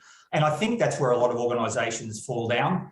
If you look at Sydney Water, the fact that they're having this innovation festival, the fact that we're on this panel, to me is a great start to an organisation valuing innovation. I think now it is a matter of then going forward with, potentially KPIs, leading, lagging indicators, as we do with safety and health. I think all of those things play a part of it. Yeah, okay. I mean, Brett, when I think of, companies like Microsoft who've been established in the computing field for a little while, and I think of the environment in Seattle as an example, although I'm familiar with Microsoft in Cambridge in the UK and places as well. How do they keep up with things? Is it internal? Is it external? To what degree do they draw in the startup companies, particularly in a newer area like sustainability? That would be, how do they go about it? Yeah, thanks, Hugh. It's actually, as I was sitting here listening, whether it was to Brian or to Marlene, I think like the wastewater testing example is a great one. There's this aspect for me that is heavy on just going out and telling the story, which is does innovation happen inside the company? Do you go out and seek it outside? I think the answer for me is both. And so much of the connection with the outside, the markets, there's as many startups and small companies around the world that want to talk to Microsoft as there are that we want to go out and find and talk to them. And I think that's true of any company. And so there's innovation happening all over the place, and just the knowing, talking and communicating about the areas that you care most about, telling and sharing your story and journey and being transparent about some of those challenges. It's where I think certainly I found in ANZ and coming from the States, I think, we certainly saw in Seattle and the Redmond area, like just being out there and sharing that story and being transparent about some of the challenges and opportunities and problems you run into very quickly gets you the phone calls, the emails, and the outreach from those that can help you with that innovation. Yeah. Let me follow that up, because I think another important thing, and I think of Sydney Water out there in Parramatta next to the station, right? I think of Sydney Water as perhaps being the potential seed of a much more of an innovation in the ecosystem around water, as an example. And I think about the opportunities for, I guess, attracting smaller companies who might do interesting things in that area, indeed larger companies, it doesn't need to be restricted in that sense, or indeed, I guess, the opportunity for Sydney Water to spin out its own companies. If they've got innovative technologies that could be used in other parts of the water industry or other related areas. I mean, is there a real opportunity to use Sydney Water as, the seed of a really interesting innovation ecosystem in the Parramatta area? Brian, what do you reckon? That's such a wonderful line of thought there.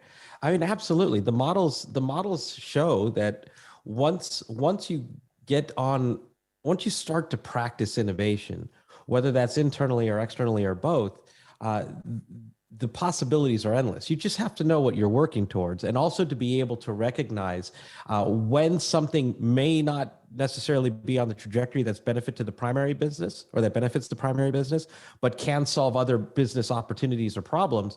Then it can create a net new line of revenue or a net new market opportunity. And that's the basis of any Silicon Valley, whether it's the Silicon Valley in the Bay Area or the Silicon Valley all around the world.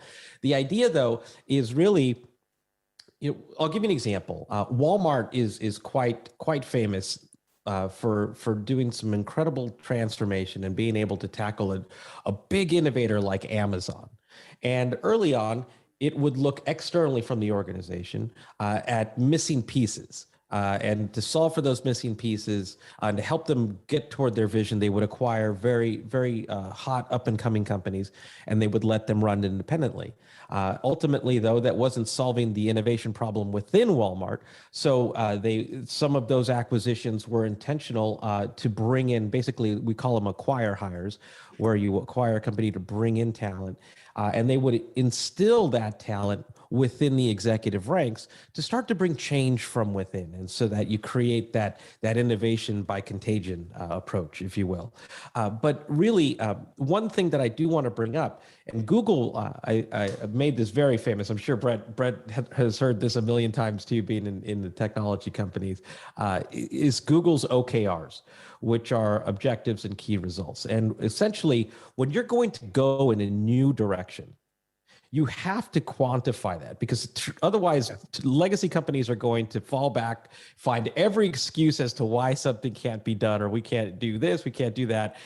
When in fact, and largely, look at it as a cost center. Well, this is going to take away our profitability or our quarterly performance. When in fact, innovation is an investment in the future. I mean, that's really what it is. It's an investment in creating new value for the organization and for the market. And an OKR, if you look at John Doerr, who's a world famous investor and made part of the history of Silicon Valley, he would say, "I will blank as measured by blank." And those blanks were objectives and key results. And Marissa Mayer, who was famously at Google for a time, said, if it doesn't have a measure, it's not a key result. And so essentially we have to quantify the ethereal, the unknown, our imagination, our curiosity, and put it to work so that whether we're building within the main organization or we're building out satellites for new opportunities, it's all done with a sense of purpose and measure. I agree.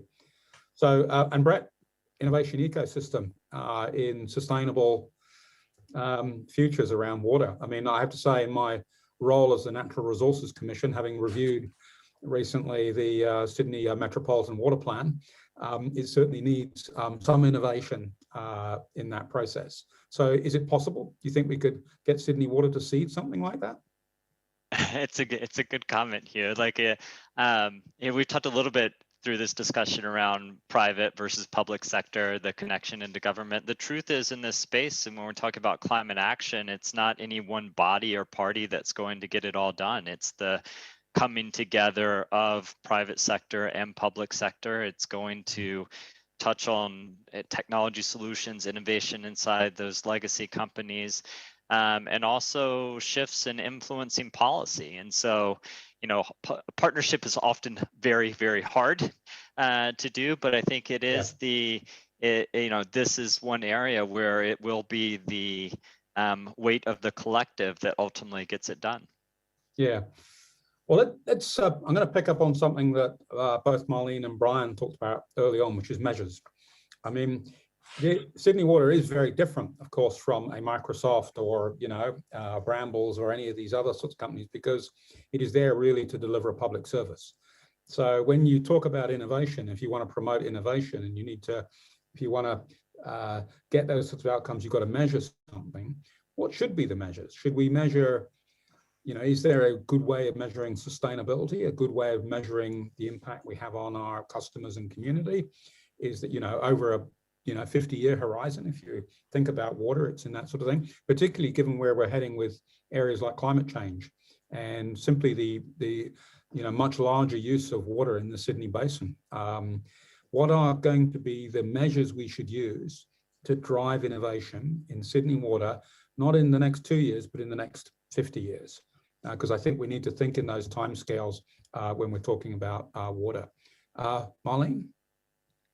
Yes, thanks you. I think it's very important to have measures, and the idea of the OKR is very powerful. It certainly drives results. And just in terms of sustainability, I think we've got a huge imperative with climate change. We can make a huge difference. If Sydney Water can deliver, our net zero impacts by 2030, we'll make a huge difference to this city. It'll be game changing. But we can't do it ourselves. We have to do it with our partners. We have to do it with our staff. But there's a great measure. And I also wanted to say, Brian keeps referring to a legacy organization. I don't want Sydney Water to be a legacy organization. I want us to be a world-leading utility that everyone looks up and says, look at Sydney Water, look at the great things they did. Wow. We don't want to be a legacy organization. Trevor, there you are, you're on the board. what KPIs are you going to set that will drive 50 years worth of innovation around areas like sustainability and delivery of water? I think if you come from the basis that the biggest challenge for us with global warming is water itself, and what's becoming increasingly an unreliable supply. The key measures for us is to accelerate the rate at which we decarbonise Sydney Water, because I think it's fundamentally at our heart. It's interesting, I was debating this with someone the other day. You know, you can blame James Watt for global warming because if we hadn't invented the steam engine, we wouldn't be using coal. So you can argue that the problem started with engineers and scientists, and I've got no doubt engineers and scientists will fix it. So that's you know, I think the challenge we've got is the timeline. You know, it's 2021. We're all talking about 2050. That is not very far away, and I think we really need to get our skates on. And I think measuring our progress on our decarbonisation is a fundamental measure we're going to have to take on. That's great, because I think, my last question is really about casting our minds forward to what Sydney Water will look like 50 years from now in a, for want of a better word, a technology sense, but I'm thinking also sustainability, you know, is it going to be new materials, you know, that we've never yet thought of? Is it going to be robotics and data science? Is it going to be, you know, synthetic biology doing all the cleaning up rather than chemicals? You know, what's it really going to look like? I want you guys to really use your imagination in your last answers to tell me what water will be differently in the future. And Jeff, I might, as you started off, I'm going to start with you. Yeah, thanks. Look, I think what we will see is we'll see a lot more data scientists in our traditional organisations. Being a service provider, up until recently, it was something that was probably unheard of, having data scientists in a service providers organisations. Where now in Ventia, we have a significant data science group, and that's helping all of our projects in trying to understand that, going back to that wastage, and not just wastage of water, but wastage of process, wastage of hours, wastage of money in general. And I think going forward, we'll see organisations that are using data a lot more efficiently, a lot more effectively, and really is part of their day-to-day operations. So I think that would be a big part of what I would see going forward. Okay. And Brett, I mean, you know, this is a little part of the whole sustainability thing. What does new technologies in sustainability going to be 50 years from now for water? Oh, look, I think the leakage point earlier was the right one. So I think of a greater efficiency within the distribution network of the water, relying on the data and technology to be able to monitor it. I also think of the end consumer, the user. I think of the changes that need to occur in terms of how we consume, the use of solar for hot water, like the changes that are upstream and downstream from where Sydney Water sits today. I think that is such an important component, because there's a behavioral aspect in terms of just the way that we go about our day-to-day that has such a great influence on shaping what that looks like. And so that's where I come back to, it's not just kind of within what's in our kind of sits within our organizations or within our entities, but also the dynamic outside of it that I think will play a key role. And Brian, you're out there in Silicon Valley, so I mean, am I going to see, you know, new genetically engineered microbes growing pipes which don't leak? What's it going to be 50 years from now? You know, I got to say, I think it's going to be all those things. And what I really want to encourage is the experimentation on multiple fronts. You know, there are, you know, earlier to your point, Hugh, when you talked about ecosystems. You know, an ecosystem isn't something that you just have to build. As I think it was Brett that pointed out, it's something you can participate in as well. There are accelerators, sustainability entrepreneurs, there are funds everywhere around the world. And I could see Sydney Water partnering with all of these. And I think you know, to your point, there's Marlene made me think of this exercise that I've done with many companies that are on the process or on the path to becoming innovative. And it's a headline exercise, which is, what would all the headlines read of the things that we want and can do to help us achieve our goals? And all of those things that we're hearing right now would be a headline. And we put it on the wall and we put some measures against those, and we assign resources, and we prioritize which ones we want to chase, and we support it. We become part of the ecosystem that maybe you don't own everything, but you're part of it to make this world a better place. Because as Marlene said, you could become the stewards of innovation on this front, where everybody works towards this goal and sustainability and makes this world a better place. And I think that's an exciting place to be in, and it's an exciting time to do it. Okay, Marlene, as an engineer, 50 years from now, what's it all going to look like? Yes, it's going to look like it's going to look very different, I think. And there's a lot of work for us engineers to do. In terms of resources, I think it's not just wastage, but it's also stormwater. So I think in the future, I'm hoping that we will capture 100% and recycle our grey water as well as our stormwater. Much of it just goes down the drain and runs out to the sea. And in Sydney, if we capture and recycle all our leakage, we might save one desalination plant. If we capture all our stormwater, we might save building 2 or 3, for future populations. It has enormous impact in terms of climate change as well. So, but I think also we might end up being a city of villages where small suburbs or sub-suburbs treat water and recycle, and we may not have these big treatment plants anymore. So we may have to rethink our philosophy in terms of the large networks and thousands of kilometers of pipes.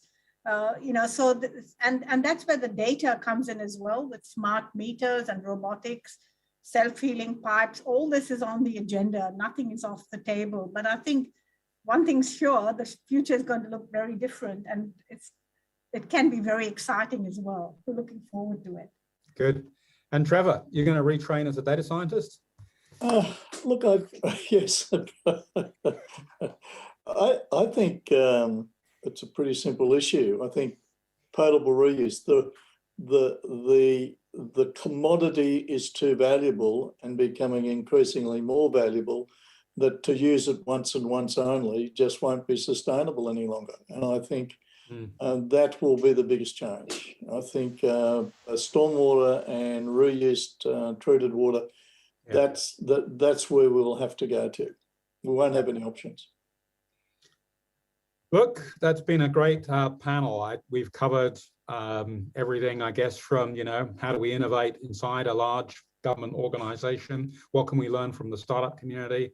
What could we do to really, not just add culture, because I think we all agree that the culture of innovation already exists to a significant degree inside Sydney Water. How do we adopt those? Should there be a bit more of a gateway to allow Sydney Water to engage internally and externally around different new innovative companies and new innovative ideas? How do we open up? How do we think about the future in general? Lots of different things I think we've covered here. And it just shows you, I think, also that innovation is not just a narrow thought of coming up with good ideas, good technical ideas. It spans everything: health and safety, leakages, the culture, and everything. So it's been a fantastic session. I want to thank the participants, Marlene, Trevor, Brett, Brian, and Jeffrey, for your time. Great outcome. Let's all hope for a wonderful, innovative Sydney Water future. Thank you. Well, thank you, and welcome back, everyone. Thank you to our panelists. What a great discussion. Really thought-provoking, and the future's really exciting. I mean, I think it's really all about how we can create that environment or that culture around innovation in our organisations.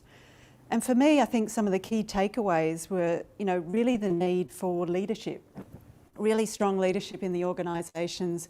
Create that safe space that people feel that they can innovate, they can bring ideas forward, and that those ideas can actually progress. And I think then that really just starts to build that innovation ecosystem both within the organisation and then also outside. But, as we know, change is hard. And I think actually implementing, a lot of that those ideas, as Hugh points out, is the difficult part. And I loved Marlene's line about, it's like teaching an elephant how to dance, just getting that change and getting us to do sort of things differently and sort of be agile. I think that's the challenge that we should embrace and take on. Yeah, I agree, Nicola. Innovation really needs to come from the bottom up as well as from the top down. So it's really great to see these senior executives being such advocates for innovation in our organisations.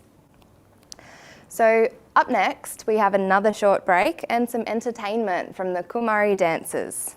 The Kumari dancers believe in sharing their Aboriginal culture with Australians and international guests.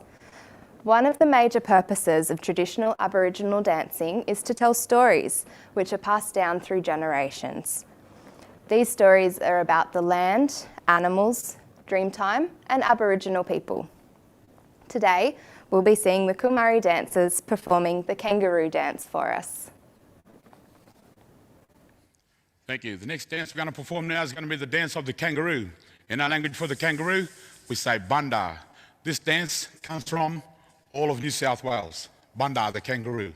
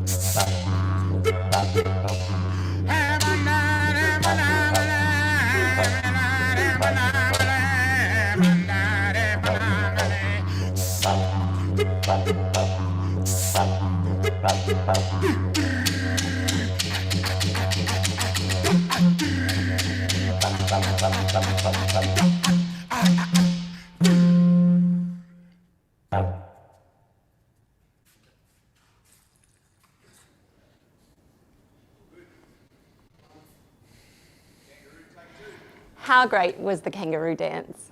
Up next, we have our third and final Shark Tank for the day on water security. This Shark Tank is brought to you by our fantastic sponsor, the Department of Planning, Industry and Environment. Ash El Shabini is the Director of the Resilient Cities and Towns branch at DPI. His branch leads the department's work in strategic urban water planning, including partnering with Sydney Water, Hunter Water and Water New South Wales on some of these reforms. Ash has held various roles across the department over the past 7 years, including as an advisor to Minister Pavey. Before joining the New South Wales Government, Ash worked in the private sector and in NGOs. Ash holds a Bachelor of Economics, a Master of International Law and International Relations, and is currently completing his Executive Master of Public Administration. We are thrilled to have you with us, Ash. Welcome to the Sydney Water Innovation Festival. Thank you, Emily, and thank you very much for having me. I think Cooper was going to share just a couple of slides, and while he's doing that, I just also want to acknowledge the traditional owners of the various lands on which we meet and pay my respects to elders past, present and emerging. So, you're probably wondering if these are the right slides. I'm a big fan of the philosophy of Stoicism, which, for those of you who don't know, is all about how we as individuals can be more resilient, happier, and achieve the highest good. And as a result, make us better people, better parents, or better professionals. I thought this virtual room is filled with some of the greatest water and planning experts. So rather than telling you things that you already know, let's innovate and look at things from a slightly different angle. So I'd like to share 3 virtues of Stoicism with you and how I think they apply to the challenges and opportunities we have for water security. The first of these is courage. We know that there are significant challenges facing our sector, and that to address these, we're going to have to make some difficult decisions. Our changing climate, the expansion of our city and increase in population, and the need for water to support livability and amenity are all pressures on our system. We need the courage to identify the best solutions, even if these involve thinking or implementing something that's considered outside the box or not the traditional way of doing things. Courage is contagious. If we are confident in charting a direction, we will infect others with confidence in themselves and in us to support the pathway that we set out on. This is particularly important for our elected officials who often have the final say. And we can't lead the sector effectively unless others have that confidence in us. And we empower each individual and each customer to make the right actions that are within their control. The people on this call represent some of the most influential leaders in the water sector. So if we muster up the courage to chart that innovative direction, imagine the impact we can have at a state, national, and international level. This brings me to the second virtue, which is wisdom. Thanks, Cooper. The Stoics were practical. Marcus Aurelius, who was one of the leading Stoics, was the most powerful man in the world for a significant period of time. He didn't regard wisdom as just knowledge of what to do, but he demanded of himself and others that we all actually apply our knowledge to do the right thing in our day-to-day life. There have been significant improvements in our knowledge across the water sector over the past couple of decades, in particular as technology has improved. We need to think about how to harness this wisdom and turn it into action. And part of wisdom is also recognizing that we can't know everything and we need to remain adaptive. When thinking about the future and innovation, what often springs to mind are technological advancements such as digitalization, artificial intelligence, and automation. And these things are certainly advancing rapidly and will change the way we all work and live. And I look forward to the technologies we'll hear about during this session. However, when considering water security, there are a range of megatrends that will shape the future. These megatrends are powerful and long-term trajectories of change, reshaping the strategic and operational environments for governments, companies, and communities. In the future, our ability to innovate and adapt to change is going to be more important than it ever has been.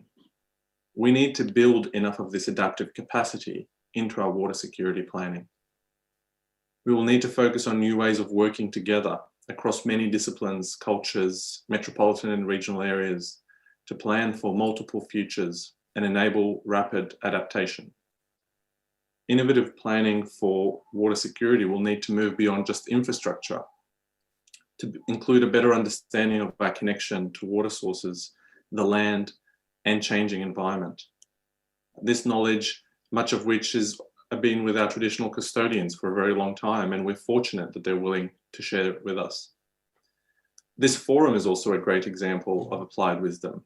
It brings together an incredible group of people with a huge breadth and depth of knowledge, but it also applies the benefits of this knowledge through the sprint and Shark Tank sessions. Which brings me to my third virtue, which is justice. Thanks, Cooper. Of course, it's all well and good to be courageous, wise, and apply that wisdom, but we have to make sure that we're doing this in a way that benefits our customers and community. Water is arguably both a private and a public good. While there are water customers who pay for the benefits of the water services they receive, access to clean water is a human right, and water is often jointly consumed for social and health benefits where there is no discrete customer. This means that an essential part of delivering value across the sector is to secure a mandate from the community and their elected representatives, being the government of the day. Hence the importance of our engagement with the community to understand what they value, and our engagement within government to inform and influence decisions to meet those community values. We need to do justice to our communities and our governments by delivering their priorities. Successfully navigating the political process is critical to our future water security and ensuring we deliver the greatest values for our communities. And this is not just a job for the minister, her office, or the department. We each play a role in that process. So courage, wisdom, and justice. I hope this helps us to think about the challenges and opportunities that our sector faces. And I look forward to hearing from the participants during the Water Security Shark Tank. Thank you. Justice, I love that, Ashraf. Welcome to the third Shark Tank. My name's Alex Check. I'm CTO at ARL Utilities Asia Pacific, and I'll be your host for this third Shark Tank. I'm now going to welcome our other two sharks into the room. We've got Denisha Anbu, who is the General Manager at Sydney Water of People and Culture. Welcome, Denisha. Welcome, Alex. Thank you. And I'm also going to bring up onto the stage Bernie Sheridan. So Bernie is the General Manager at Sydney Water of Customer delivery. Yes, customer delivery. That's what I've got here. I'll help you there. Yeah. Thanks, Alex. Thank you. Nice to see you again. Nice to see you again too. All right, so as a reminder to those who are just joining us for the first time, these Shark Tanks are an opportunity to showcase new and novel technologies which hit the mark on our 6 key themes for the Sydney Water Innovation Festival. And the topic we're exploring in this Shark Tank is water security. Now, each of these technologies, so there are 6 of them, they're competing for 2 prizes. One is a People's Choice Prize, which is a $5,000 prize which is given to the winner as chosen by the people. And in order to vote, our viewers on YouTube today can either head to Slido and tap in hashtag SWIF, or they can follow the link in the YouTube chat, and that will take you to a place where you can vote for your favorite technology. And that will only be open once we've seen all of the technologies. The other prize that's up for grabs is our General Manager's Choice, and that will be selected by Denisha, by Bernie, and by Ashraf joining us today. So they will be reviewing all of the technologies, and we will announce those winners at the closing ceremony on Wednesday. So now to jump into our Shark Tank, we have got our first technology, which is 3R Water. And this technology has come out of Hawaii, where they've had a challenge with flooding.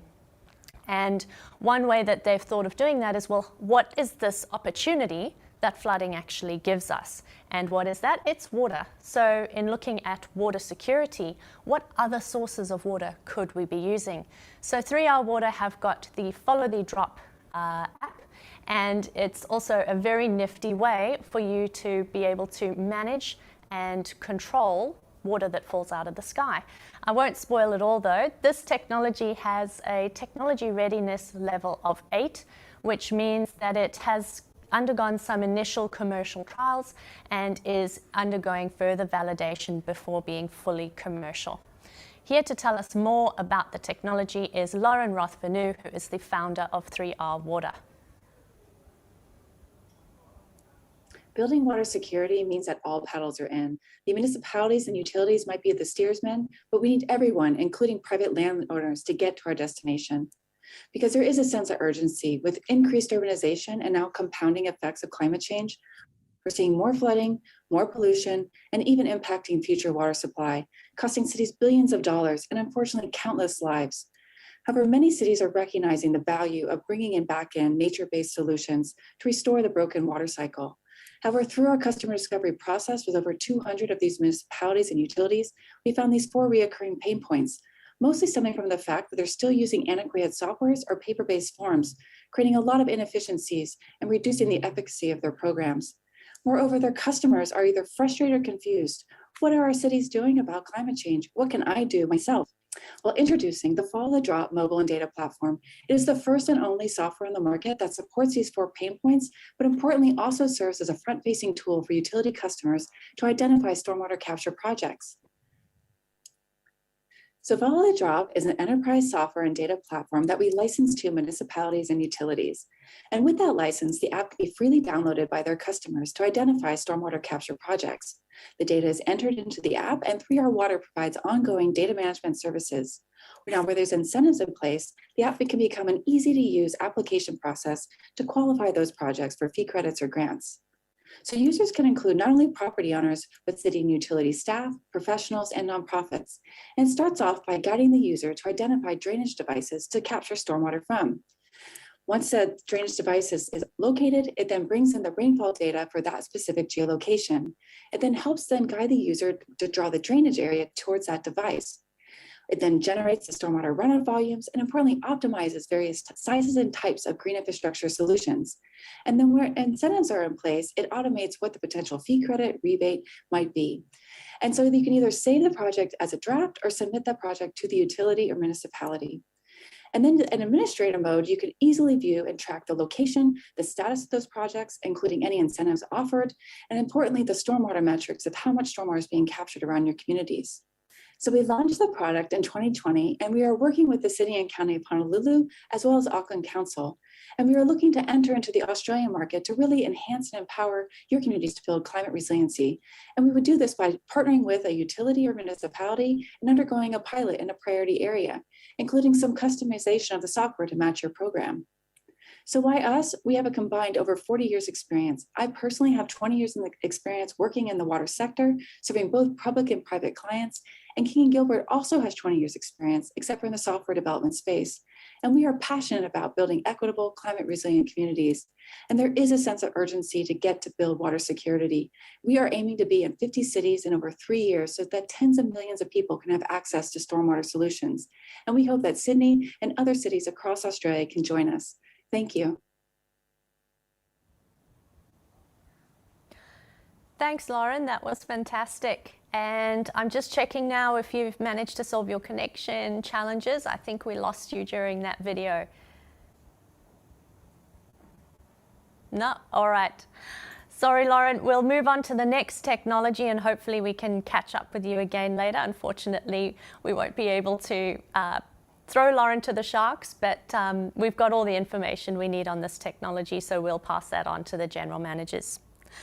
Up next, our next technology is Polder Roof by Metropolder. This is a technology that has a readiness level of 9, which means it's commercially available and you could go out and get it tomorrow. It is from the Netherlands, and here to tell us more about it is Brian Schmidt, the project developer. A bit of background on this. Rainwater is a resource, not wood. Sorry, a bit of background. Hi, I'm Gail Pergamet for Agua-Via. We face a huge water security challenge, and the problems like a Rubik's Cube. Increased water supply with conventional technologies, and energy use, carbon footprint gets larger, environmental impacts worse, and costs rise for food and everyday living. Can we solve this? Well, this plant costs $1 billion. What if you could replace it with about 300 of these? This cube is a water treatment plant in a box. We've taken out lots of layers so you can look inside and see the flow patterns. The 6-inch cube produces 100,000 gallons of high purity water per day from virtually any feedstock, no matter how contaminated. For a factory, step down to a 4-inch cube. What's the secret sauce? From 2016 through 2019, our technology was the splash page for the U.S. Department of Energy, an unprecedented honor. In this 3-part structure, look at the triangle. It's a filtration building block. Covalent bonds snap the triangles together like Lego blocks and build a 1 atomic layer thick filtration surface. 1 atomic layer. The thinnest possible, the lowest energy possible. Gravity, the weight of the water entering the cartridge, drives the process. The 150 atoms in the triangle have lots of biomimicry built in, mimicking nature's knowledge. Here are 2 examples. Aquaporins move water in and out of living cells at amazing speeds. We incorporated the magic bits of the aquaporin into a streamlined design. The porous blocks move water at 1,000 times the flux of the natural aquaporin. Here's another example. We changed the paradigm of asking, which of the millions of contaminants do you want removed? Instead, filtration models the human kidney and delivers what you actively want in your product water. The kidney's rule is keep what's vital to life and throw everything else out. But what about urea, arsenic, nitrates, phosphates, drug metabolites? Not vital to life. Out it goes. So this is more than a water treatment plant in a box. It's an external kidney, purifying beyond drinking water standards to physiologic standards. Our first project is for California farmers facing drought and groundwater drawdown. Conventional technology is too expensive to clean up this contaminated groundwater. Depending on the feedstock, we expect to drop energy use by 66 to 99%. Agua opens a range of new possibilities to solve water security and water quality problems. It invites creative design by water engineers. Our team of water industry professionals is dedicated to your water success and security. We look forward to exploring ways to make that possibility a reality. Thank you. Thank you very much, Gail, for your presentation, and my apologies, I actually introduced you with the wrong slide. We've had to shuffle our speakers around because a couple have dropped off. Unfortunately, we're having some connection challenges across the globe, but such are the challenges of a global world we live in. Anyway, I'd like to introduce Gail Pergami, who is joining us from the USA to talk about Agua. And as we've just heard, this is an amazing membrane that operates in a very similar way to the kidney. So thank you very much, Gail, for a lovely presentation. Oh, thank you. Thank you so much. All right, so this is a shark tank. So we have our 3 sharks in front of us. I'm going to throw to them for questions, but I'd also like to invite the audience, if you are keen to submit some questions, you can do so on the Slido, and I will read them out for you if we have time. It depends how much of a shark feeding frenzy there is. I'm going to get started with Denisha. So Denisha, do you have some questions for Gail?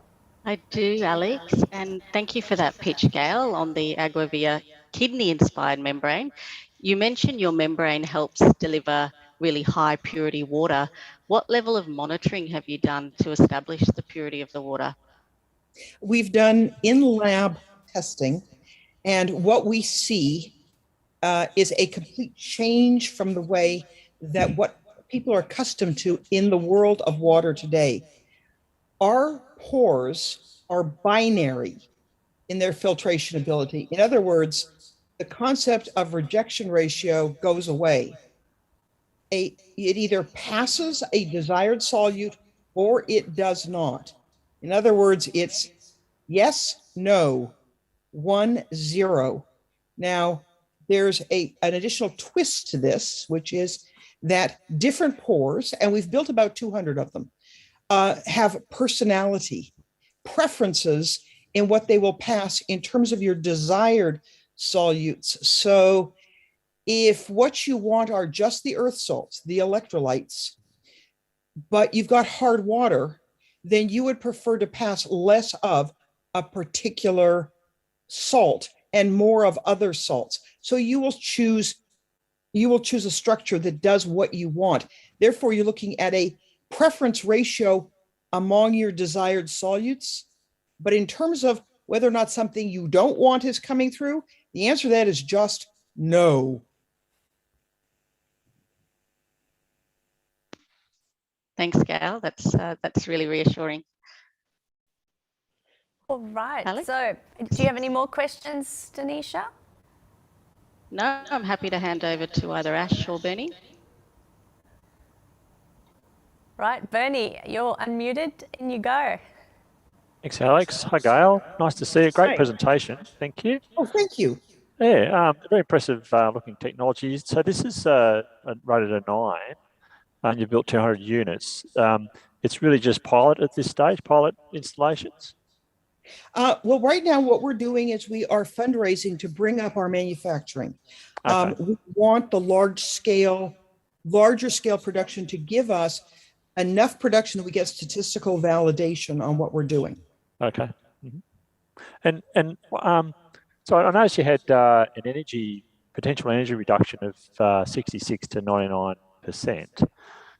Can you just talk to us about, in comparison to, say, reverse osmosis, which runs at a much higher pressure, is this something that runs at a much lower pressure? Is that why it's much simpler to use? Oh, yes. Okay. So the simpler answer, so these are two things come together here to describe simpler and lower energy. So first, it's 1 atomic layer thick. So your size comparison between a conventional polymeric membrane and this, if our structure is the size of an ant from tip to tail, a conventional membrane is a whale from tip to tail. Okay. So you're looking at a vastly greater difference in terms of pore length. There is zero tortuosity. So it's actually, what we've built are not pores, they're orifices. There's no pressure drop in the system. So you have, when you try and do a bulk flow calculation with this, what it tells you is you have unlimited flux. Well, you know that can't be true, but let's put it this way, whoppingly greater than anything conventional. Okay. So it's the structure in that sense is simpler.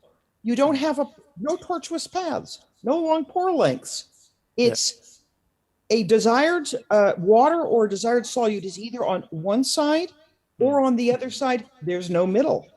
So that lets you, it eliminates a whole host of problems that you normally have to wrestle with. It is a more elegant structure, therefore simpler, therefore lower energy. So I have one last question, and that was the jug of water to your left. I was wondering if it was filtered in one of your things, and if I was in the room with you, I'd be asking for a taste. I love it. I love it. Well, so now, by the way, as we develop the product line and we develop these varietal pores, what you're going to be able to do is tweak the taste of your water to be what you want. So if, for example, you are a fan of Yosemite snow melt water, you're going to be able to tweak to that taste. If you think that this is the best water for your tea or your coffee, you can tweak to that taste. So I expect that we will have raging water battles in the future about what's the best tasting water. Right. That sounds so exciting. That Thank sounds you, Gail. amazing. All right. Bernie, did you have a follow-up question there? Oh, no, thank you, Gail. Good presentation. Okay. Oh, thank you. I'm just blown away at the thought of being able to tailor my water so that I can have the best tasting coffee. That sounds like a fabulous idea. Oh, yes. It's like, yeah, let's bring it. All right, we'll hand over to Ash for one last question before we move on. Yeah, thank you very much, Gail. I must say the technology sounds very exciting. And there was some real gold in that presentation about kind of killer facts about the impact of the technology. One comment though is, I think for the layperson, there's probably an opportunity to kind of raise the messaging a little bit so that you can reach out across more of the audience that you're looking for. But that was extremely sounds like a great opportunity to get off the ground. One question I had was, have you looked at have you considered whether this is something that can kind of be hardwired into new developments, into homes, residential buildings, and what that process would look like, including the kind of regulatory process that might be needed, noting it'll be different in each country? In each country, yes, great question. Yeah, yes, you could have this hardwired into homes. We've talked with, for example, manufacturers of washing machines or detergents for washing machines, and they point out that they have to come up with a unique formulation of a detergent for each different water area. Well, what you could do is just have standardized water. You could standardize your water, not have hard water problems, treat that coming in, eliminate that as a source of problem. Yes. Could you do this at the home? Absolutely. You could also do complete recycling at the home. You could do it at the level of the apartment block or an office block and do complete recycling on site. Now, of course, you've got two things. You've got the regulatory and you've got the cultural issue of whether or not you have public acceptance of complete recycling. But it completely changes well, first of all, you're delivering high quality water to everybody. And in that case, what you're doing is you're going to see a reduction in disease because there are all sorts of contributions that contaminants make to cancer, diabetes, asthma, all sorts of things. You'll see an overall reduction in disease, increase in health. You'll see a reduction in global energy use because of the amount of energy just moved to move water in, move water out. California, it's hard to come by numbers on transport of water. California was shocked. Some years back, they did an analysis of the amount of energy that went into moving water. 19% of all electricity in California goes to moving water, not purifying it, desalinating it, heating it, moving it. So if you could just move it to the point of use one time, clean it up, then do top off for losses, whoa, you're going to take a big bite out of the energy budget. So yeah, the idea of going to very distributed systems, right on. Thank you. I think the next few decades of water treatment and water management all over the world are going to be extremely exciting, with just different perspective shifts, different opportunities that we're now able to take advantage of with all the technologies that are coming out, and the different cultural perspectives that we're seeing coming through and what is accepted and what isn't. So thank you very much, Gail, for leading the charge with our Shark Tank on water security today. Oh, thank you so much. A real pleasure and an honor. All right, so we'll move on to our next technology. This technology is from Australia, and it is born out of the University of New South Wales, where they've been looking at graphene-based membranes. So you can't really talk about water treatment without thinking, oh, what are the opportunities that graphene unlocks for us? So here we have got UNSW, who have been working with Sydney Water for the past 4 years to develop a graphene-based membrane that is now being scaled up for commercialization. So this is a technology that has a TRL of 8, so it's in the process of getting there to being fully commercial, but not quite there yet. Here to tell us some more, we have got Dr. Rakesh Joshi, who is the Associate Professor and Leader of Graphene Research Group at UNSW, as well as Tobias Folder, their PhD student. Hello, this talk is about graphene membranes for water purification. My name is Tobias Folder, and I'm presenting on behalf of the collaborative project between Sydney Water and UNSW, led by Harry Bartu, Bustamante, and Rakesh Joshi. Gaim and Novoselov use Scotch tape on a material similar to a pencil to find the world's thinnest and toughest material. It is 10,000 times thinner than hair, yet stronger than steel. If combined to a thickness of clinch wrap, It could hold an elephant balancing on a pencil. A high number of world-changing applications became imaginable that sounded impossible before. Our team focuses on water purification, where graphene-based membranes have revolutionizing properties. As layers of graphene are stacked on top of each other, the world's finest sieve for water purification is formed. Its tiny pores can free water from the smallest unwanted components, which are almost impossible to remove with conventional technology.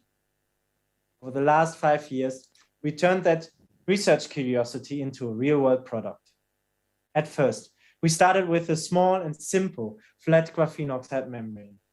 We could show their remarkable filtration and stable water flux properties.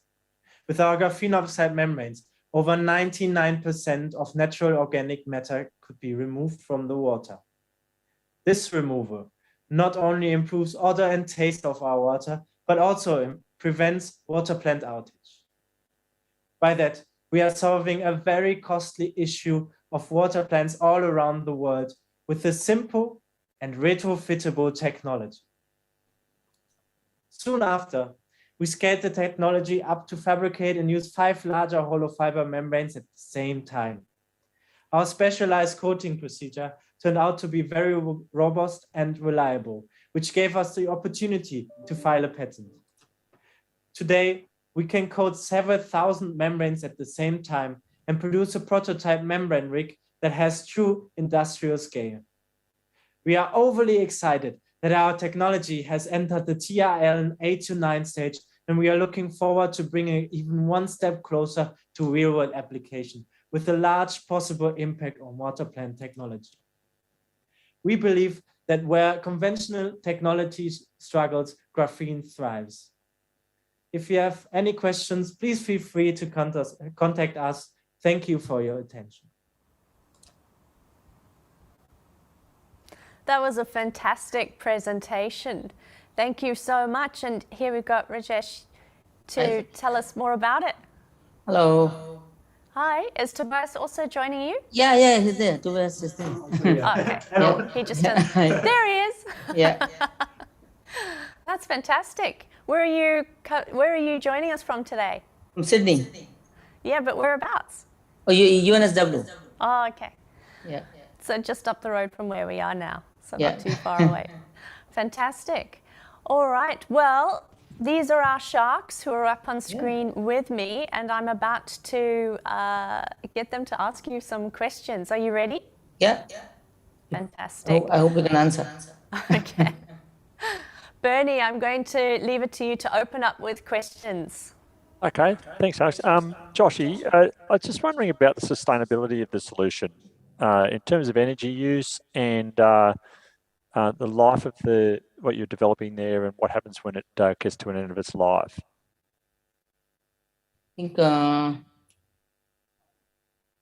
could you repeat your question? I couldn't get it well. I was thinking about the sustainability of your solution, whether it's a once-off use or whether there's any chance to take what we've built and to recycle it later and reuse it in some way. Is it a one-off thing? Is a lot of energy going to producing it and then it's disposed of, or is it a I think once we have those membranes, we first of all they are very stable. They can run for we have tested for many runs, and then we can peel them. We're using chemical treatment. We can peel them off and then recycle this graphene oxide. So this is quite a stable material. Okay. Yeah. Thank you. And what about energy use? These are low pressure. Listening to some of your competitors, Aquavia, so you're boasting 2/3 to almost 100% reduction in energy. Graphene, I understand graphene's got some exciting development opportunities as well. Is it competitive, or I wonder if Gail wants to jump back in again. I'm not sure where Alex led her, but I think these membranes work in a very low pressure. So we save energy there, and as well as production cost is not high now. I think it as cheap as the PVDF hollow fiber membranes. As cheap as PVDF. We have a graphene oxide startup in Australia also now, so it's not very expensive anymore. Okay, excellent. I may add, it's also a retrofittable technology to existing water plants that helps to prevent the outage of the running system.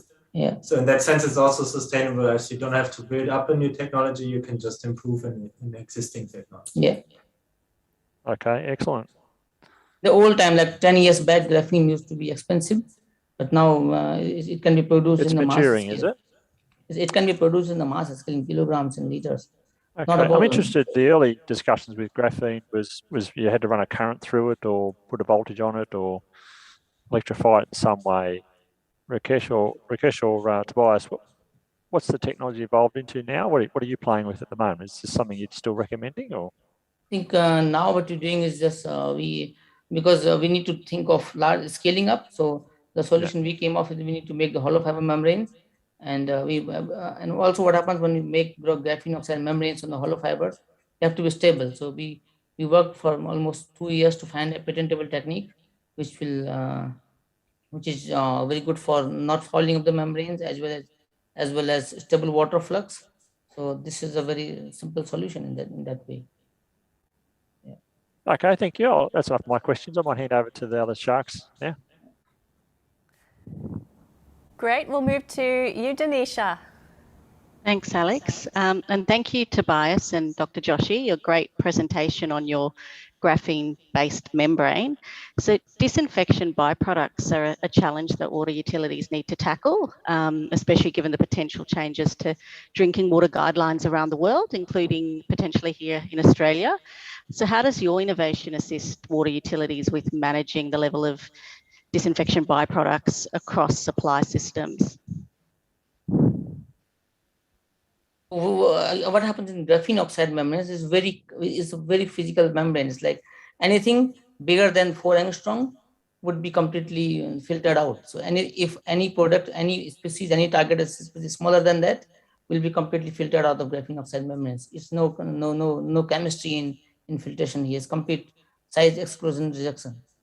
So it can be filtered, anything which is ever 4 angstrom. And that also what happens, generally when the porosity of membrane is smaller, the water flux is a problem, water permeability is a problem. But in graphene oxide, what happens there, that they are nanocapillaries. So due to the capillary suction, the water flux is very fast. Also, it rejects the molecules, larger molecules. So we have the potential in those areas as well. Right, that's great to hear, Dr. Joshi. Thank you. I think over to you, Ash. Thank you, and thanks for your presentation. I was just interested, so your rated technology readiness level is 8. What are the next steps that you're taking or looking to take to? Now we can see, as you see in the photograph, we can make around 2,000 membranes in our lab now. So we want to make those cartridges, like many of those in a manufacturing plant. So now we are looking for a membrane manufacturer, so which can we can make those membranes and do the plant trials in Sydney Water. So we have checked the scalability in our lab. Now we need to make those in a real physical number. Yeah. And I can't remember if you mentioned this in the presentation, but so what's the cost to produce this relative to a traditional membrane? I don't remember the exact. We didn't do the cost analysis yet completely, but I think it's very cheap because we make it from graphite. Yeah. So it's not going to add much value to the price as of the PVDF.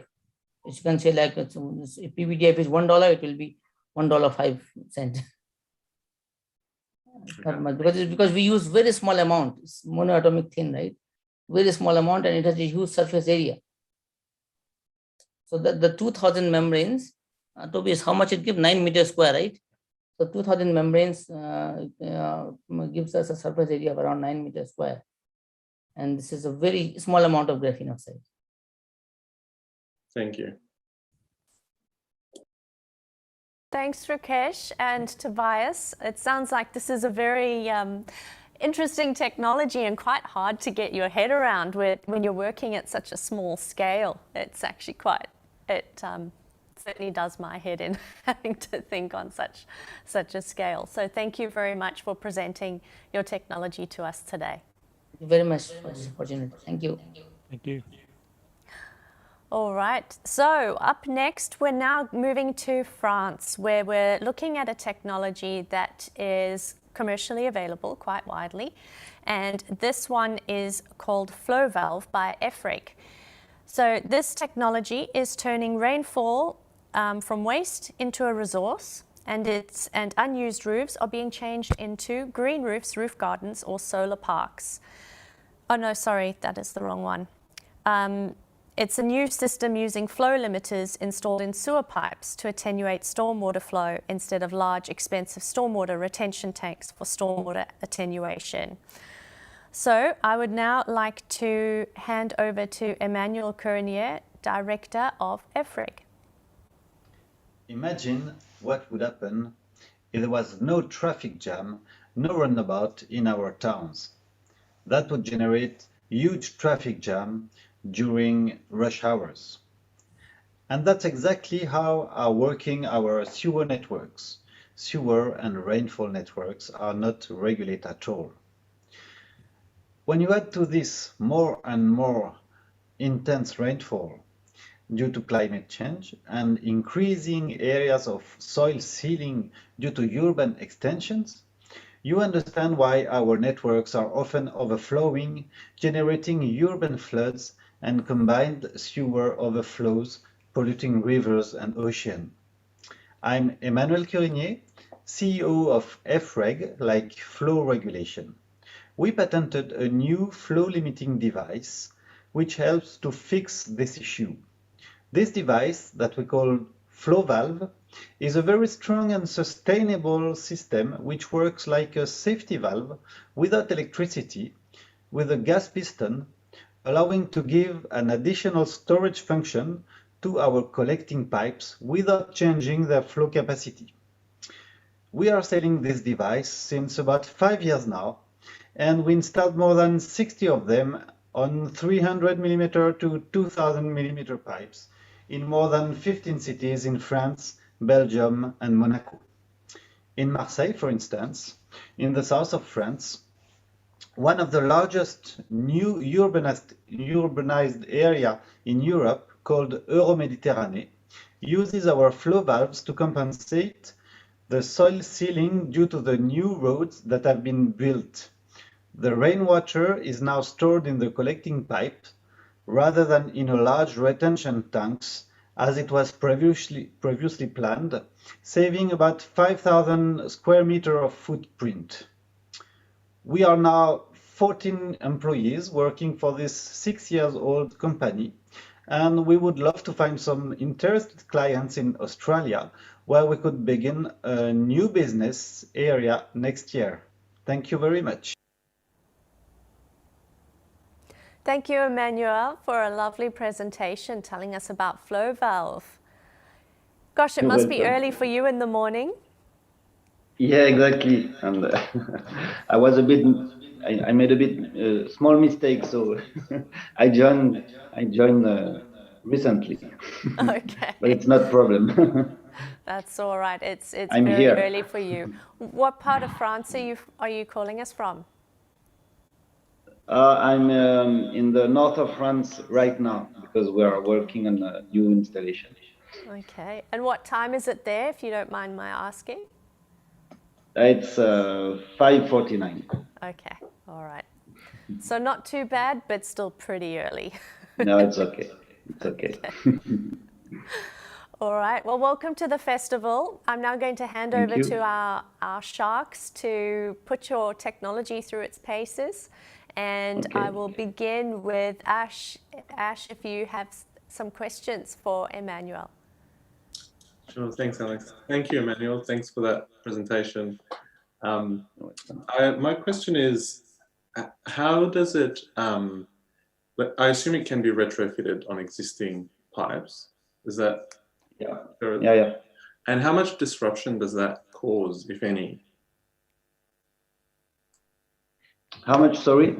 Disruption does that cause? Like, does it take a lot of work and disruption in the system? Okay. When we are installing the new device on an existing network, Yep. we are using existing manholes. So we are able to make a 3D scan of the chamber where we are installing the device, and then we are building our flow valve in order to put it inside without any hard work. So there is no, it takes us about 3 hours to 1 day, depending the size of the flow valve we are installing. But there is no other perturbation. Thank you. And one other question: how much data have you got? So you said, I think you mentioned the company's been around for 6 years. How much data have you got about the reliability of? The oldest device we have put. I've been working since about 6 years now, and no issues. No issues at the time. There is one specific gas piston that is used. There is no electricity, no electronic, so it's a very rough product. And the only system which is a bit which can be deficient is a gas piston, and this one is completely in I don't know the English term, in a steel. It cannot be corrupted. So it's we didn't have to change it right now at the time. Thank 6 you. years later, so Sounds it's still like working. Thank you. Sorry. Stainless steel. That's what I was looking for. Thank you. I don't know if I answered Alex, your you're question. on mute. You're on mute, Alex. I can't hear you. Sorry? Oh, Alex is talking, and I've got no voice. Is you, Denisha? Can you hear? No, I can't hear Alex. I might jump in and ask Emmanuel a question. We'll use sign language, Alex. Right? All good. So it's just something about, it's great technology, and thanks for the presentation, Emmanuel, and thanks for the odd hours for just sharing us, joining us. So just for interest, so in France, it's combined wastewater and stormwater systems. That's right. Depends. It depends on the towns. Sometimes Yes. they are combined, and sometimes they are not. But there are always rainfall water inside the sewer system, even if they are not. That's right. Even That's if they right. are supposed to be separate. Because I was just looking at your technology, and some systems in Sydney, they're supposed to be separate wastewater and stormwater, but funnily enough, the wastewater flow increases significantly when it rains. So there's some crossover connections. So I was interested, it says gas piston. How do you set the flow? Like you're putting in a system that is, because it's flooding further downstream, you want to attenuate the flow, or is it, what if there's no electricity involved and no control? It's just an auto-regulating flow attenuation. Yeah, it's the gas piston which is working to regulate. There is always it's only the upper part of the pipe which is closed, and the bottom part leave the dry flow rate going through. There is no. So what are you doing changing. there? You're just regulating the maximum flow that can come out of that valve to a maximum amount, which is less. The valve is not completely closed. No. The valve is not completely closed. So there is a small flow rate going through during dry weather, and it's only during rainfall when the rainwater is going through the sewer that the pipes is closed. The upper part is closed, so the level will rise at the upstream part of the pipes, and Okay. we will use these pipes to store the water. And when a certain level is reached, then the water pressure exceeds the gas piston pressure, and it will open smoothly. Okay, and so it stages the flow through the network and takes pressure off the downstream system during a rain event. Oh, okay.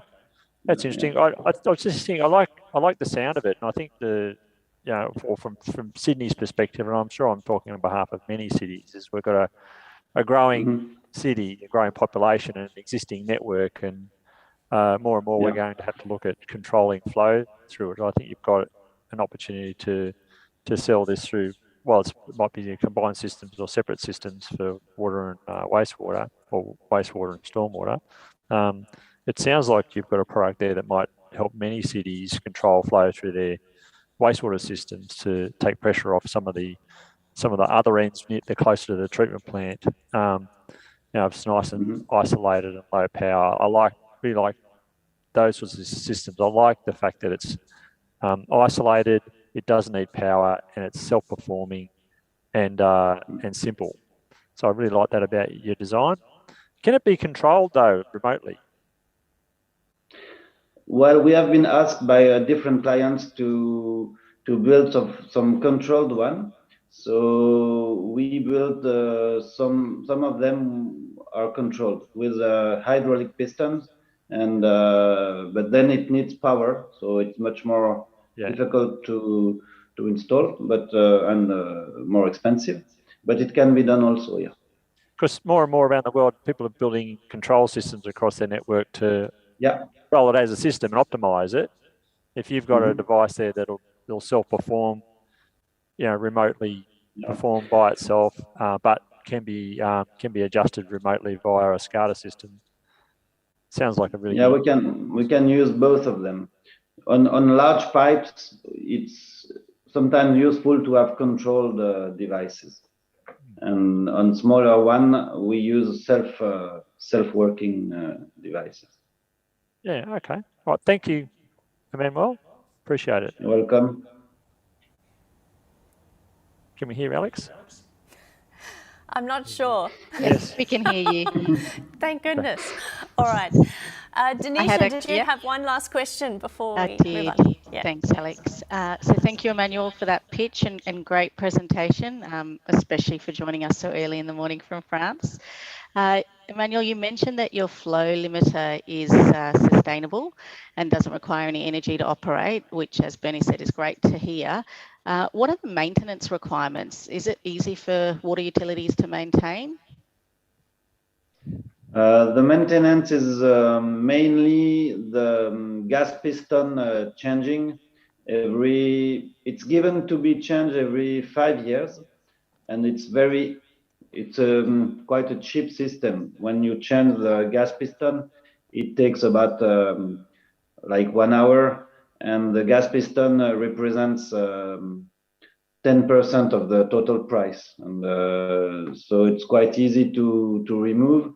And as I told, the oldest flow valve we installed is now 6 years old, and we didn't have to change it yet. So this is the main maintenance. It sounds quite easy to maintain. Yeah. That's good to hear. Thanks, Emmanuel. Welcome. Emmanuel, it's been lovely to hear from you. We'll let you get on with your day. I'm not sure if you're going to go and have a quick nap or if you're just going to have a coffee and push on. But thank you for joining our festival today. You're welcome. Thank you. Thank you, everybody.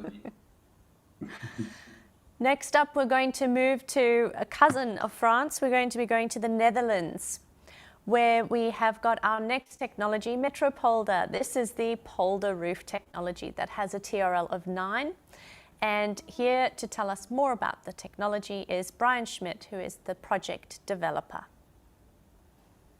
Rainwater is a resource, not waste. For too long in our cities, we've been treating rainwater the wrong way.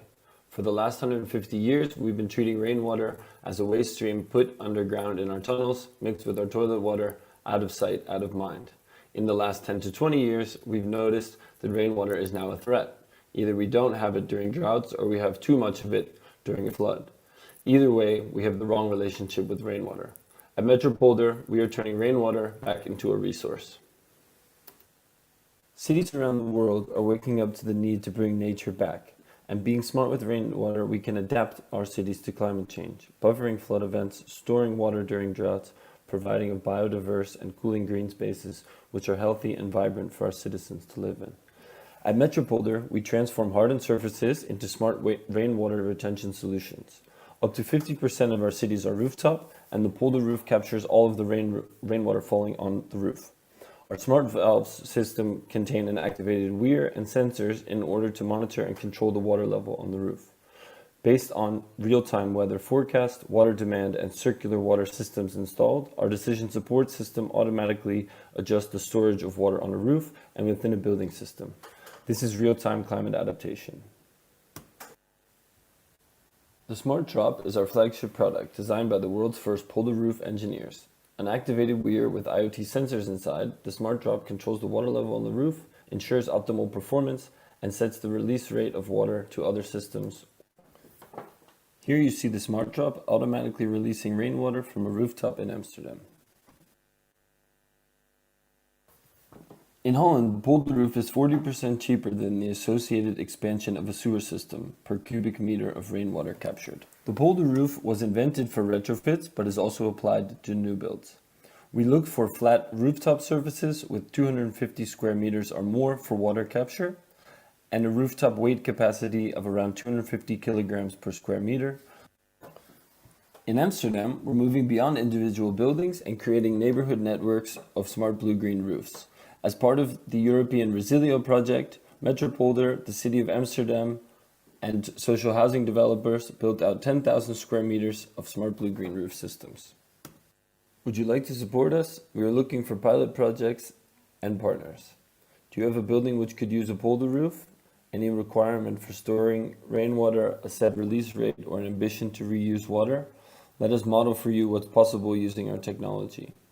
Or are you a designer, developer, building owner, or municipal water authority? Let us build a smart grid of rainwater to transform your city. We are expanding rapidly internationally with projects now in the Netherlands, Belgium, Italy, the United States, and soon Sydney, Australia. Join us and change rainwater back into a resource. Thank you. Thanks, Brian. That was a really fantastic presentation. What a novel technology. Thanks so much. I'm glad the video came out the way it did. Yeah, it was a lovely video. Thank you. Welcome to the Innovation Festival. I'd like to introduce you to our sharks. Thanks for having me. It's also great to be up early and in Sydney today. So very nice to meet you all. Yeah, we're moving our way around the world, I think. We've been to many different countries today, and we have many different viewers from those many countries on as well. So it's a truly global event, which is fantastic considering we're just based in Sydney. So I would like to throw to Denisha to ask our first question. Thanks, Alex. And thank you for that pitch, Brian, and for joining us from the Netherlands today. Great presentation on the polder roof, which, as you say, is designed to turn rainwater into more of a resource, and seems to be something that will really help with our water security challenge, which is the focus of this Shark Tank. So to kick off, hopefully an easy question for you. Where did the idea for polder roof come from, and is it patented technology? So the idea for the polder roof came from essentially what is in Holland called a polder, and it is that first image you saw of a windmill and a berm of land.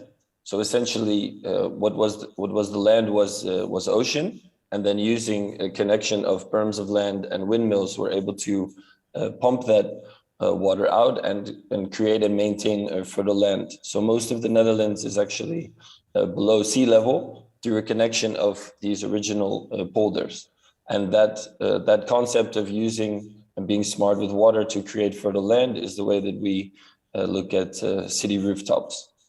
So that's a bit about the polder and the metro poles to polders naming, and the concept itself is a collection of different tools. So rainwater storage crates, and then a valve system that we've built ourselves.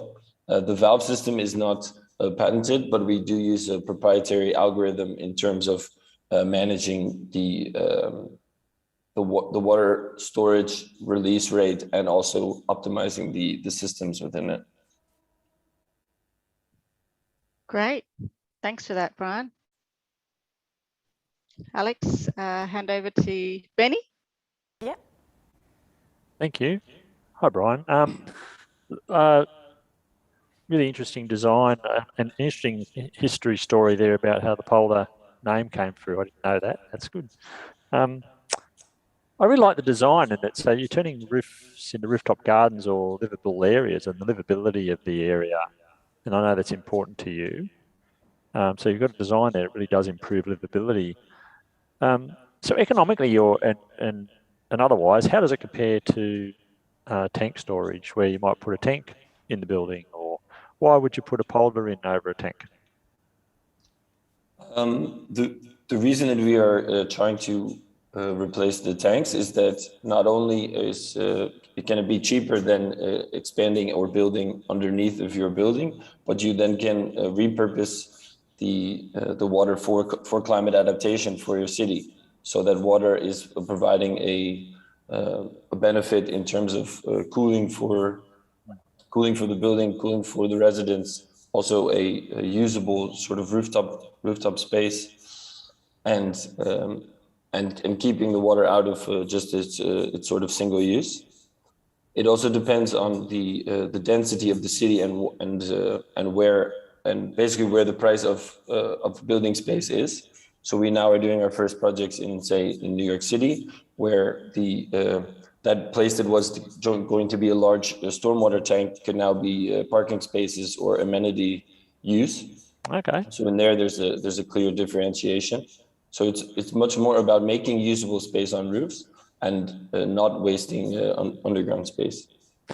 And so I noticed one of the images there was someone sitting there with a remote control controlling many roofs. Is that your business model? Is that your preferred business model? Yes. So as we are expanding now from individual roofs, we are now building out networks of smart blue-green roofs. So what I alluded to at the end of the video is we are just finishing now our Resilio project, which is a partnership with 10 partners in the city of Amsterdam, but primarily with the city of Amsterdam and the water board. So similar to Sydney Water, it's called the WaterNet here. And so WaterNet is building out a decision support system in order to forecast rain events, to make sure that there is not urban flooding and can manage the water on different roofs. And we are working with WaterNet to provide that data on each rooftop using our sensors. So the social housing buildings are the centerpieces in each identified neighborhood. And then using a European subsidy, residents in the area were able to build their rooftops as well. And then they can opt in to the decision support system. So now the City of Amsterdam's water board has what we call a smart grid of rainwater. And this is is a citywide pilot, but something that we want to promote as a new way to look at rainwater as a resource and in the grid for different cities, including Sydney. Right. Well, just maybe there's a collaboration opportunity between you and Follow the Drop. I think in terms of seeking customers and sharing in a collaboration with them. It's a really good design. I really like what you've got. Thank you. We certainly hope so. Yeah. I like your thinking, Bernie. I also see great potential there where you could actually have these really unique collaboration opportunities coming through. So I think that's a really wonderful thing to point out. Ash, over to you for closing questions. Thank you. Thanks very much, Brian. It sounds like a great technology. So just building on where the conversation was going with Bernie, so obviously there's benefits to a whole range of stakeholders from Polar Roof. So my question is, typically who are your clients? Is it the city? Is it the water authority? Is it the building owners? Or is it a mix? And if so, how do you get them to kind of collaborate? So primarily the customer is a building owner. So as the first polder roofs were built in 2013, which was, say, the proof of concept, we really started hitting commercial scale and expanding in 2017. And we've been proving what is possible with the capturing and managing your rainwater in cities. And then in the last year now, the city of Amsterdam has requirements that new buildings are able to capture up to 60 millimeters of the rainwater and release it. So for us, building owners are the client now as they meet the requirements, but the requirements are being set forth by, say, a water authority who sees the benefit. And as we are expanding these sort of networks, we also are expanding the clientship, I guess, of working with the cities. So it is also possible for us to offer a product and our service decision support system to cities. As of now, it is building owners, but what we are hoping to do and how we really approach to scale is to offer that software solution to a city as well as the hardware. Yeah, okay. And did you work with the City of Amsterdam to design those standards, or are they standards that they have independent of polder roof? That's just their building code.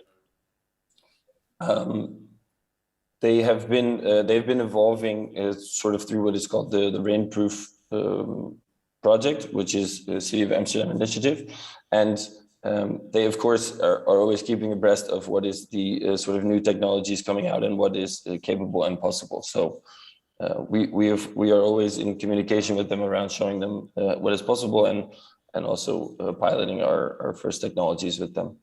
Okay, thank you. The reason I ask is because in New South Wales we have a building rating for sustainability and water efficiency called Neighbours, and I'm wondering if that's an opportunity if polder roofs helps building owners to meet that rating because they're becoming more efficient and sustainable.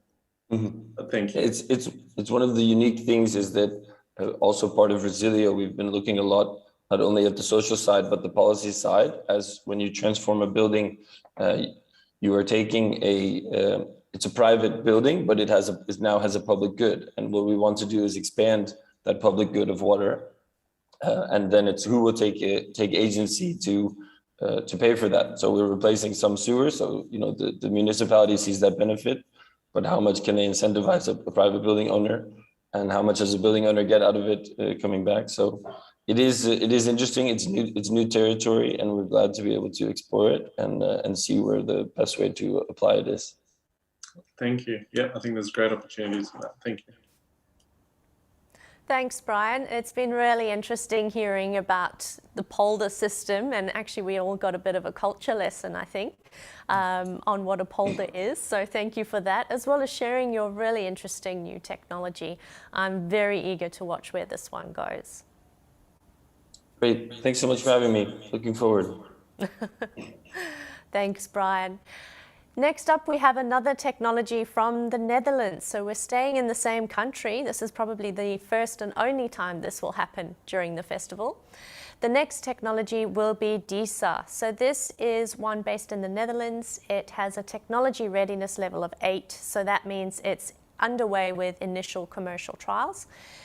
Here to tell us more about this technology is Sybrand Metz, who is the technical director at DISA. Hello, good day. Welcome to the Netherlands.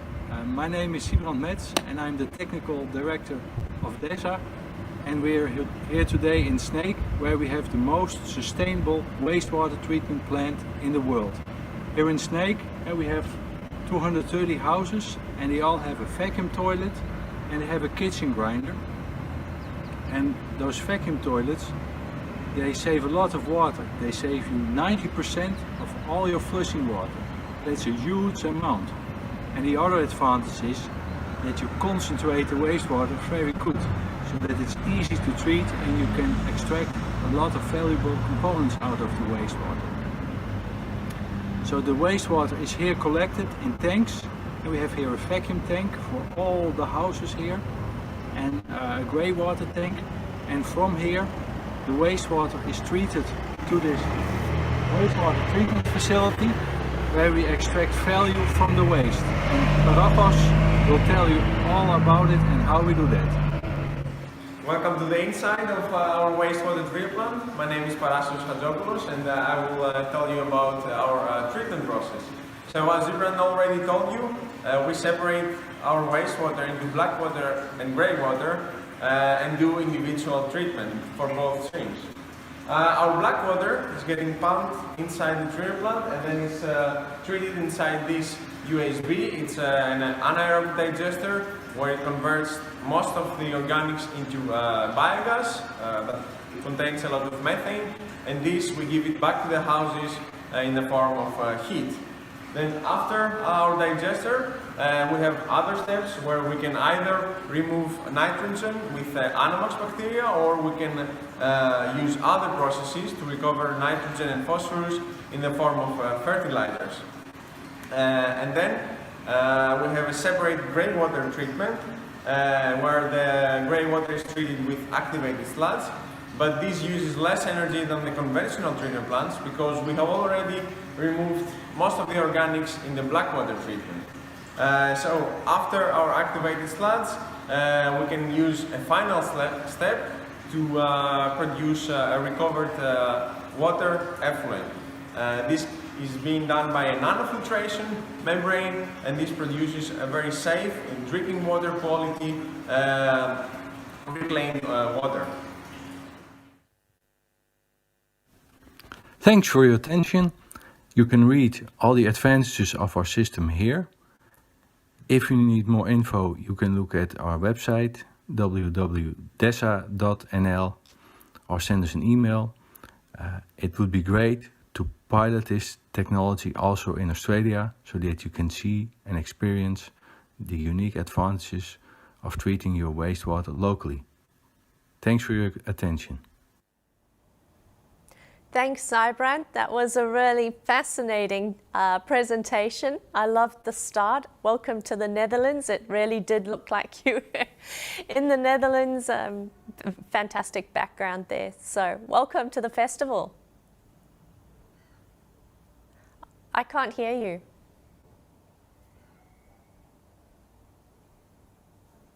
I still can't hear you. There. Can you hear me now? Yeah, good morning. Hello. Nice being there. Yes. All right, well, we'll jump straight into our questions. So first up, I'm going to throw to Bernie, if you would like to begin the Q&A. How long have I got, Alex? An hour? Or, You can do 2 questions. 2 questions. Okay, yeah, you got to keep Bernie under control. Give him a time limit. That's right. Listen to Denisha. I do. So, Brand, look, thanks for your presentation. And I'm interested. So, you said about 240 homes. So, it was a purpose-built community to demonstrate this as well. Is that right? Yes, it's a demo site. Yeah, that's correct. Yes, it's already there since 2010. Okay, and so the grey water system is reticulated or it flows downstream and pumped to the plant, and the black water, the toilets, and the mulcher in the sink is via vacuum system, is it? So it's 2 separate systems? That's correct, yes. Yeah, that's correct. Okay, and so it's thinking about the infrastructure there and whether you think it's a viable thing to do. Is it worth, sounds like it might be, worth doing the double infrastructure to get the separate flows to the plant? Yes, it's certainly feasible. It's indeed a dual pipe system, and it works perfectly, no problem. Yeah, it works perfectly. I'm just wondering about the cost. I'm just challenging you on the cost, Brand, or whether the cost of doing the double pipe system is worth it in the long run, because the plant is the payoff, isn't it? You've got a very efficient plant there. Yeah, that's correct. You don't need a central sewer system. So if you have a remote location where you don't have a central sewer system, or the capacity of your treatment plant is limiting, then it's worthwhile to have this dual infrastructure. Yeah, okay. And the residents, was there much training to get the residents on board with what goes where? No, it automatically goes well. They have to be instructed, of course, because the system is a bit different than normal. But once they're used to it, people are also very proud of using it because they contribute to a more sustainable world. So yeah, every day they flush the toilet, they feel proud. I do love this. Yeah, that's right. I've never heard anyone say that before, but I totally get it. I'm on board. The water that's from the activated sludge process, you said it goes through a nano filtration process. So what's that water used for in the community? Is it drinking or is it other uses? No, it's just for surface water. And that's something we are exploring right now. How can we reuse that water also for other purposes? We're thinking about some using it for washing your clothes or these type of applications. Okay. All right. Thank you.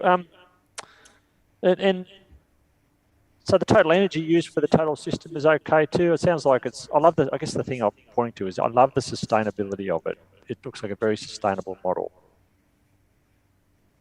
Yes, it is. Yeah, absolutely. It also uses less energy compared to a conventional treatment. Yeah, and I love the way you get bio waste into there. The food waste goes straight to the digester, which is really efficient. So there's some really nice things you've got going there. If you've got a community on board that's supported as well, I think you've got a really good model. Be really interested to see how it plays out. Been going for 10 years, you say? So it's well advanced. Yes, it's now running for over 10 years. Yeah. Well, congratulations. Thanks. I might hand over to one of my shark colleagues. Ash, do you want to have a go? Yeah, sure. Thanks very much, Bren. Thank you for that presentation. So my question is about, I guess, scale and also whether this can be retrofitted. So firstly, in terms of scale, so you've got 240 homes there, but can this can this process and I guess the infrastructure handle bigger scale precincts, you know, if you're talking about thousands of homes, or is there an upper limit so that you actually need multiple, you know, I guess what's the boundary for it? There's no scale on the larger volumes. Yeah, so this installation we have in Snake, it's for 500 people. We recently built one in Helsingborg, Sweden, where there's one for 2,300 people. So the larger the scale, the more economic the system becomes. Okay. So and is especially applicable for new built environment and where you have to have this dual sewer system. Yeah. Okay. So it's not suitable for retrofitting. It's kind of more suitable. Could be. You can use it for retrofit purposes, but it's more direct usable for new built environment. Yeah, it's more easier. Okay. And is it the two examples, or have you got more in Sweden and the Netherlands, or have you got more projects? So we have an office building in Den Haag, where we digest the wastewater for 8,000 people. We recently built a treatment plant for Buiksloterham in Amsterdam for a new built apartment complex. There is an installation in Ghent, in Belgium, for 1,500 people. And also in Hamburg, there's also a neighborhood of about 1,500 people also having this system with vacuum toilets and grey water separation and also local treatment. Okay. And in terms of customer bills, they're lower than what the conventional approach would be? If you look at wastewater treatment, then if you have more than 1,500 people, then it becomes cheaper for them. Yeah. Okay. So the bigger you kind of need a little bit of scale. There's a certain point at which it becomes more economical. Yeah, and because you have this local infrastructure and the treatment plant, which is you have locally, So at a scale of about 1,500 people, it becomes economically cheaper than conventional large-scale treatment. Okay, thank you very much. So that's a cost perspective. If you look at the water recovery locally, if you also take that into account, then you would have that at a lower number of people. Thank you. Over to you, Nisha. Thanks, Ash, and thank you again for that pitch, Sybren, and joining us from the Netherlands today. Look, you know, your innovation is super important as we promote more sustainable integrated water cycle solutions. Ash actually stole my question about where else, apart from the Netherlands, your customers have used your technology. So my question to you will be around, well, what support do the developments that use your technology need to ensure, you know, ongoing viable operations? Do you provide, you know, that support on an ongoing basis, or do you set them up and basically give them the training to run it themselves? How does it work? How does the model work? It depends on what a customer wants. We can, of course, what you say, train them and then relieve, but we can also support them by keeping their operations running. And we can do that remotely and keep the systems working perfectly. But we need somebody locally to do the hand-on job there. But we can support it from Snake in the Netherlands. Yeah. Okay, so you do have that remote monitoring capability as well, to the extent that you know, the customer's further away from your head office. That's correct. Yes. Okay. Okay, great. Thanks, Sybren. You're welcome. Brilliant. All right, there's one question here from our online audience. So they have, well, there's actually two, but I'm just going to choose the one that was upvoted. Can this decentralized solution be used with a normal toilet, not a vacuum toilet? You can do that, but then you cannot digest your black water because you need a higher concentration of organic materials to be digestible. Okay, no, that's fair enough. And then I'm just going to throw my own question in there. Are you looking at moving into areas where there is no infrastructure or there is no current sewer system? I'm thinking more of your developing nations where this is a really big challenge. Is that something that's on your roadmap for the future?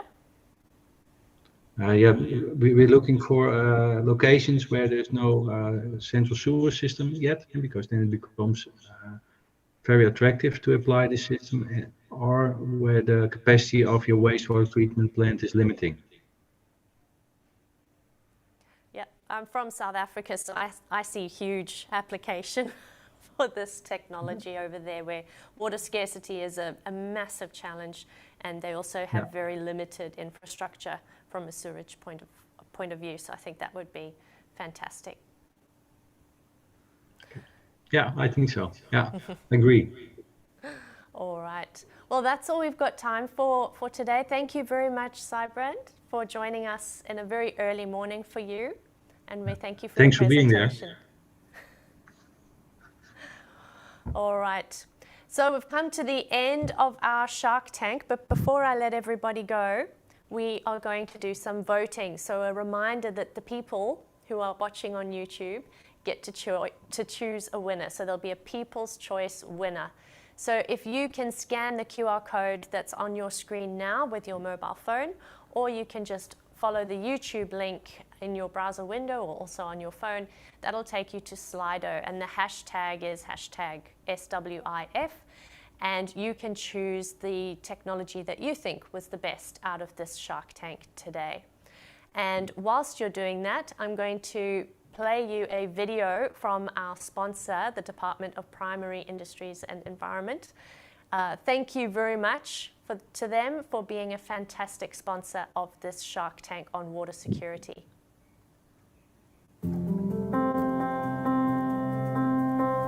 The New South Wales Government is planning for a sustainable and resilient water supply for everyone in the Greater Sydney region the Blue Mountains and the Illawarra, now and into the future. We're developing the Greater Sydney Water Strategy because our city's future prosperity, livability and growth relies on how well we plan, manage and use our water resources. Greater Sydney is now home to more than 5 million people and continues to grow, creating an increased demand for water, requiring at least an additional 120 billion litres per year by 2060.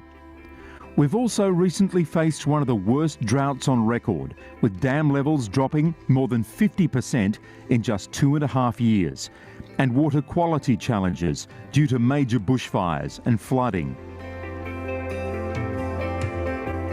The draft Greater Sydney Water Strategy has been designed to address the key water challenges for the future, including servicing our growing population, building resilience to drought and climate change, supporting our economy and jobs, putting water at the heart of cities and communities, and improving water management outcomes for Aboriginal people.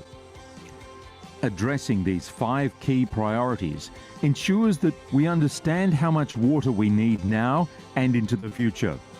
Our water systems are sustainable for the long term and resilient to the rise of extreme events. Our city is green and livable.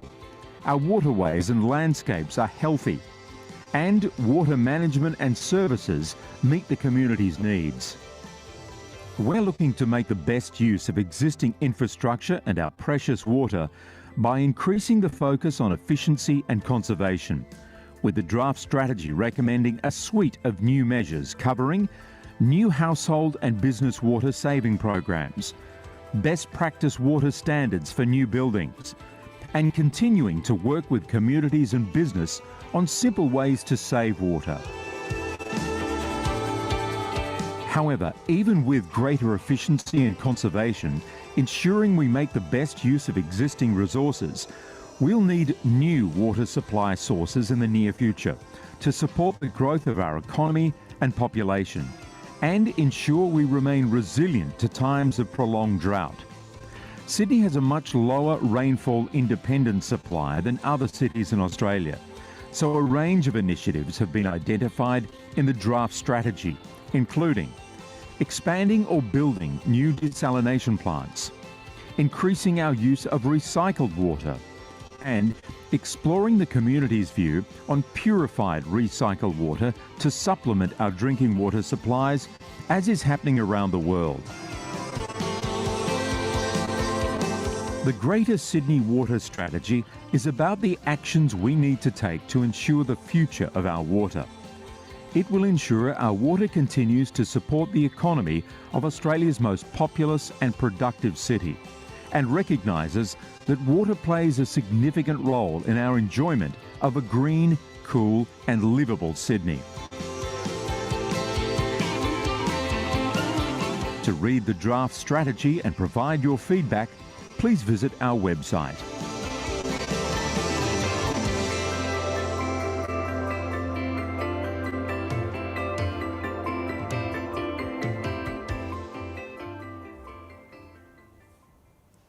That's a really important document, and I'm thrilled that we get to talk a little bit about that today. So thank you.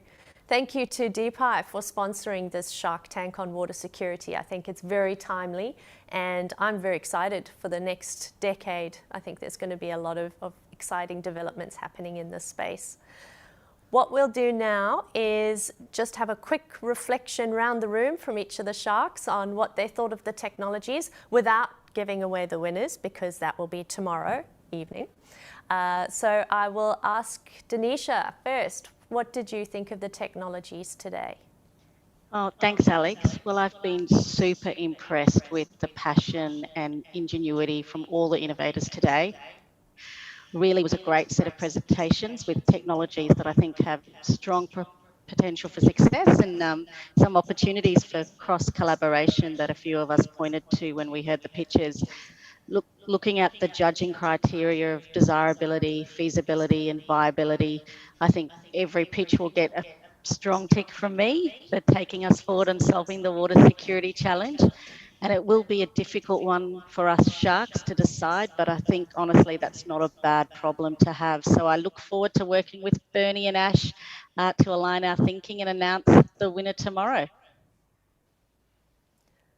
Fantastic. Bernie, did you have any closing comments on your Shark Tank experience today?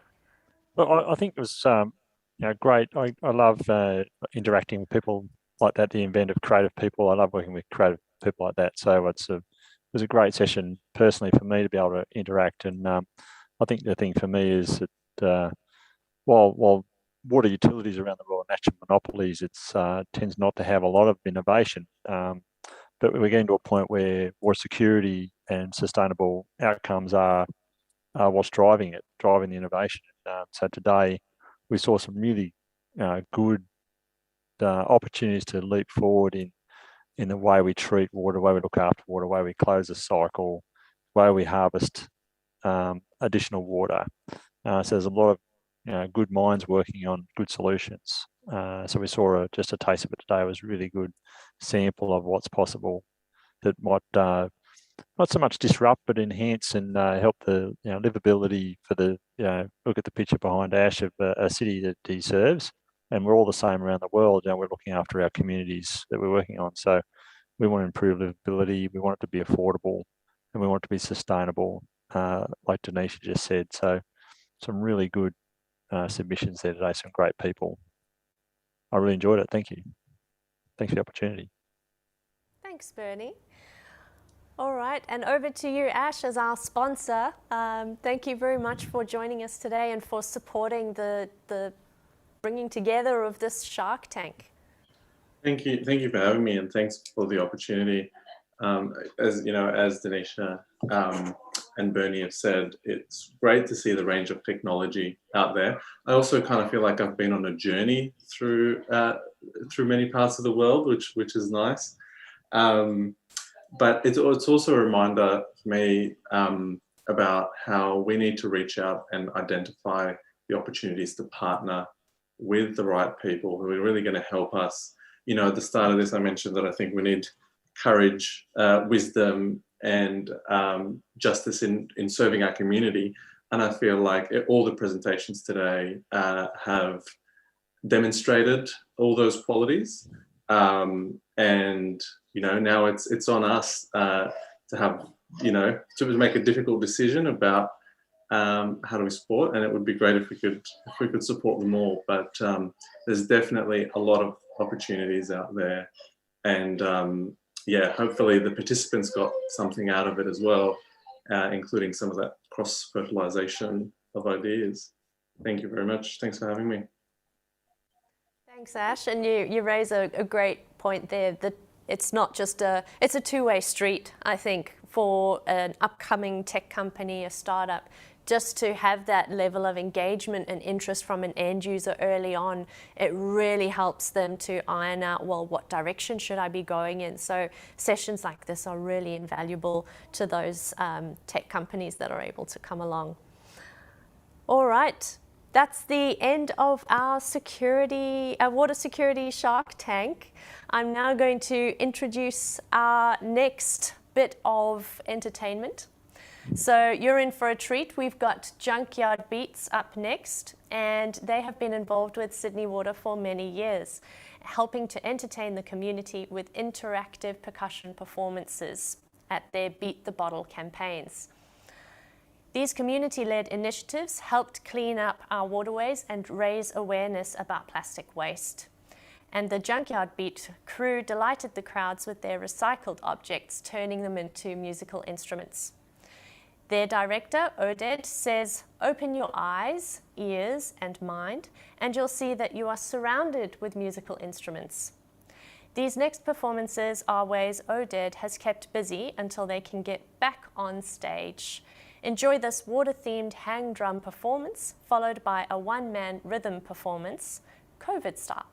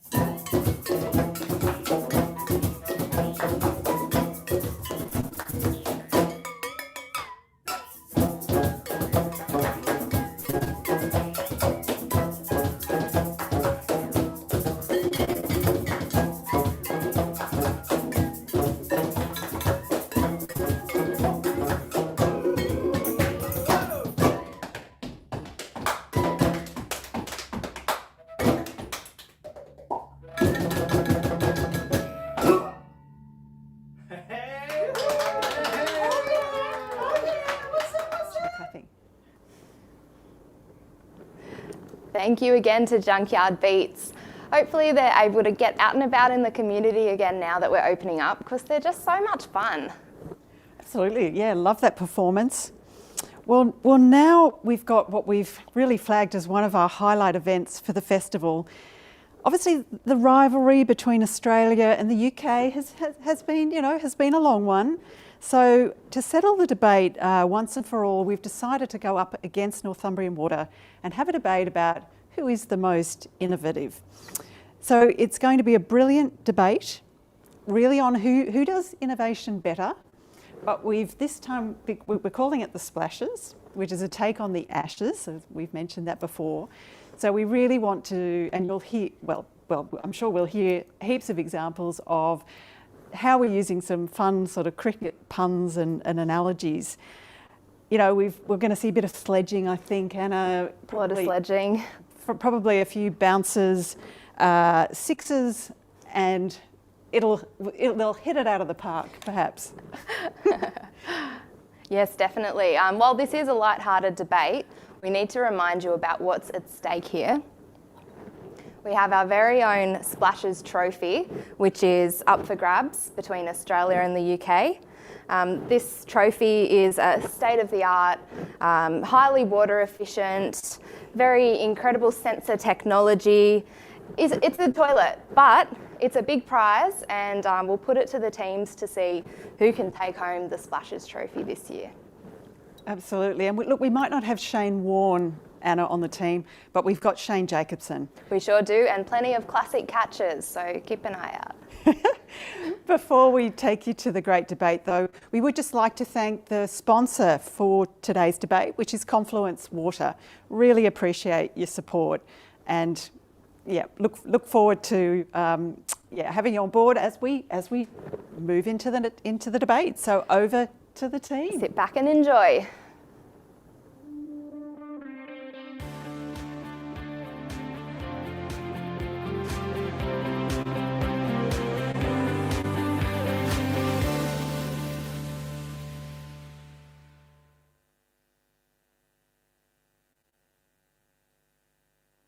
Good morning, good evening. The Northumbria Water Innovation Festival. Hooray! This is the brilliant debate coming to you from Britain and from Australia, and all the way from Australia. Say hello, Shane Jacobson. Neil, mate, thank you so much. Great to be here, mate. I'm trying to figure out what time it is over there at the moment. Over here, it's midnight, but for some reason the sun's out. So maybe I've got my timing wrong. But, mate, pleasure to be here. It's early in the morning, but Shane, that's a very well-appointed bedroom you're in. Is it yours or somebody else's? If I'm honest, I may be in the middle of shooting a commercial at the moment, but I didn't want to miss being a part of this. So there's a film crew downstairs who are desperately wanting me to finish doing this to get back to them, but I don't want to go there. I want to be here, so I'm right where I'm supposed to be. Right, Shane, so we're going to move on now. Are you excited? Yeah. I'm excited. I am, mate. You should tell everyone a little bit about what we're doing. I'll let you lead the way. Oh, well, the thing is, everyone has heard of the Ashes, the cricket. It's been around since 1882, but this is the Splashes. This is a big debate, the Innovation Festival, and so we're going to be pitting Australia against England. Isn't that exciting? Team Australia is obviously going up against you wonderful folk, our dear friends over there in the UK. So there's going to be bouncers, googlies. I think we are going to welcome a bit of sledging, aren't we, Neil? I think that's pretty fair.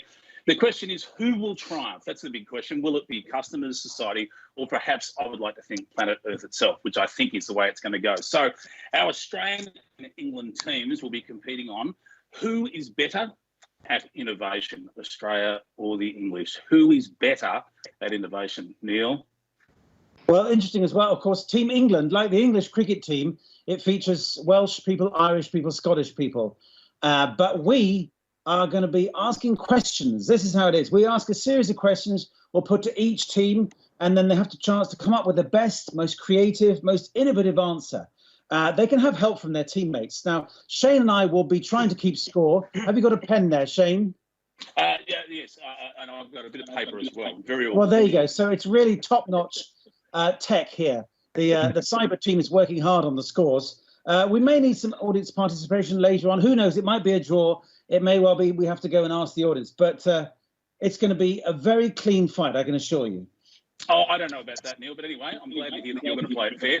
On that note, I think it's time we introduce our teams. If you don't mind, mate, I'll start with the Australian team. I think it's worth noting the Team Australia has strategically left out the tail enders and stuck with a team that are, can I just say, the top order batters, if you will. First up, it's my pleasure and my honour to introduce our speaker one, which is Chris Gould, opening for Australia. Chris is the General Manager of Business Development here at Sydney Water. He's passionate about battery storage, electric cars, a bit of a topic close to my heart, being a former Top Gear Australia host, and is one of the hardest hitters when it comes to innovation, so you should all be nervous, and in fact, that would be wise. Speaker two is the wonderful, incredible Andy Saunders. I'm stoked we've got him with us today. And Andy is a proud Biripi man and well-known stand-up comedian, and a great one at that. He's been telling jokes ever since he can remember, and probably even before that. He would have been joking the worm, I would recommend. And Andy believes that the best way to change the world for the better is through laughter, and that a human being is at their most vulnerable while laughing. So get ready for crowd catch when Andy comes on. And I think we can all agree, and I'm sure Andy does, isn't it time to laugh again, folks? Anyway, and Veena Sahaswala coming in our third position, which of course is our most technically proficient batter, is Veena. Veena, can I say that? Is that right?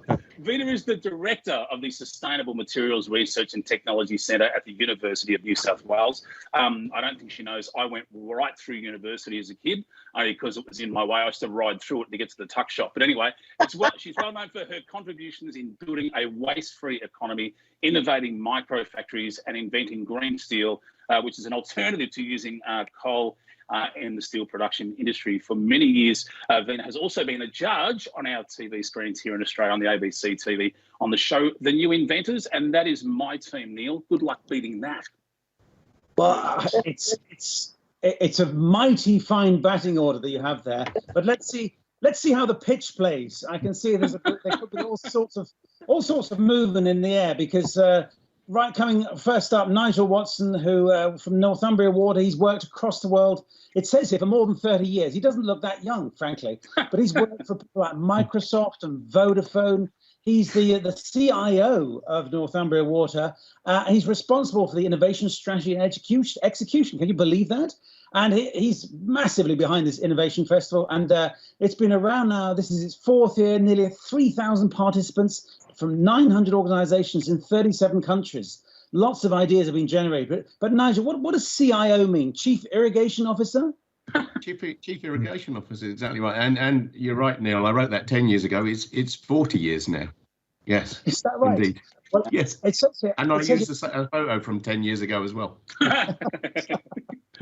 You're Group Information Services Director. So every day he's writing out a memo and dropping little notes in people's offices. So he's a busy boy. Then we have Tim Reed. So Tim is both a comedy writer and a creative consultant. So he's co-created and co-written BAFTA-winning award shows like Peter Kay's Car Share and Meet the Richardson. But he's also a world-class innovation expert. He wears two hats, if not more. So he's helped all sorts of organizations to innovate, to be creative. So this is his thing, innovation. That's why you're here. Tell us a bit more. Where are you today, Tim?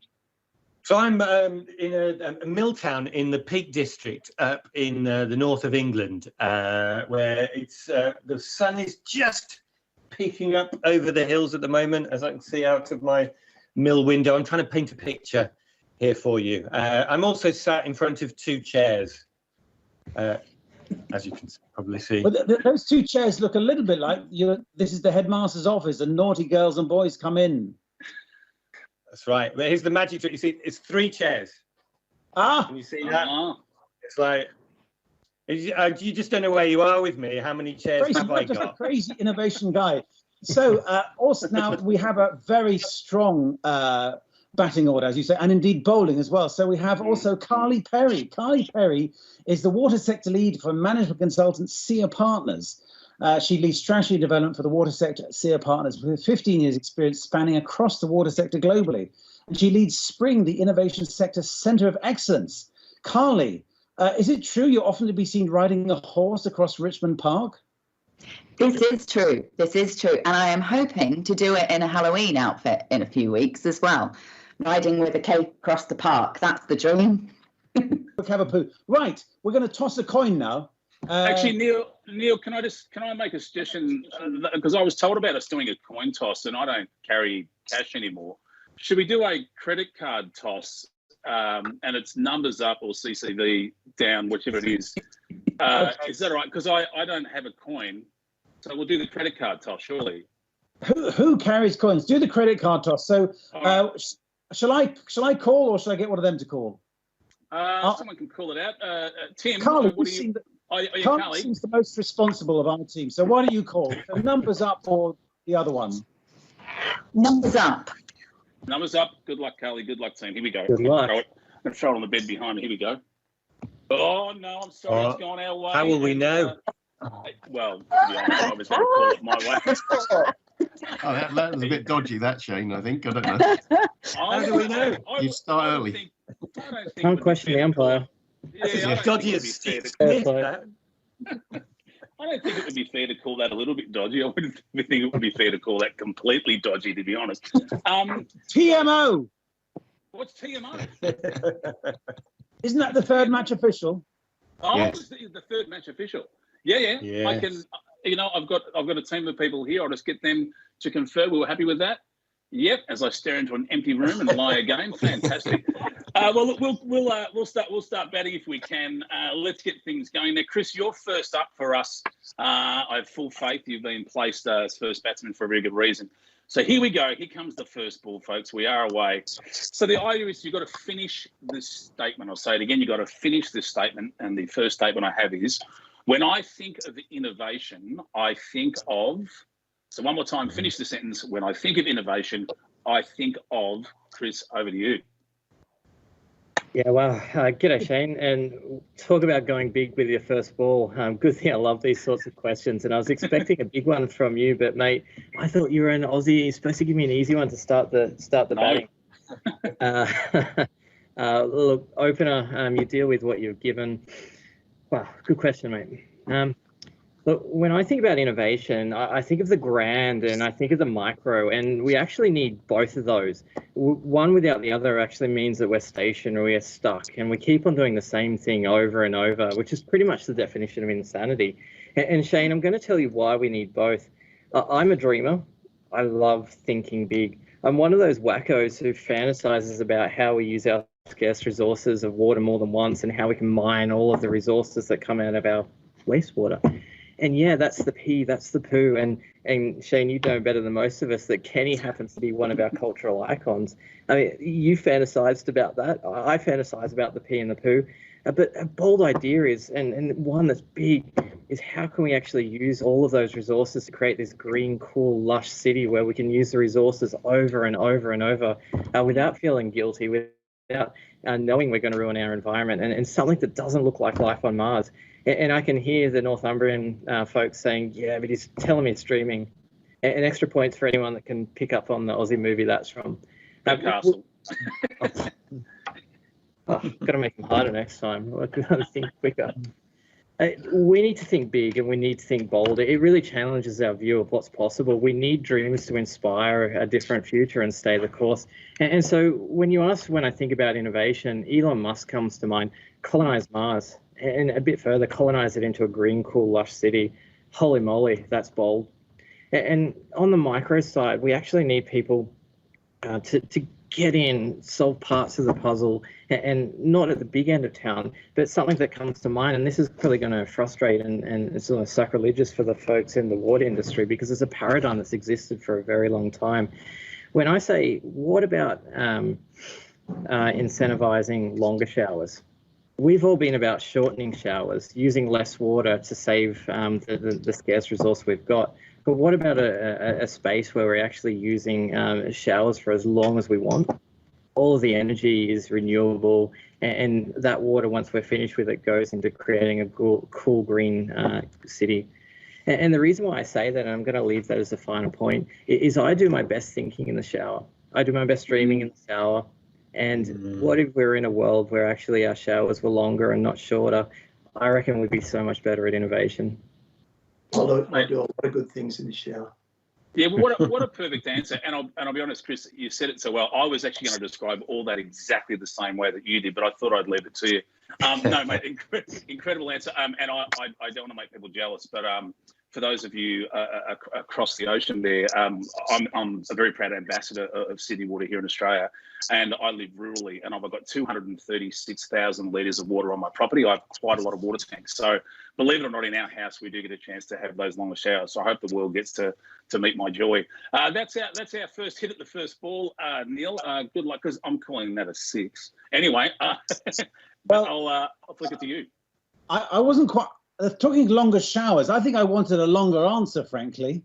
You know, don't you think? And also, what are you saying, Chris? I think what you're saying is the people around you are a bit smelly. They need to spend more time in the shower. That's what you're really talking about, isn't it? We need to recycle that dirt. Actually, the thing that came to mind, I've got 6 kids, and the house is pretty smelly. It's all of those things, and I'd love to be able to stick the kids in the shower and out of sight, out of mind for as long as possible. Yeah. All right. Well, I'll give you a run for each of your kids. So 6, yeah, boundary, pretty good stuff. So how are we feeling so far, England? That was a pretty good start. He was talking about grand and micro. He's a dreamer. He fantasizes about wastewater. I think we all fantasize about wastewater, don't we? I know Nigel does, that's for sure. Yeah. So are you ready? Are you ready now for the next one? Do you have your own? Yeah, I think so. Did you want to say anything about his answer, by the way, before we move on? What do you think? Well, only that I've got 4 kids. I know it's not, 6, but I expect 4 runs, right? At least. Well, okay. I think you need to answer the next question. So let's just check. Who's going to answer this? Because what I want to ask you is, I want you to persuade someone on the other team to go on an innovation date with you. I will start by saying, well, Northumbrian Water Group, because I will answer this question on their behalf, are surprisingly good innovation for a water company. And, we've been at this for the last 6 years using design thinking and data hacks. And so just to get all romantic on you for a moment, I'm going to talk a little bit about process. And, and we're good at the idea generation process. That essentially is the innovation festival where most of our ideas come from. Sort of 40, 50, 60 ideas will come from the festival and back into our business. And over time, we've got better, I think, at that kind of getting from idea to value and that process and trying to speed that up. So I would put that on the table first off and go, we're quite good at process, but also humble enough to learn. And I think we could learn a lot from each other and why it would be a good reason to go out on a date. And we also know that not everything goes well all of the time. 4 out of 10 of our ideas succeed. And we're kind of comfortable with that.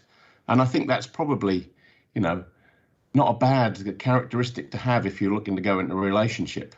So, and then I would say, well, we're doing the festival together, right? You've got Sydney Water Festival, Northumbrian Water Festival. So we're practically on a date already. I mean, you might have thought it was platonic, but, not necessarily. We might not have disclosed our full intent. And yes, it is a long distance. It is a long distance, you're right. But we're open. We're open. You can go and innovate with other people still. And we think that would be beneficial. And we will innovate with other people and we'll bring those ideas back together and come back together. And I think it's better for everybody. And the tech, now, let's be honest, better than ever. So I think distance doesn't really need to become between us. But lastly, I would say the planet needs us to come together. We're facing needed to adapt to climate change, right? So there's fires, there's floods, there's droughts. And I think if we can come together, then we can help to solve these issues much more quickly by learning from each other. So I think the planet needs us to go on a date. Carly, Tim, anything you would... Well, what a great chat-up line that would be, though. I think the planet needs us to go on a date. I'm going to use that one. If ever my 25-year-old marriage ends, I'm making notes here of chat-up lines. So the planet needs us to go on a date. Nice. Absolutely. Yeah. And if it was me, I was going to say my chat-up line, my innovation chat-up line would be, I've got a massive ideas toolbox. To get your creative juices flowing, but I prefer yours actually. The planet needs us, so I'll back out. Absolutely, we're getting much better at transferring idea to value. That you had me at that, and also 4 out of 10. I mean, if you had that kind of strike rate on Tinder, I think you'd be very happy, wouldn't you, Nigel? So I think that's 6 runs. Yeah, thank you. Yeah, and I think there should be a platform for innovators to get together, right? That Carly might call that Spring. I might call that INDA or something like that. I don't know, but yeah. As you get older, it turns into tender, I think. Well, if absence makes the heart grow fonder, surely distance can. And I love the idea that we should share ideas, because if we can all do it, because as you know, stealing an idea from one person, that's plagiarism. But if you steal it from many, that's research. So we can get away with it without being sued. Yes. Andy, mate, you're up next, buddy. I do agree, by the way, Neil. I reckon we'll give that 6. So far, we're a draw. Andy, first, great to have you with us, mate. Thank you so much for joining us, brother. Mate, here's my question for you, buddy. And you've got to finish this statement. Finish the sentence. We need to change the world by inventing. One more time. We need to change the world by inventing. How would you finish that? Oh, God, look, there's so many ways. And by the way, I'm so honoured to be here. And I love that this whole debate and this event is associated with cricket, you know, the splashes, the Ashes. It's great. I could never play cricket because I hate it. And I want to answer this question because it's important to answer this question. Look, you can create inventions that change small worlds, individual worlds. We sort of create little inventions all day, every day as an individual. But I think we need an invention that is going to absolutely change the world forever. And my suggestion for this is to invent a skid-proof toilet bowl. Now, I know that sounds weird, but it is valid. I don't know how many times I've overstayed my welcome in the lavatory because it has been ruined, and I can say ruined by what looks like it's been in a Nutella fight.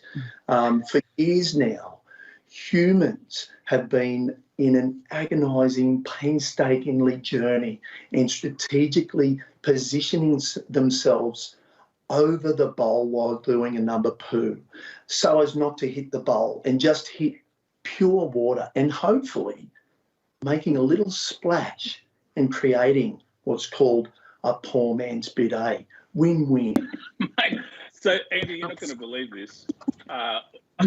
Thank you. Firstly, I'm going to call that a 6 because it's a worldwide problem, and I can't believe that it took you to bring it to everyone's attention to solve it.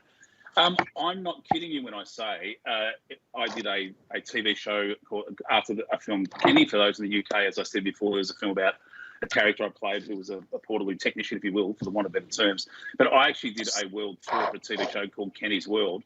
I went to Japan to the Toto toilet factory, and I actually went to the department that work on exactly what you're talking about, and it's where they kiln the toilets, and it was actually about the temperatures they had to get it to get the perfect glaze, and they literally had a team of people that had all kinds of food products and all kinds of like tarry solutions they drop on them. So believe it or not, Andy, I have been to the department at the town called Toto. So the Toto toilet business is so big. There's a town in Japan called Toto. Like you literally go into this town and drive around. Every factory is related to making toilets. And I went to the department with the people that work on that problem. So the problem is at hand, if you will, or just over the horizon. It's not too far away, but I'm going to put you in contact with them in Toto. They'd be thrilled to have you on board. But can I want something to say? I was going to say, surely it'd be more appropriate to give Andy 2 for that than 6. Yes. Good point. What a clever point. Yeah, absolutely. So I'll give him 2. Shall I?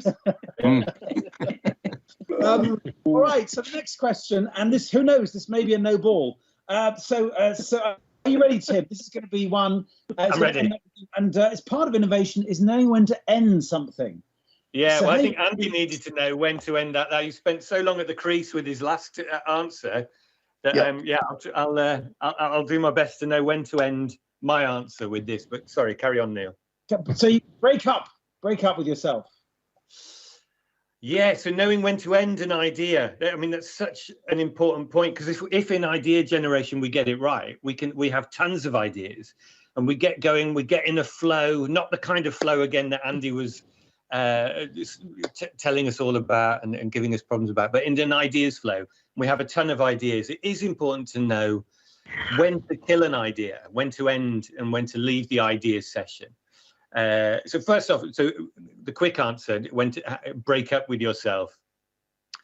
You're a fat, balding old man and it's over. Okay, so that's that bit done. I've done that. But when to know when to stop with the ideas.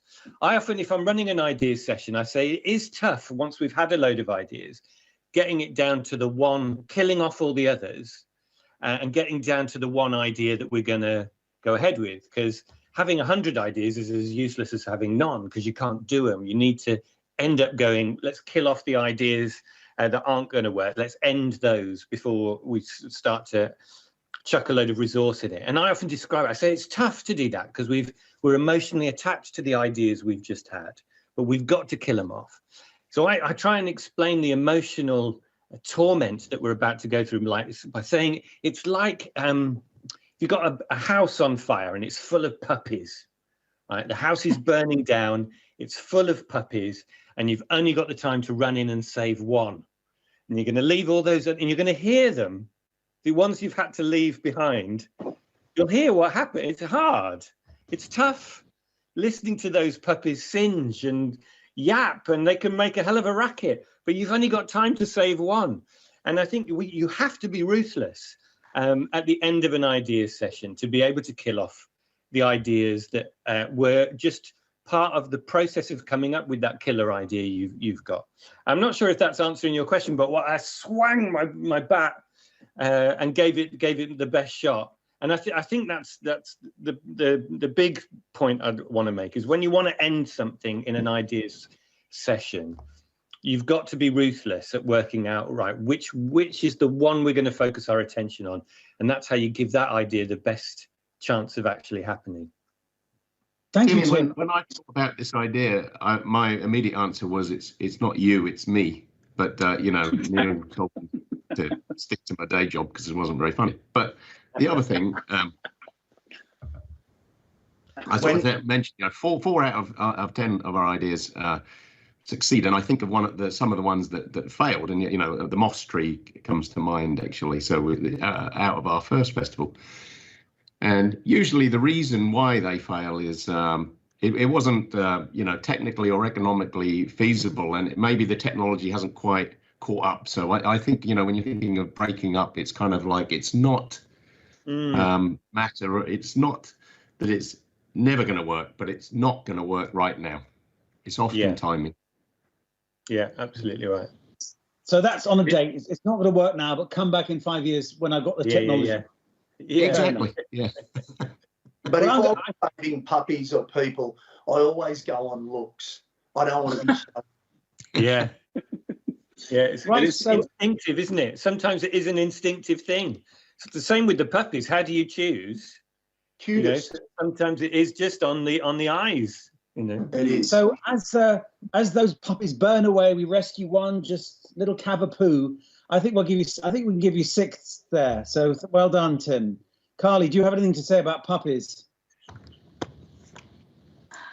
I'm just devastated at the puppies that are dying, to be honest. I'm glad there was the 6, but my heart is broken at the same time. Okay, well, thank you, Tim. Let's, Shane, how many runs would you give that? Yeah, I mean, look, it's hard because I love dogs. I don't think I could eat a whole one, but I do like dogs. But yeah, it's important. I do give that. I'm going to give it 6 again because it is important to know that sometimes not every idea can be a great one. There's only a very small percentage of ideas that really do see their way all the way through. But it's also, when we talk about percentages, it's also important to know that 47.36% of statistics are made up on the spot. So that's stuff you've got to keep in mind. But you want to make the right choice because, as we know, success has many fathers and mothers and failure is an orphan. But anyway, we're going to move on to Vina now. Vina, thanks for being so patient with us. Once again, same rules. You've got to finish this statement or sentence, if you will. Here it is. Stand by. Ball coming at you now. Gee whiz, it's got a bit of spin on it, this ball. Bit of Shane Warne reference there. A historical invention that is still one of the greatest in time is. One more time for you. A historical invention that is still one of the greatest in time is. How would you finish that?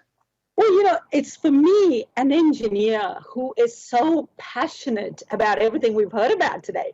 You know, there's Chris talking about my esteemed team members doing things at the micro level, and there's Andy talking about that important problem that we all share. So one important question for all of us is, how are we going to save our lives if we were on a plane that, God forbid, had an accident? So here we are, the most important one, aircraft escape slides, invented in 1965, still the most important one by a Qantas employee, not British Airways, Qantas employee whose invention is, guess what, mandatory safety equipment in all airplanes. But you know, that's going way back, way back. Let me bring everyone to the current crisis of where we can imagine a historic invention, only 9 months old, just been born. Our green ceramic tiles, specially prepared for Neil to match with his beautiful, beautiful shirt, Neil. This is a green ceramic tile, I kid you not, is with your shirt. Well, you know, kind of similar to that. And when you get to the point where you go, what else do I do with it? You go make those toilet bowls, the green ceramic toilet bowls. And this is what it is, perfectly. And, you know, this is new just for you, just for you. A green ceramic toilet bowl coming out of, guess what, Chris? Micro factories. These are micro factories.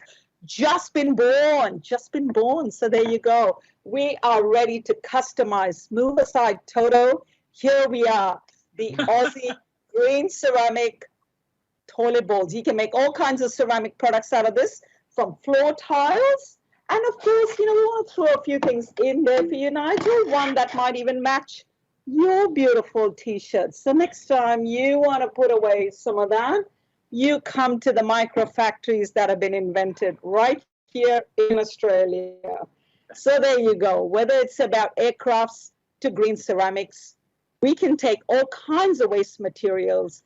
It takes Aussies to come together and invent with our partners in Cootamundra, of all places, in New South Wales, which is where our micro factories, and I'd invite you all to come and visit how inventions actually are made and born and created. So there you are. That's what inventions are all about. Rena, can we add to the list too? I think people got to know that, you know, life saving was invented here in Australia. I know it's hard to invent a role, but we'll go with that. But also, as a car lover, I can't go past the fact that Australia invented the ute. The ute, the car, the ute was invented in Australia. It was because you wanted to be able to take. You want to be able to take the pig to the market on Sunday. Go to church on Sunday, and the pig to the market on Monday. So believe it or not, Australia invented the ute, and as a car, we love to do the DIY. We love to make it happen. We love to just do it ourselves. We are the doers. We're passionate.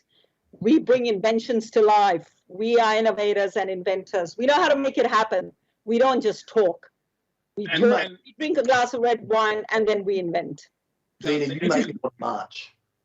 This is getting really competitive now, isn't it? It feels like this is taking an extra competitive turn. Yes. We're getting feisty now. Just come down we bring it on. We bring it on.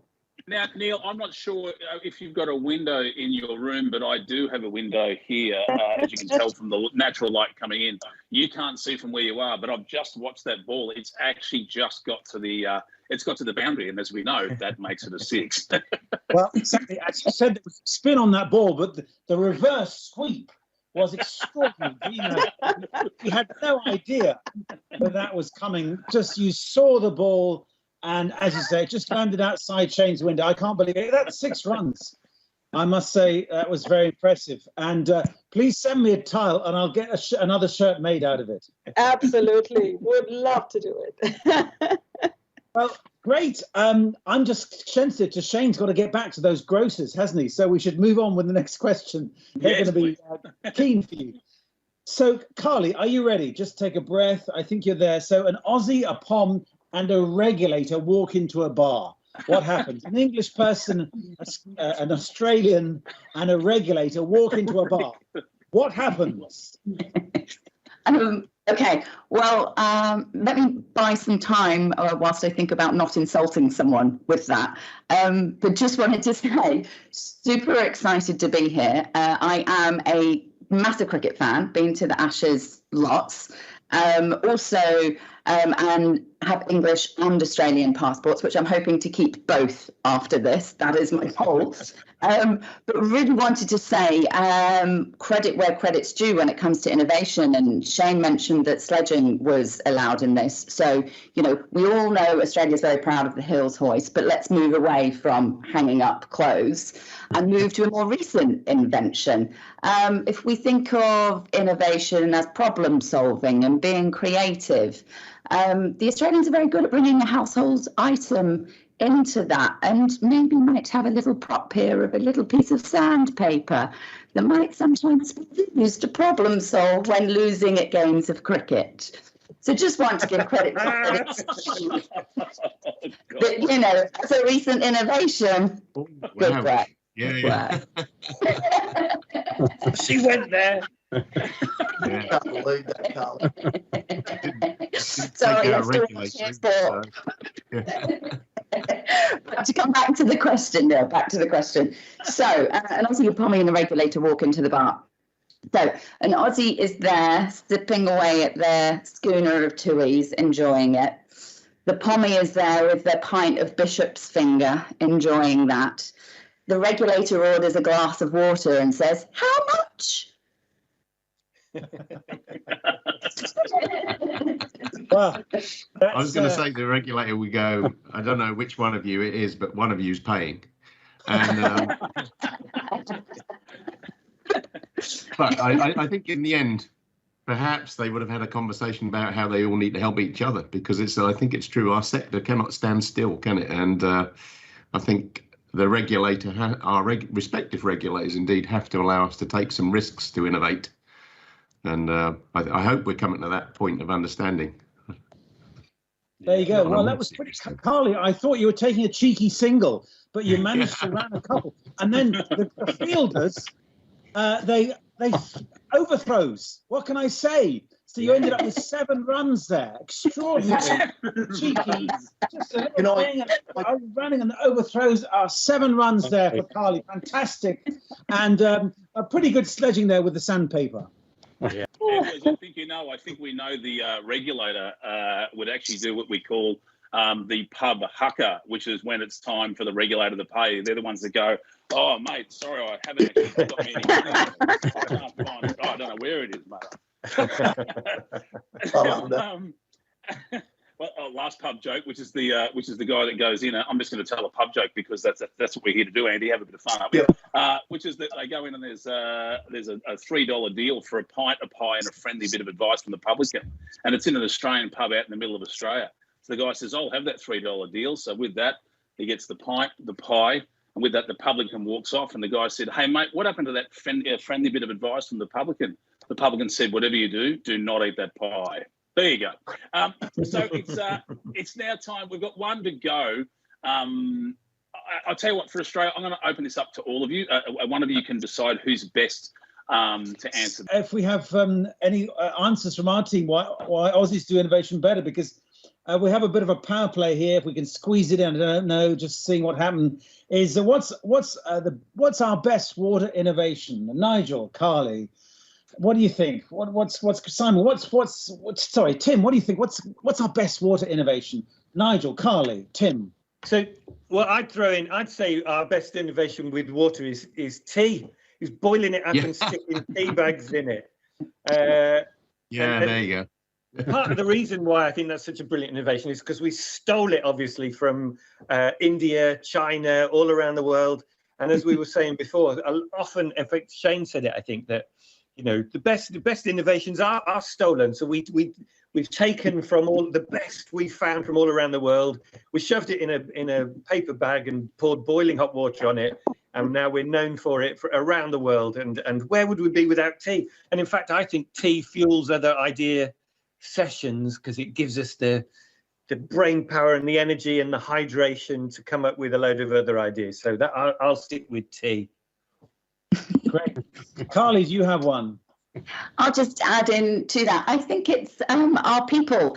There's a whole bunch of passionate people who know a lot about the sector and want to save the planet and make a change. And to Nigel's point about the best is still coming, with spring being launched in December, we will be here to bring those brilliant people together and get them solving some of the big problems that we've got. So I'm sure the best is still to come in terms of water innovation for us.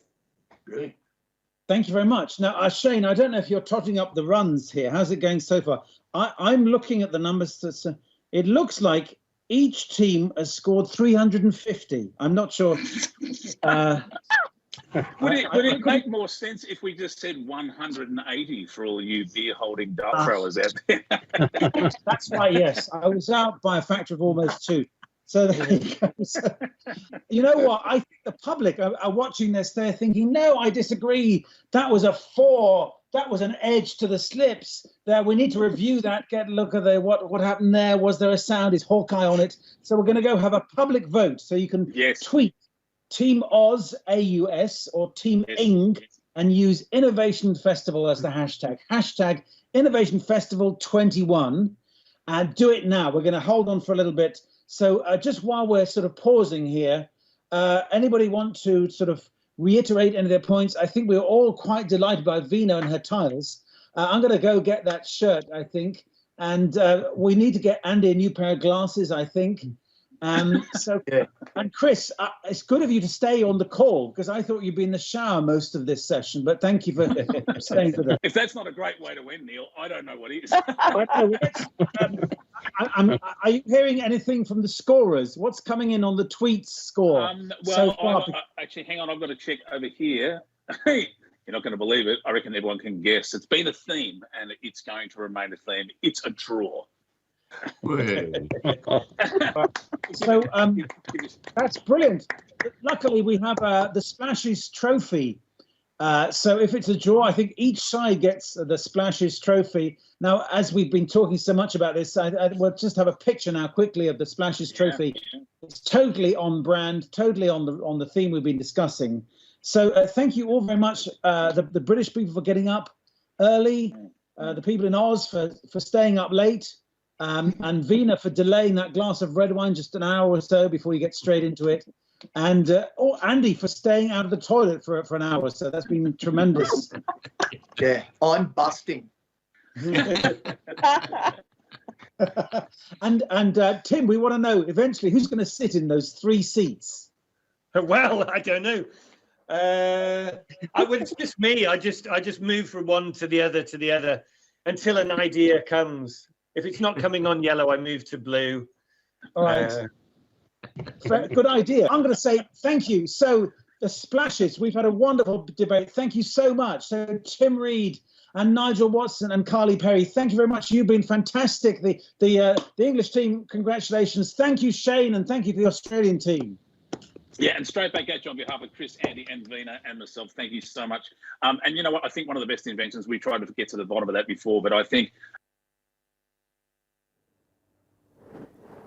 Oh, thanks to our panel. How much fun was that, Anna? It was a bit of a crack up. Hope everyone enjoyed it. I don't think I've heard so many cricket puns used in what was probably about 40 minutes.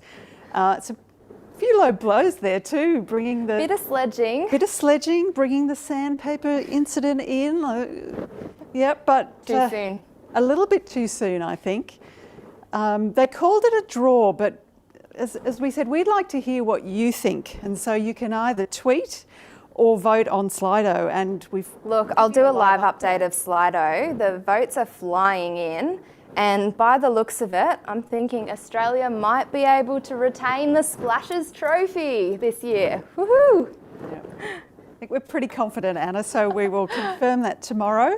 Make sure you get on and vote.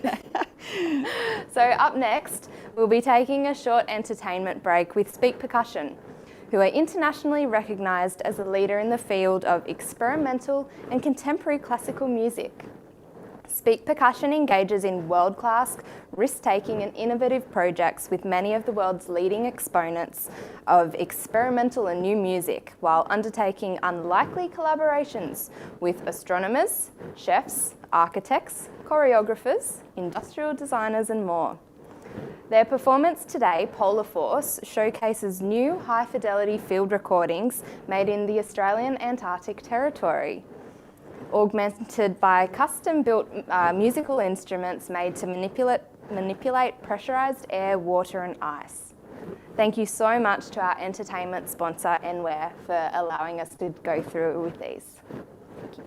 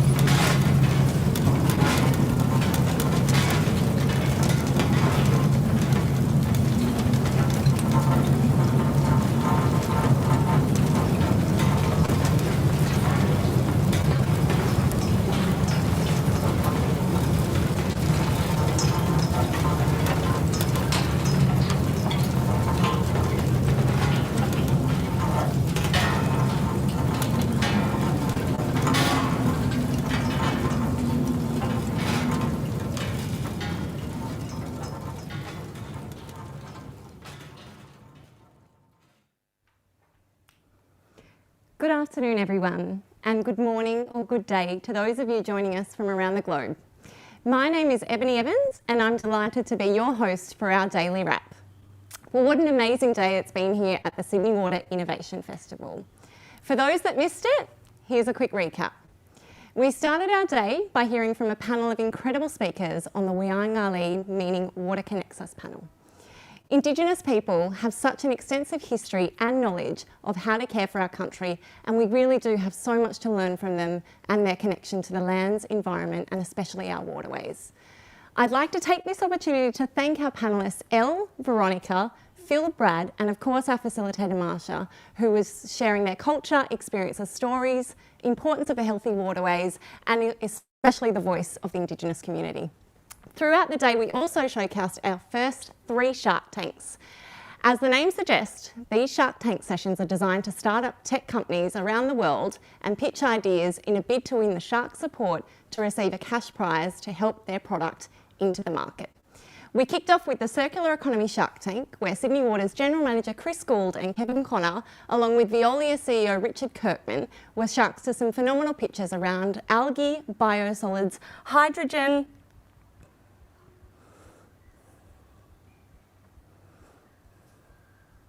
apologies, folks. If you were wondering if this is pre-recorded, it certainly is not. And fat, oil and grease, or FOG. We then moved into the Livability Shark Tank, where another of our general managers, Jamie Halambi and Duncan Challenge of Celestino, heard pitches from 6 technologies ranging in the categories from swimmability and stormwater management to urban cooling and remediation. Our last Shark Tank for the day was the Water Security Shark Tank. 2 more of Sydney Water's general managers, Denisha Ambu and Bernie Sheridan, were joined by the Department of Planning, Industry and Environment's Ash El Shabini to hear pitches from ranges of companies on topics including purified recycled water, stormwater management, flooding and rainwater storage. I must admit, having heard the pitches from each of these Shark Tanks today, I certainly don't envy the sharks, who have an incredibly difficult decision of announcing the winners during our closing ceremony tomorrow afternoon. We also heard a fabulous executive panel session moderated by New South Wales Chief Scientist Hugh Durant-White, where Sydney Water board members Marlene Kanga and Trevor Bourne were joined by executives from our platinum sponsors, including Brian Solis of Salesforce, Brett Shoemaker from Microsoft, and Jeff Bretz from Confluence Water, to discuss effective leadership and how we can better drive a culture of innovation in the water industry. The panel talked about the importance of leadership within organisations to drive innovation and empower staff, as well as continuing to build that innovative ecosystem outside and collaborating across different industry sectors. We finished off by hearing the brilliant get-together, or the Splashes as it's known, a battle between Australia and the UK for who is better at innovation. The cricket banter was strong, with Shane Jacobson and UK comedian Neil Malarkey hitting some hard sixes, bowling some LBWs, and the team fielding some all-time classic catches. The Australian opening batter, Chris Gould, spoke about how he hopes for a future where there is more than enough water for everyone to have longer than 4-minute showers. Andy Saunders shared his aspiration for a self-cleaning toilet, and Professor Veena brought along one of her famous green ceramic tiles made from recycled waste products. The light-hearted sledging and friendly rivalry between both teams made for a fun and entertaining session, and it was great to see the game end in a draw. Now, behind the scenes of the festival, we have 5 design sprint teams busily working away on key challenges to the water industry, as well as an impressive team of data hackers who are picking apart some massive wastewater and stormwater data sets. Earlier today, we had a live check-in with Dom Hatfield, our General Manager from Digital, and Hackathon lead about how our data analysts are tackling the challenge of better understanding our wastewater network in relation to customer experience, and we'll catch up with him again shortly. In terms of the design sprints, they really are the core of the festival. They're the engine room for tangible outcomes. Our sprint teams are comprised of diverse people from Sydney Water and our key partners.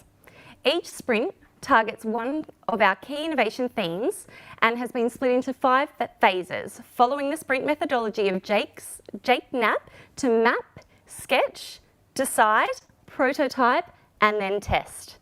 I'm lucky enough to be joined now by the general managers and sprint deciders.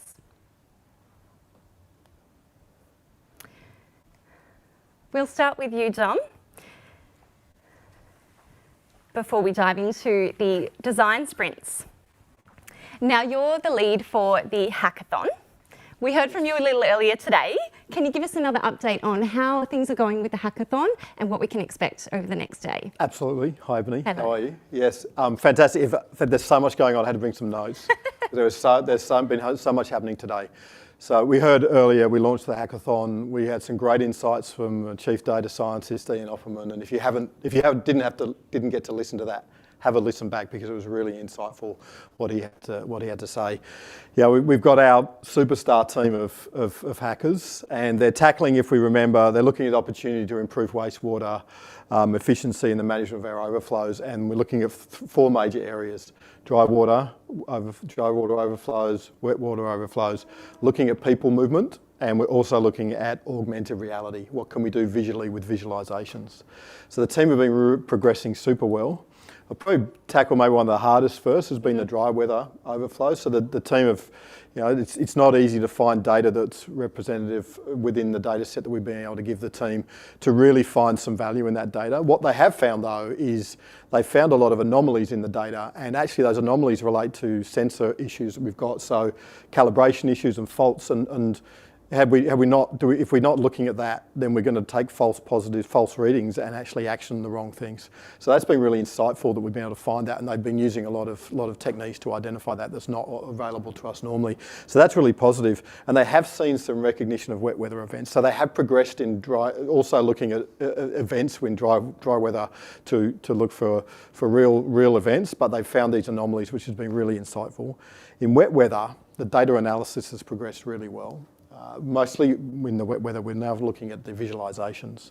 So what can we do to visualize the data in a way to make it really powerful? So the teams are augmenting maps, they're augmenting time slices and other visualizations, and they're starting to see they can correlate. They're able to correlate data for looking at tree growth and looking at what the other things they're telling me they're looking at. A lot of identification of root-bound overflows, looking at those visualizations. In fact, in the sample set, found 69% of the samples were about root-bound overflows, which we know is a major problem for the organisation. So being able to proactively identify those is fantastic. So that's really great progress. People movement, we have seen evidence of correlating people movement to changes in sewer flow. So we have started to find some correlation. The sample sets are small, but we've been able to find some correlation there. So that's fantastic. So three ticks we've been progressing, and the 4th one, we're looking augmented reality. This is the exciting one. It's the big reveal tomorrow, what we're going to see with our demo. The team they've taken our spatial data, they're taking our asset data, using Microsoft's capability of augmenting that into visualizations. And I don't want to reveal too much because it's pretty exciting, but they've done a great job and made it very actionable. So there's a lot of takeouts already. We've got another day to go, and we've already got a whole lot of actionable insights. We've got a whole lot of actionable capability from the team, and it's been fantastic. Excellent. Yeah, really Thank you for joining us, Dom. Really appreciate the update and looking forward to hearing the outcome at tomorrow's closing ceremony. No problem. Thank you for Thanks, joining Evelyn. us.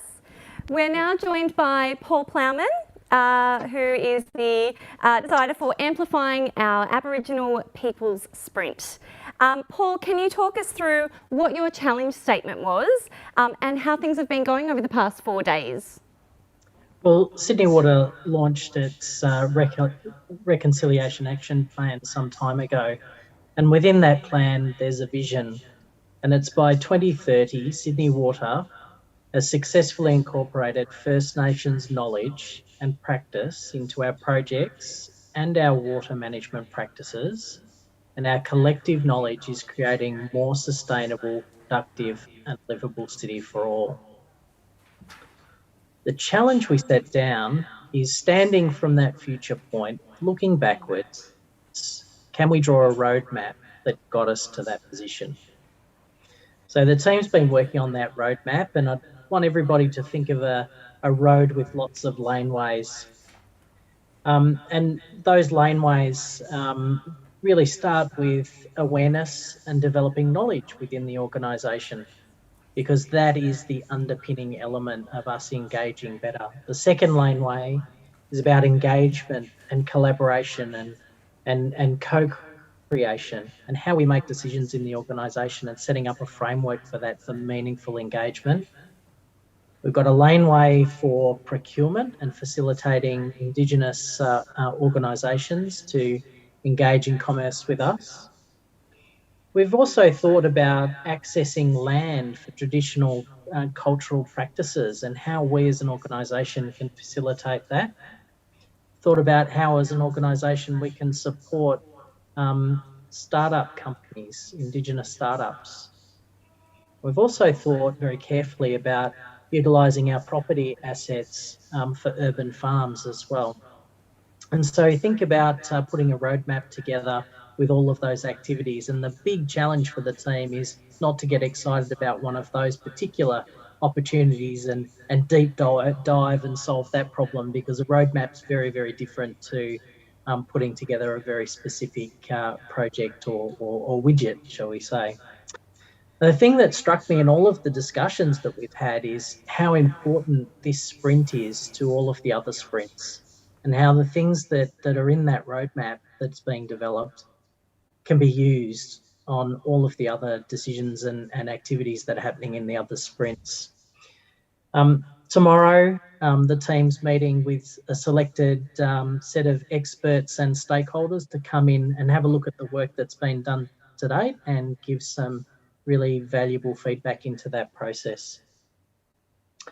So it's been a very big few days for everyone, and they got back in after a few days rest and got stuck into it today. It's a great product and the team's doing a fantastic job. So thanks, Ebony. Thanks, Paul. Couldn't agree more. It's a very important topic to talk about, and really looking forward to your update tomorrow night at the closing ceremony. Marianne, I now have Marianne Graham with me. Marianne is the sprint decider for the Customer Experience Sprint, and we're really looking forward to chatting now. Hello, Marianne. Welcome to the couch. Thank you. It's great to be here. Can you talk us through your challenge statement for the Customer Experience Sprint? Look, we have a great challenge, and I'm really excited about this. As the mother of a 16 and 18-year-old, I was delighted that our challenge is really about understanding what are the actionable insights that we can provide to not just the broader customer base, but in particular to our 16 to 26-year-olds, and how can they actually help us help them to make a sustainable future, and what does that look like for water? Excellent. And what were some of the initial discussions that were had when you were unpacking the statement? Look, it was really interesting. I think, you know, we've had some great visionary discussions with people like Craig Rispin, the futurist, which was incredible. We've got our sprint team has got people from University of New South Wales, Wipro, Salesforce, and of course some really talented people from within Sydney Water. So as a team, we started exploring what does the next 10 years really look like, and how do young people engage with us and our products and services. So really starting to explore their expectations and aspirations, and yeah, it's been terrific. And for us as an organisation that's really committed to customer experience and continually improving that, this is a great opportunity for the youth now who are talking about what they're going to inherit into the future, but for them to help us make a thriving, livable and sustainable city for the future. Couldn't agree more. So we're into day 4 now. Can you give us an update on the direction that you have taken this sprint in, and what we can expect to hear from you tomorrow at the closing ceremony? I'm really excited about this, and it's a theme that one of our bright, young, talented people from Sydney Water actually came up with, and it's called the Ripple Effect. So it's about getting a community of like-minded people together, and how do they create and share information and really help to form the solutions for the future. So really, really excited about that. We're going to take the work that we've done over the past few days and put that to a group of 16 to 26-year-olds, test it out with them, get their feedback, understand how that might look, and we're going to test the scenario of what's it like to be out and about in 10 or 20 years, and how would you walk around Greater Sydney, and how would you interact with not just Sydney Water's products and services, but with water and the environment. So really excited about what that's going to look like. Excellent. As a mother myself, I certainly can't wait to see what the future is like for our future generations. Thank you so much for the update. Thank you for joining me. I'm now going to hand over to Denisha Anbu, who is joining us live. Denisha, lovely to have you with us. As the decider for the water security sprint, can you talk us through your challenge statement and how things were unpacked and how things have gone over the last 4 days? Yeah, thanks, Ebony. Look, I'm super excited to be coming to you live from the land of the Wallumedegal people of the Darug Nation, and I'd like to thank them for the good care of the land and waters over this area for many generations. So to answer your question, the awesome water security design team were tasked with solving the resilient and reliable water supply challenge that we have here in Sydney, given climate variability, population growth, and the need for more urban greening. So given this context, and in line with the recently released Greater Sydney Water Strategy, the Water Security Design Sprint focused on looking at innovative ways that we can improve wastewater source control, so we can really progress the next stage of purified recycled water for drinking. So after setting a 2-year goal of having a program of incentives and controls targeted at making sewerage consistent in quality and treatability, the team then set themselves the challenge of how we might determine the right balance between controlling versus incentivising business. Now, after hearing Craig Rucastle's keynote last night, where he noted the importance of incentives in changing customer behaviour, the Water Security Design team clearly selected a really strong challenge to focus on. So after setting the 2-year goal and the challenge, the team had to align on a key hurdle, which was how to best obtain all the information and data to inform the challenge that they were working on.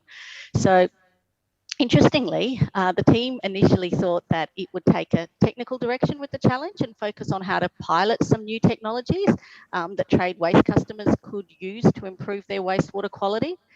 But then the team actually decided to take a step back and consider the regulations and the frameworks, as well as stakeholder buy-in. And the team did this because they realised that there were parallels with climate change and that large businesses actually have a commercial driver to reduce waste and environmental impacts. So that's why the team moved towards a regulation and incentive direction. So based on the work that the team's done over the last 4 days, I'm super excited about what's in store for the team tomorrow. The team will be testing the highest voted solution called Clean Water Initiative, which involves engaging and incentivising business customers to improve the quality of their wastewater discharges. A critical component of this solution is to provide inspiration to our customers through knowledge sharing, effectively an ideas portal, which has been the focus of the team's prototyping stage today. And it'll also be for tomorrow's user testing stage. So the team have displayed a fair bit of lunatic thinking during the 5-day sprint, which you might recall was something that I really challenged them with at the opening of the design sprint sessions. Especially, can I say, with some of their artistic efforts with the storyboarding session.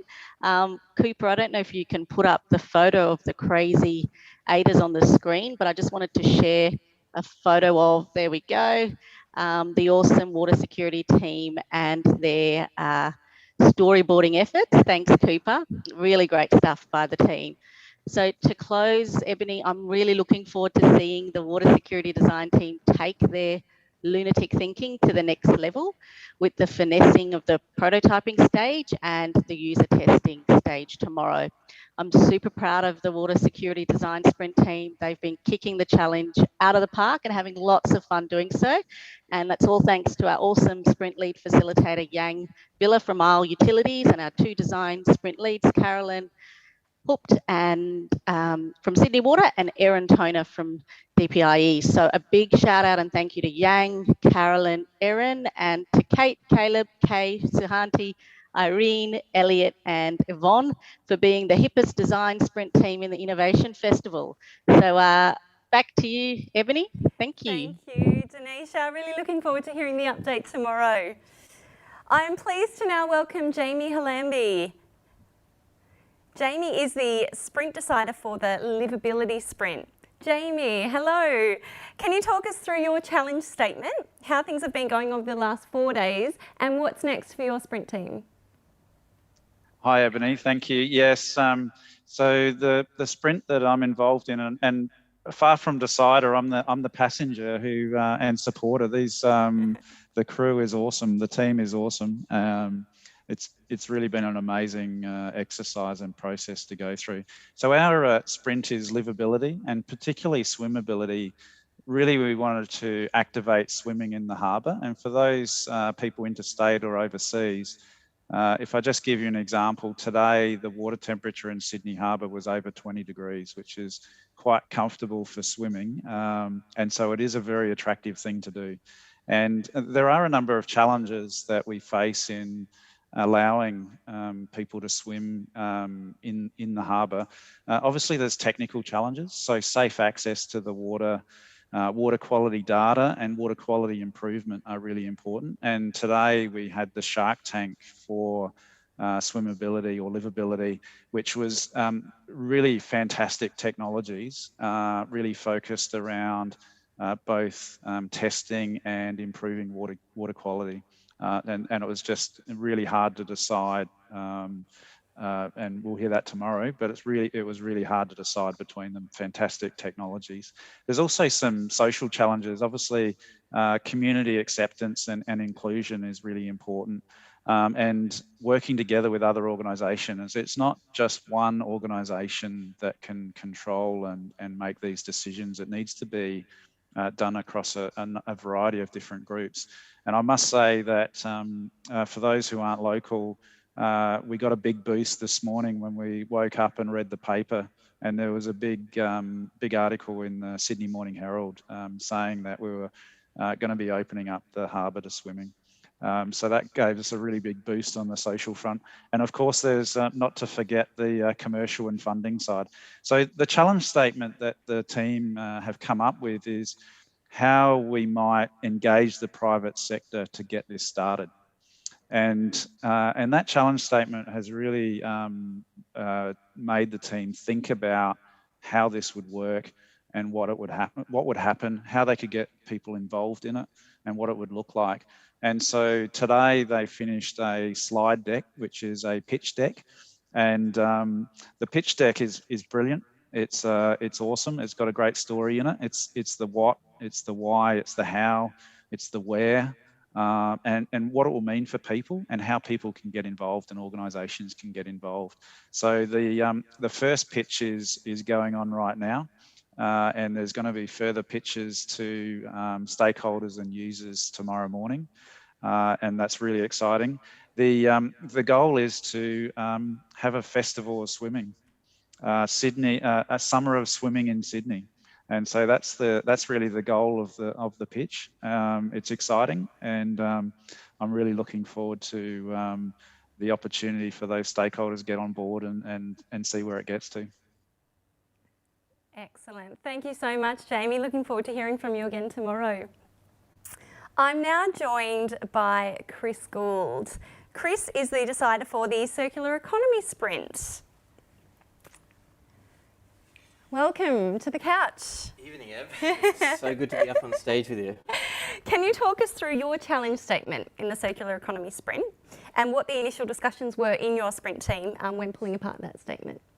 Yeah, I've got to say, just before jumping into that, the team has been bloody amazing. We've had so many cool ideas that's blown us away, and I just wanted to give a shout out to the team, particularly with Phil Woods and with Karen, our sprint leads and facilitator, and the rest of the team. You guys are amazing.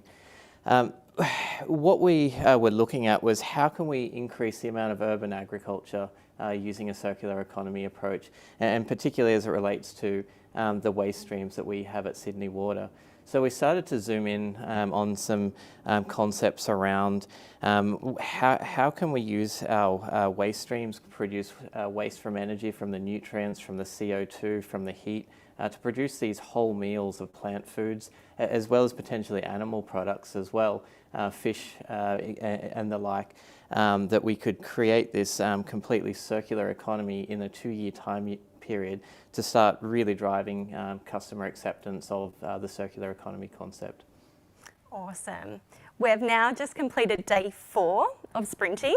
Can you give us an update on the direction that you've taken and what's next for your sprint team? Yeah, so the direction that we ended up taking, we looked at 3 effectively pain points. And the first was to say, how are we going to make this affordable? No one's going to buy a $50 kilo of tomatoes. The second, that we really wanted to use this as an opportunity to drive knowledge and attraction about the food life cycle and the circular economy approach. We really want to get over the yuck factor that comes alongside this. And the last one was really a technical piece about how do we use all of the inputs and outputs that come out of the waste streams that we produce at Sydney Water, as well as the food life cycle, to be able to create this closed loop food product that was there. And so we started to look at a series of fast and furious flashes of what we could do. We were looking at all sorts of lunatic thinking. Some of the ones that really came to mind that stood out close to my heart was around recycled water with producing beer. We had aquaponics, and we had some amazing other ones with bees and all sorts of weird and wonderful lunatic ideas. But where we ended up landing was a concept called We Grow. And just the simplicity of it was what took everyone. We combined a few ideas, but We Grow was the concept. And if you can think about being able to go online and buy a parcel of food and have that delivered or pick it up, it's so simple, but we're talking about the freshest products here. We're talking about being able to buy things like barramundi. We're talking about silver perch. And these are so fresh. These are literally around the corner from where you live, being able to pick them up. And we're talking about the plumpest and the juiciest tomatoes and the greens that come along, these vivid greens that are there. I probably should have eaten before I came. I'm getting a little too excited about the product that we're developing. And that's really only part of it, because the product speaks for itself, but it's also this community hub that we want people to come that live in close proximity. And if you can imagine walking into this greenhouse and just the scents and the smells and all of the vivid colours really smack you in the face, and you're able to walk through with your children, with your family, and you're able to just sit down and relax, and you can see the bees buzzing around, kids doing little bee dances trying to mimic the bees. All sorts of wonderful things, and there'll be a cafe that sits there that you can buy the produce from. And on the point around education, we really want people to understand more about the food cycle. It's not just on your plate, it's how it's grown, it's how all of the waste creates this circular approach, and how it all comes together. And importantly, the voice of our Indigenous people about how to care for land, how to care for our waterways, and how do you actually look after that in the long term. It's going to be so exciting is the approach that we're looking at. So what's next? Tomorrow, we've got to get our skates on. We've been developing a prototype around the website to be able to make it so easy, so vivid colours that people want to interact, that can just taste the produce by looking at it. The prototype, after a few hours, Zach's and the team's been doing an amazing job building this website. I can't wait to see what it looks like and start to develop it further. Awesome. Thank you so much. We can't wait to hear more tomorrow. Well, that's all we have time for today, guys. But before wrapping up, I want to give you a bit of hype on what's on the agenda tomorrow. So without giving too much away, we will be opening our last 3 Shark Tanks, which is on smart cities, customer experience and safety. We'll also hear from 3 keynote speakers, including Catherine McManus, Dr. Carl and Corey Tutt. There'll be a CEO session hosted by Dr. Carl on tech that doesn't yet exist, and of course the closing ceremony, which is one not to miss. We hope you enjoyed today, and we look forward to connecting with you all again tomorrow. Until then, here is a quick video of what happened throughout the day.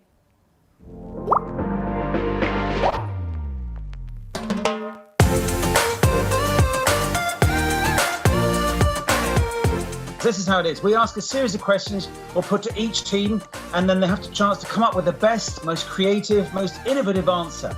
I think we all fantasize about wastewater. That's what inventions are all about. And what about our board members panel that we saw today? It was great hearing from such senior executives talk about their experience and how we can better implement an innovative culture in our own lives. Absolutely, and we had some of the sponsors on the panel as well, and I guess just hearing both those challenges from the private sector and the public sector and how we actually should be collaborating more together. And of course, emceed by Hugh Durham-White. He's incredible. Just incredible. But there were some really good takeaways in terms of some practical things that Sydney Water can be doing just to drive that culture more. I've been checking in with our design sprint teams, and the ideas they're coming up with are amazing. I can't wait to see. I think they've said it's almost like running a marathon. They are going to come out with some really tangible outcomes and things that we can practically do, at least in the next sort of 12 to 18 months. I don't want to spoil the outcome, but what about the brilliant debate we just witnessed? The voting's still underway. I feel like Australia's better at innovation than the UK. Well, look, that'd be my thoughts as well, but I guess we better leave it up to the people to decide. One of my highlights from today was the Shark Tanks we had. We saw about 15 different technologies. The votes are still coming in. We'll find out the winners tomorrow. What about this morning's Winang-ali panel session? We had a whole range of Indigenous representatives talking to us about how water connects us to the landscape. I think we've got so much to learn from the traditional custodians of our lands and waterways on how we can better manage the environment and look after it for generations to come. And the fact that we've just released our new Reconciliation Action Plan, it's just really good timing to be having those sort of discussions. Can we teach this elephant to dance, which I think is really an imperative for us. Innovation is creating new value. Are we set up to succeed? Am I confident? Do I feel safe that I can share these ideas? And do I believe that they're going to have the ability to run the course? Creativity and innovation exists in all of us, I think is very true. So an organisation therefore needs to provide leadership, but it needs to show that it values the innovative ideas of our people. I don't want Sydney Water to be a legacy organisation. I want us to be a world-leading utility that everyone looks up and says, look at Sydney Water, look at the great things they did. Wow, we don't want to be a legacy organisation. Let us know in the YouTube comments what your favourite event from today was. We had the Winang-ali panel, the Shark Tanks, the exec panel discussion and the brilliant debate.